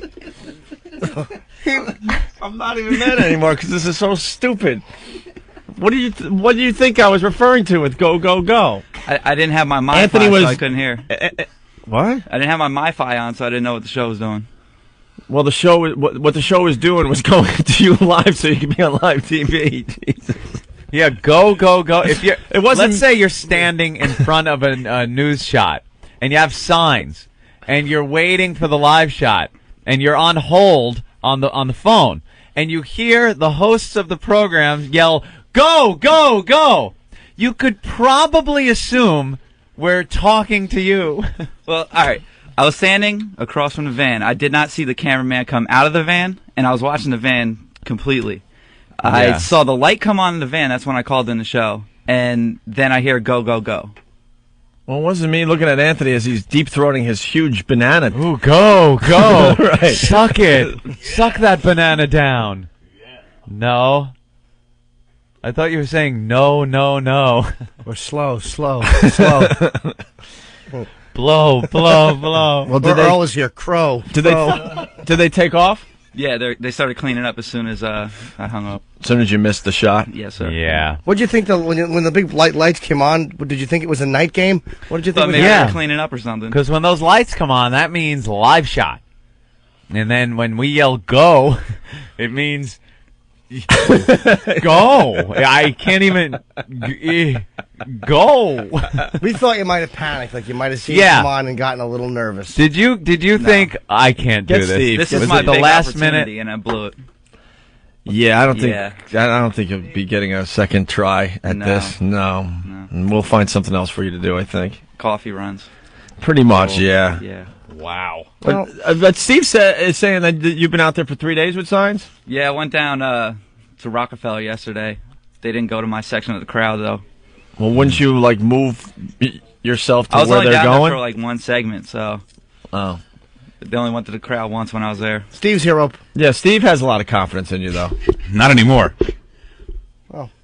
Nah, I'm sorry. Why would you? You did have confidence in him, though. I did. He seemed. He said he was on at the Today Show yesterday, and sounded like it went well. What? I can't hear you. Wow. I had hat and no headphones. Oh, all right. So you have no confidence in the guy now? Sorry, Mike. You're back to getting coffee. Why wouldn't you guys send Eric? I don't get it. Yeah. What? Why not send a proven guy? It's Martini Steve. Martini Steve. It's Martini Steve. Martini Steve. It's Martini Steve. Martini Steve. It's Martini Steve. Martini Steve. Oh. I want to play too, Anthony. Of course you do. I dig this. Martini Steve. Martini Steve. Yeah, Steve. So, who made that? I don't know. I actually think it was Drew Boogie. Oh, Drew. Thanks, Drew. He does a great job for the radio program. Thanks, Drew. Another thing to be thrown at me while I'm trying to speak. Yeah, great. All right, from now on, Eric will go to these things. But these opportunities don't come along. I understand that. Well, look, there's going to be a bunch today. How far away do we want to send young Eric?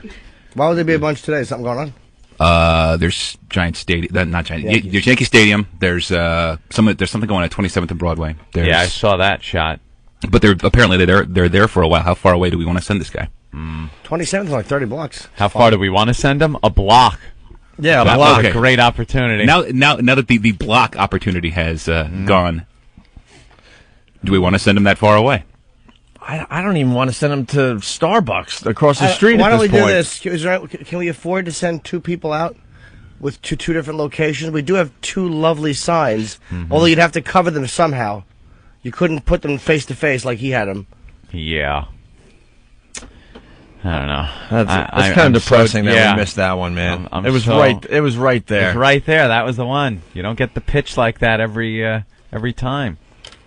All right. Yeah. Oh, there he goes. Skulking. Man, you guys got to figure it out. I don't know why you would send him. It was when the you have Eric and other people. opportunity. Honestly, it seemed. What about Danny? It seems so painfully brain dead. I took for granted the fact that the kid might get scared. He might not know what was up. So, all right. Opie and Anthony, XM202. We're in break, and Norton just casually mentions that him and Mike Tyson once made out with the same trainee. Trainee? Tranny. No. Jack Crawford sent a tranny to me. A tranny. Trainee. Yeah. How did that happen? At the Porn Awards last year. That would wear it. I was at the expo.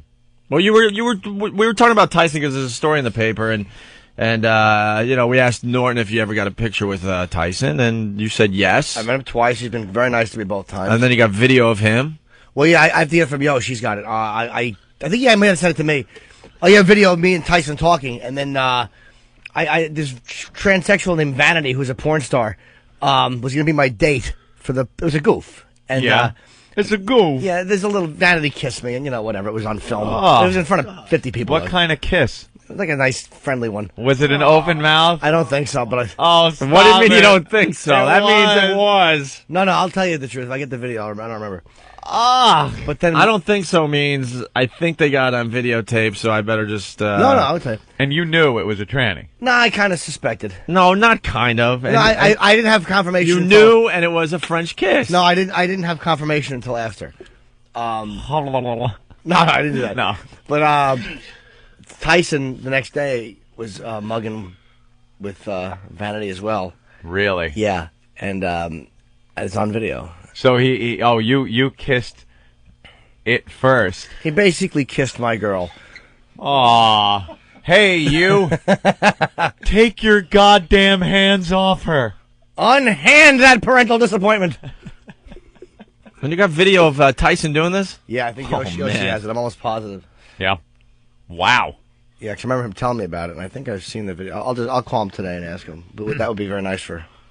And Mike was talking to you on the video. He's actually speaking. Well, he dude, the energy this guy walks around with it's a whirlwind. I was in the Evil Angel booth with like Joey Silvera and all those guys, and Buttman. Buttman. Oh, yeah. Buttman, wow, buddy. And Tyson walks in, and him and 50 Cent were at the expo, and so there was a massive mob of people. Yoshi actually called my room. He's like, dude, Mike Tyson's around. So I came down. Grabbed your camera and ran out. You bet I did. And I don't know how Yoshi gets near these people, but he did, and he got Mike Tyson to come into the little area we were hanging out in. So Tyson comes in, and he's spanking chicks in front of everybody. It's on that film. Big mitt. He was like just talking, and Yoshi somehow said, "This is Jim Norton. He's from Comedy Central. He's co-hosting the award show." So Tyson puts his arm around me. And he's like, yeah, I'm with Jim Norton from Comedy Central. And he's just talking, and he keeps telling me to talk about him at the award show. I'm going to ass rape you, you little man. Oh, I thought of you guys the whole time. I'm like, how fucking great would this be on the air? Unfortunately, we're off. I'm going to titty screw you. Come here. This might hurt when I flop it out on your chest because it's merely huge. It's merely gigantic. You're going to love it. You're used to having logs on your chest. Try this one. It's a whole tree trunk. Wow. Put his arm around you. Was it heavy? He's just he's a fucking man's man. Yeah, he's got an energy with him, man, that is just really intimidating. He's a very intimidating guy, obviously. What, did you find him to be bright or? Well, I didn't agree with his physics theories. We parted ways on certain, right. quasar, light emission theories. But he was actually very nice to me. Again, I guess if you hang out with him and he doesn't punch you in the face or fuck your mouth, you can put it in the plus column. That don't leave many people. Let me tell you. Yeah, there's a story in the paper. This is how bright Mike is. He goes to a party because he's, socialite. And he had no idea what was going on. He goes to a party. The boxer told organizers that Carmen Electra had said to meet her at the museum, but she stood him up. Didn't show up. The burly boxer paid a surprise visit to the Guggenheim while the glamorous Christian Dior Artists Ball was in full swing. Imagine you're having your Christian Dior Artist Ball at the Guggenheim and this animal walks through the door. My God, somebody's opened the gate to the zoo.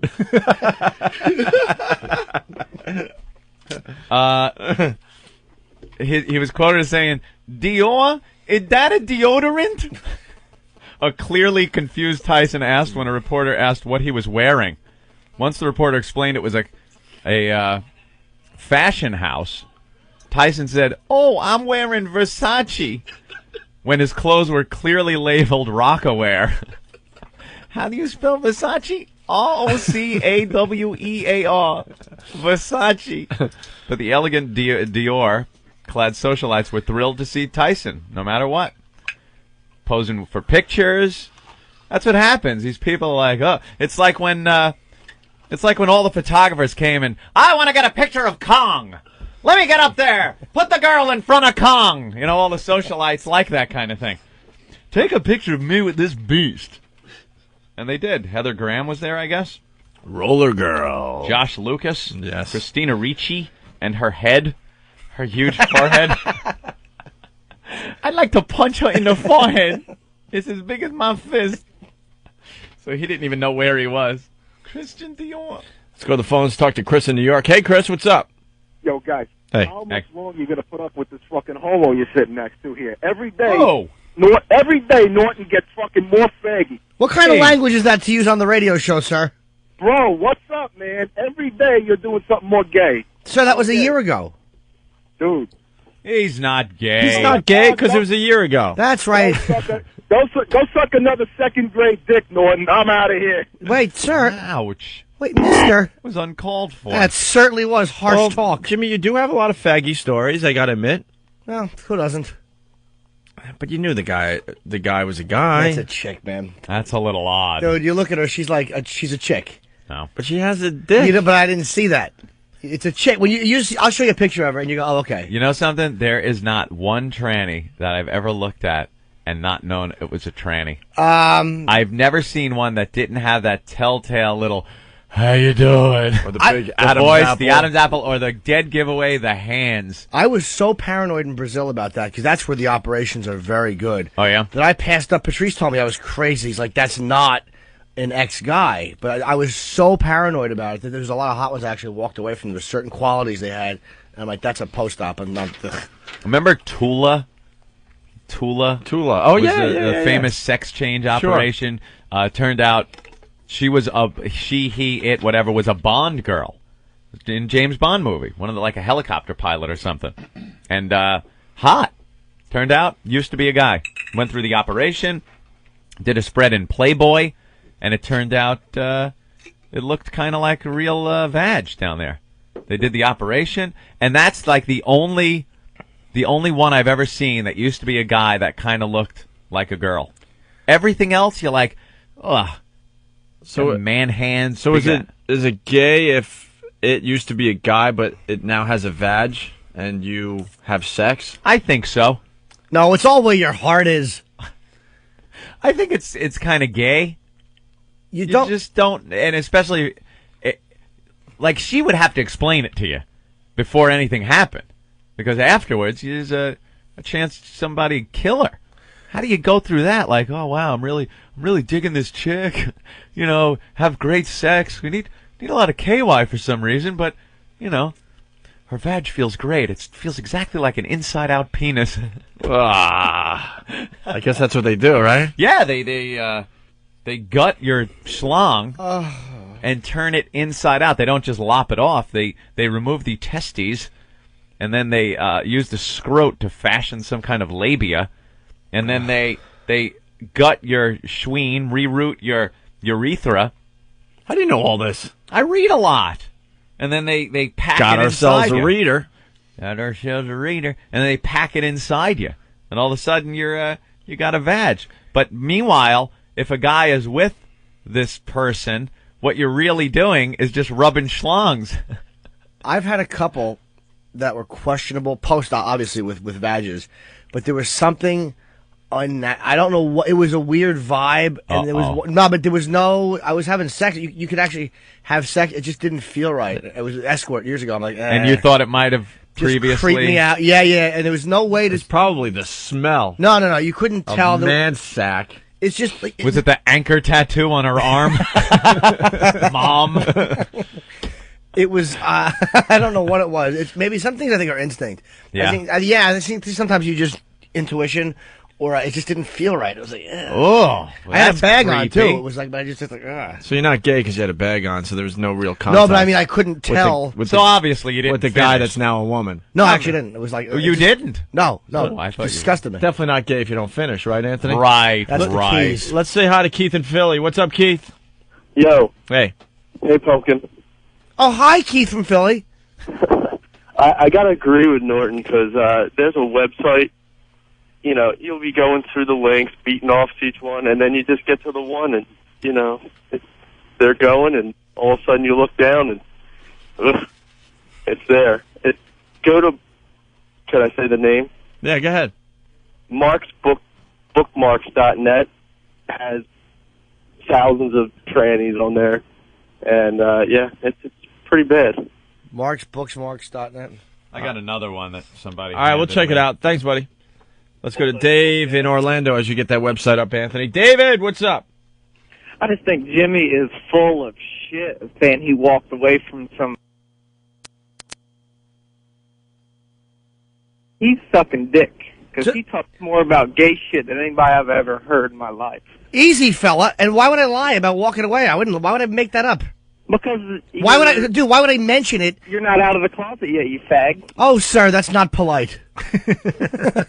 We've been for the last 3 weeks I've had this show. You have done nothing but talk about guys. You are a fag. That is not true, sir. That's a pack of lies. They'll still like you if you come out of the closet. They'll still like you. Oh, sir, look, the occasional cock and balls. Who doesn't enjoy that around the holidays? And the guy before who said that he jerks off the websites of guys with dicks. Yeah. And gets gross, he's a fucking liar, too. Everyone's a liar except for you, sir. You're a real man's man, aren't you? You only like pussy and titty. Wait, I do only like pussy. I know that, sir, but you're just going a little too far out of your way to explain that. All right, David. Thank you. Let's go to Patrick. This is a test on this website. Yeah, I've seen this. Patrick, who's a cop in New Hampshire. Go ahead, Patrick. How you doing? Good.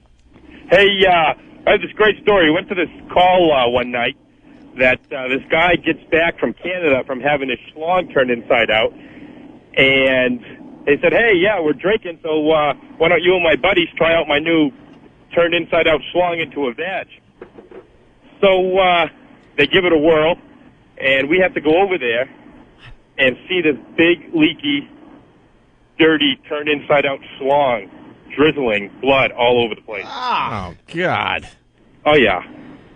It looked like a vag, though. So. All right, thank you, Patrick. I could be hanging myself here, but I think I'm going to take the female or she-male can you tell test. It's a website? It's a website. It's got pictures. All right. Of it could be a girl or it could be a she-male. And you click female or she-male next to it. There are, I guess, 2, 4, 6, 8, 10, 12, 14, 16 pictures. And I'll have to check. I'd say this right here is a female. No way. I think they're trying to trick you on some of these. Maybe I'm thinking too much. You think that's a guy? That's a guy. I'm going to guess... What's the name of the website? Female. I'm going to guess female, and the one on the right is she-male. What's the name of the website so people can play along at home? Oh, it's kind of rough. Oh, it's one of those long ones. All right, we'll link it up on opieandanthony.com and foundrymusic.com. So what do you think, she-male? Female. The first one? I'm going to say female. It's a man. It's a man. Okay. I said wow. man. Damn it. 0 for 1, Anthony. All right. You want to keep score? Opie is... I'm wrong. 1 for 1. I'm 0 for 1. Hold on. I'm 0 for 1. And Jimmy's 0 for 1. We got to make a contest out of everything. Competitive douchebags we are. Wait. So Opie's got 1. I got 1 right. You guys have none. Well, put like 0 or something, I guess. All right, go ahead. So we know. Okay, this one, I would say... that's a chick. Is female. Female. We all hit... It's a lady. There we go. All right. The next one down, bottom... This one has to... Both of these have to be... Well, no, this one's a chick. That's a chick. No, it's a guy. You're saying that's a guy? Yep. Oh, my God, if that's a guy... There's no Adam's apple. That's a chick. You're saying guy, me and Opie are saying chick. Yeah. I was going to start questioning my friggin' masculinity because that is a hot girl right here. I'm 3 for 3. Jimmy's 1 for 3, and it's 2 for 3. 2 for 3. That's Damn, I a can't tranny. believe that one. That is so obviously Tranny? a guy. Yeah, that's what I'm thinking. Big cans, and there's a problem with the cleavage, and she's trying too hard. All right, she-male. Yeah! We all got There's that a one? man. All right. Wow, we're doing pretty good. Hey, reset, bastard. What happened, Anthony? All right, it's okay. Right here, what do you think? I don't know. I'm too far away. That's a little short bob haircut, blonde. Very feminine face. Guy. Look at the neck. But that looks look like at a the guy. neck. A lot of cords. Well, the shoulders aren't that big either. I think that's a svelte young, maybe a young Swede. You think it's a former program director? I'll have you $50,000 shortly. You know what, Jimmy? $50,000 is a lot of money. Ooh, there you are. Opie. Maybe they'll have a discussion about that now. I'm going to say guy. Yeah, I said guy because of the neck.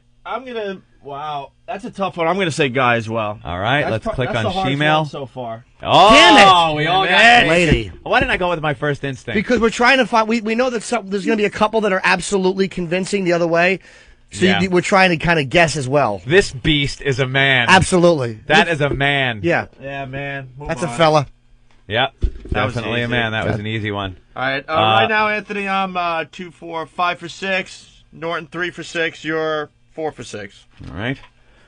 That's a feller. That's a guy. Yeah, hair over the face Yep. to hide the. Yeah, it's a fella. Guy. What do you think, Hope? We're doing pretty good though. Yeah, that's a guy. That's The a same fella. guy? It's a man.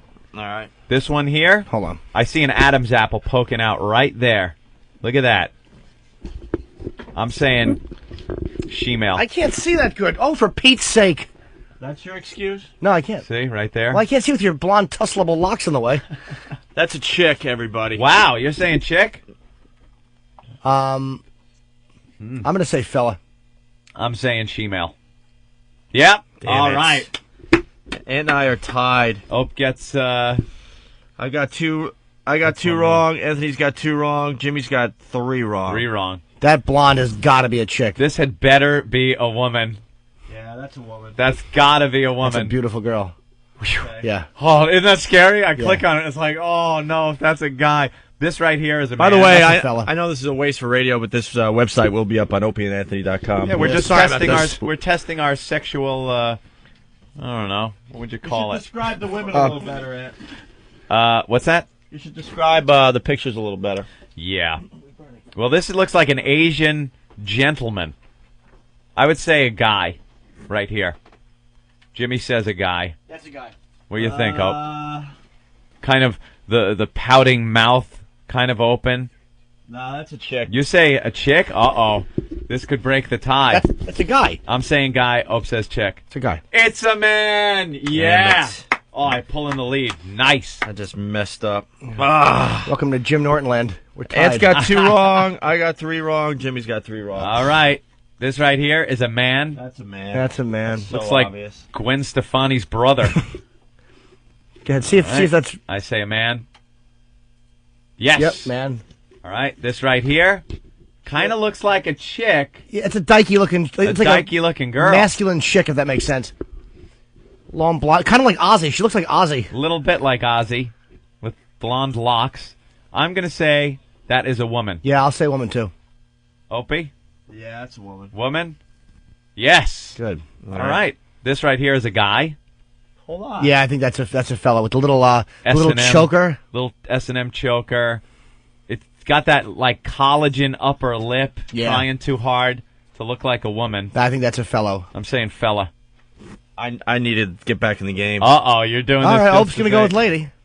This is I'm going for the gamble. Go ahead. You're saying a female? Yeah. Oh, Yeah! Me and Ant were both wrong. God damn, what a deceiving picture. Yep. 3 wrong for me and 3 wrong. I got 4. Jimmy's got 4 wrong. That was a huge That was a gambling big maneuver, one. man. All right, this one here looks like a lady. That's a female. I'm saying chick. I'm gonna go with guy. I got to get that game back. I got to get back in. It's a girl. So done, dude. Yeah, Wow. I'm done. We're down to the last 2 pictures. This Guy. better be a chick. That's a guy. You think that's a guy? I have to think it's a guy. I'm getting killed. I'm down by 2. I'll tell you why it's a guy after it says guy. I say both of them are Really? guys. That's my last 2 guesses. They're both guys. Wow. I'm going to say a chick. All right, guy. Yeah, I pull into the Damn lead. it. Woo, with 1 to go. You didn't pull into the... Yes, I did. We were just tied. 1, 2, 3, 1, 2... God. I got 6. 3. Yeah, Jimmy's got 6 wrong. I got 4 wrong. Ant's got 3 wrong. Nice. That was an awful... Here it is, the last shot. That's a guy. It looks like a haggard barfly type woman that's It's a been guy. run through the mill. Guy. It's a gentleman, Anthony. It's a gentleman. You're saying gentleman? Absolutely a Now, gentleman. strategically, I should just agree with Opie because that would tie this round and I would win. First of all, there's 4 in a row that are ladies, which is very odd. That's kind of why I went Yeah, with it's both a guy. guys. It There's ends no with- way. It's got gonna end with a guy. I will say, It's a guy. let me look. There's no way Yeah, that's a chick. it's too much a guy for me to even gamble. I'm a saying guy.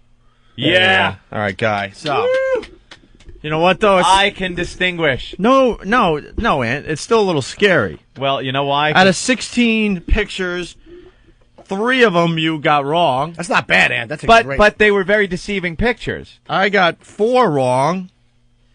And Norton 1, 2, 3, 4. 6. I know. I was just trying to make it sound even worse. 6. But the only ones. And the last one, in fairness, I kind of was just trying to catch up, but. So you could say I got 6. I only had one that I picked as female, and it turned out to be a man. The rest, I had picked as, what did I pick? Lady? Yeah. That was that one kind of. Yeah, I picked guy, and they turned out to be chicks. Yeah. All right. Well, that website will be up on opieandanthony.com shortly, I believe. Take the test at home. That's it for the worst of Opie and Anthony. Golly gosh. Catch Opie and Anthony live Monday through Friday, 6 to 10 a.m. Eastern, 3 a.m. to 6 a.m. Pacific, with replays throughout the day. Want more? Go to opieandanthony.com. That's it! Party is over! Everybody go home! The Opie and Anthony Show. Unleash the power of XM performance in your home. Coming this holiday season, you can enjoy the best radio experience in your home from a component-style tuner that delivers XM's highest quality sound. Introducing the Polk XRT12 XM Reference Tuner, the world's first component XM tuner. Discover the full sonic potential of XM satellite radio in your home. Plus, add it to your family plan. You can add up to 4 additional XM radios for only $6.99 a month per radio.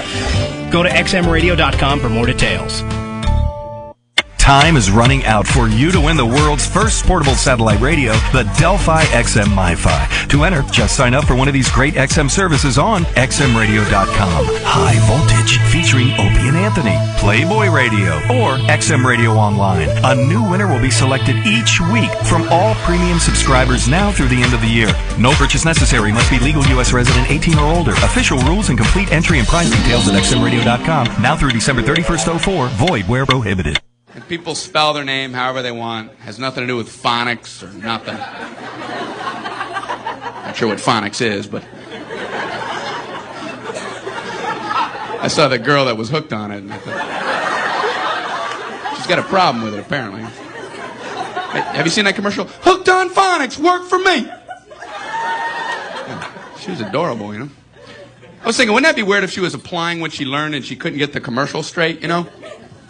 Hooking on phonics, working for me. Hooking on phonics, working for me. Okay, cut.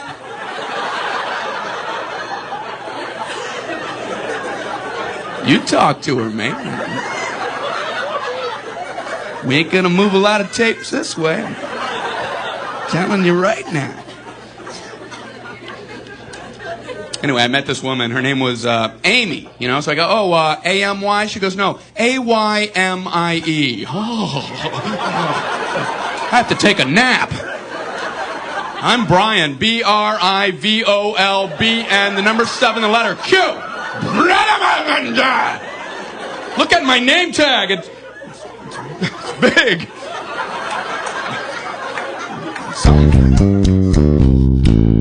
You know, I started out in showbiz about 46, but actually it was 1944 in my front yard. My grandfather bought me a cowboy uniform. And they told me, don't slip in the dog poo-poo. And I did. And I just kept slipping in it and falling, and they just laughed. It was beautiful. And that was my first comedy routine. And I've just been slipping in shit ever since, trying to be nice. 100 channels of crystal clear digital audio, XM satellite radio. Radio to the power of X.